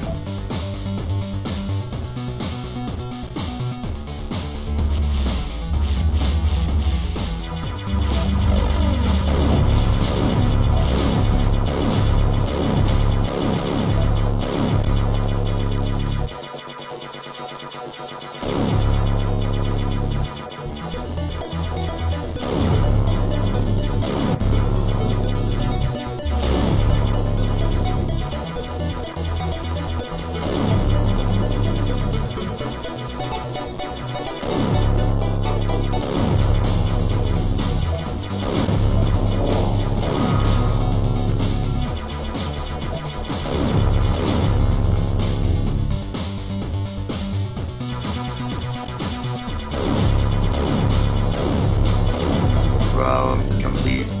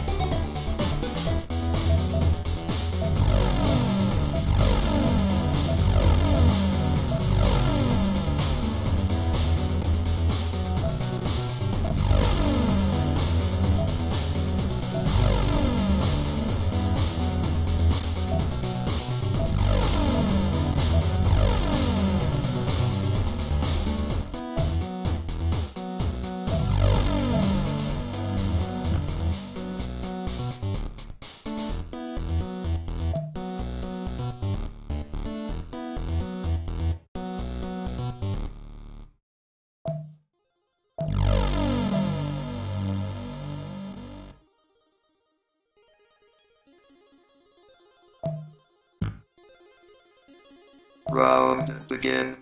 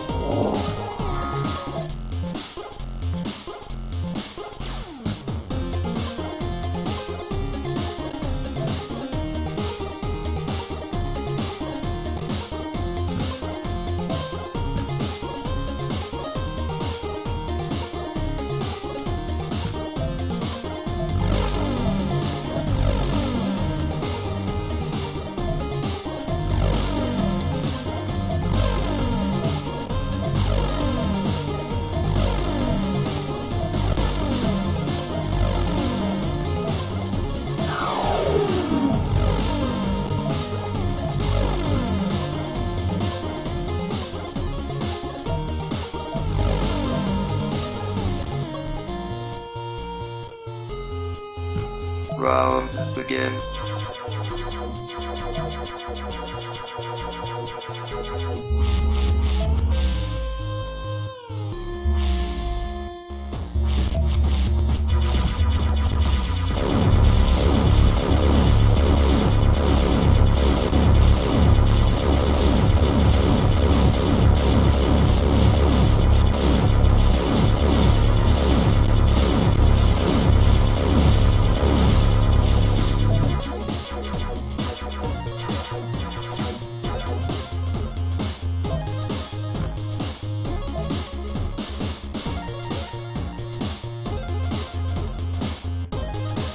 You are defeated.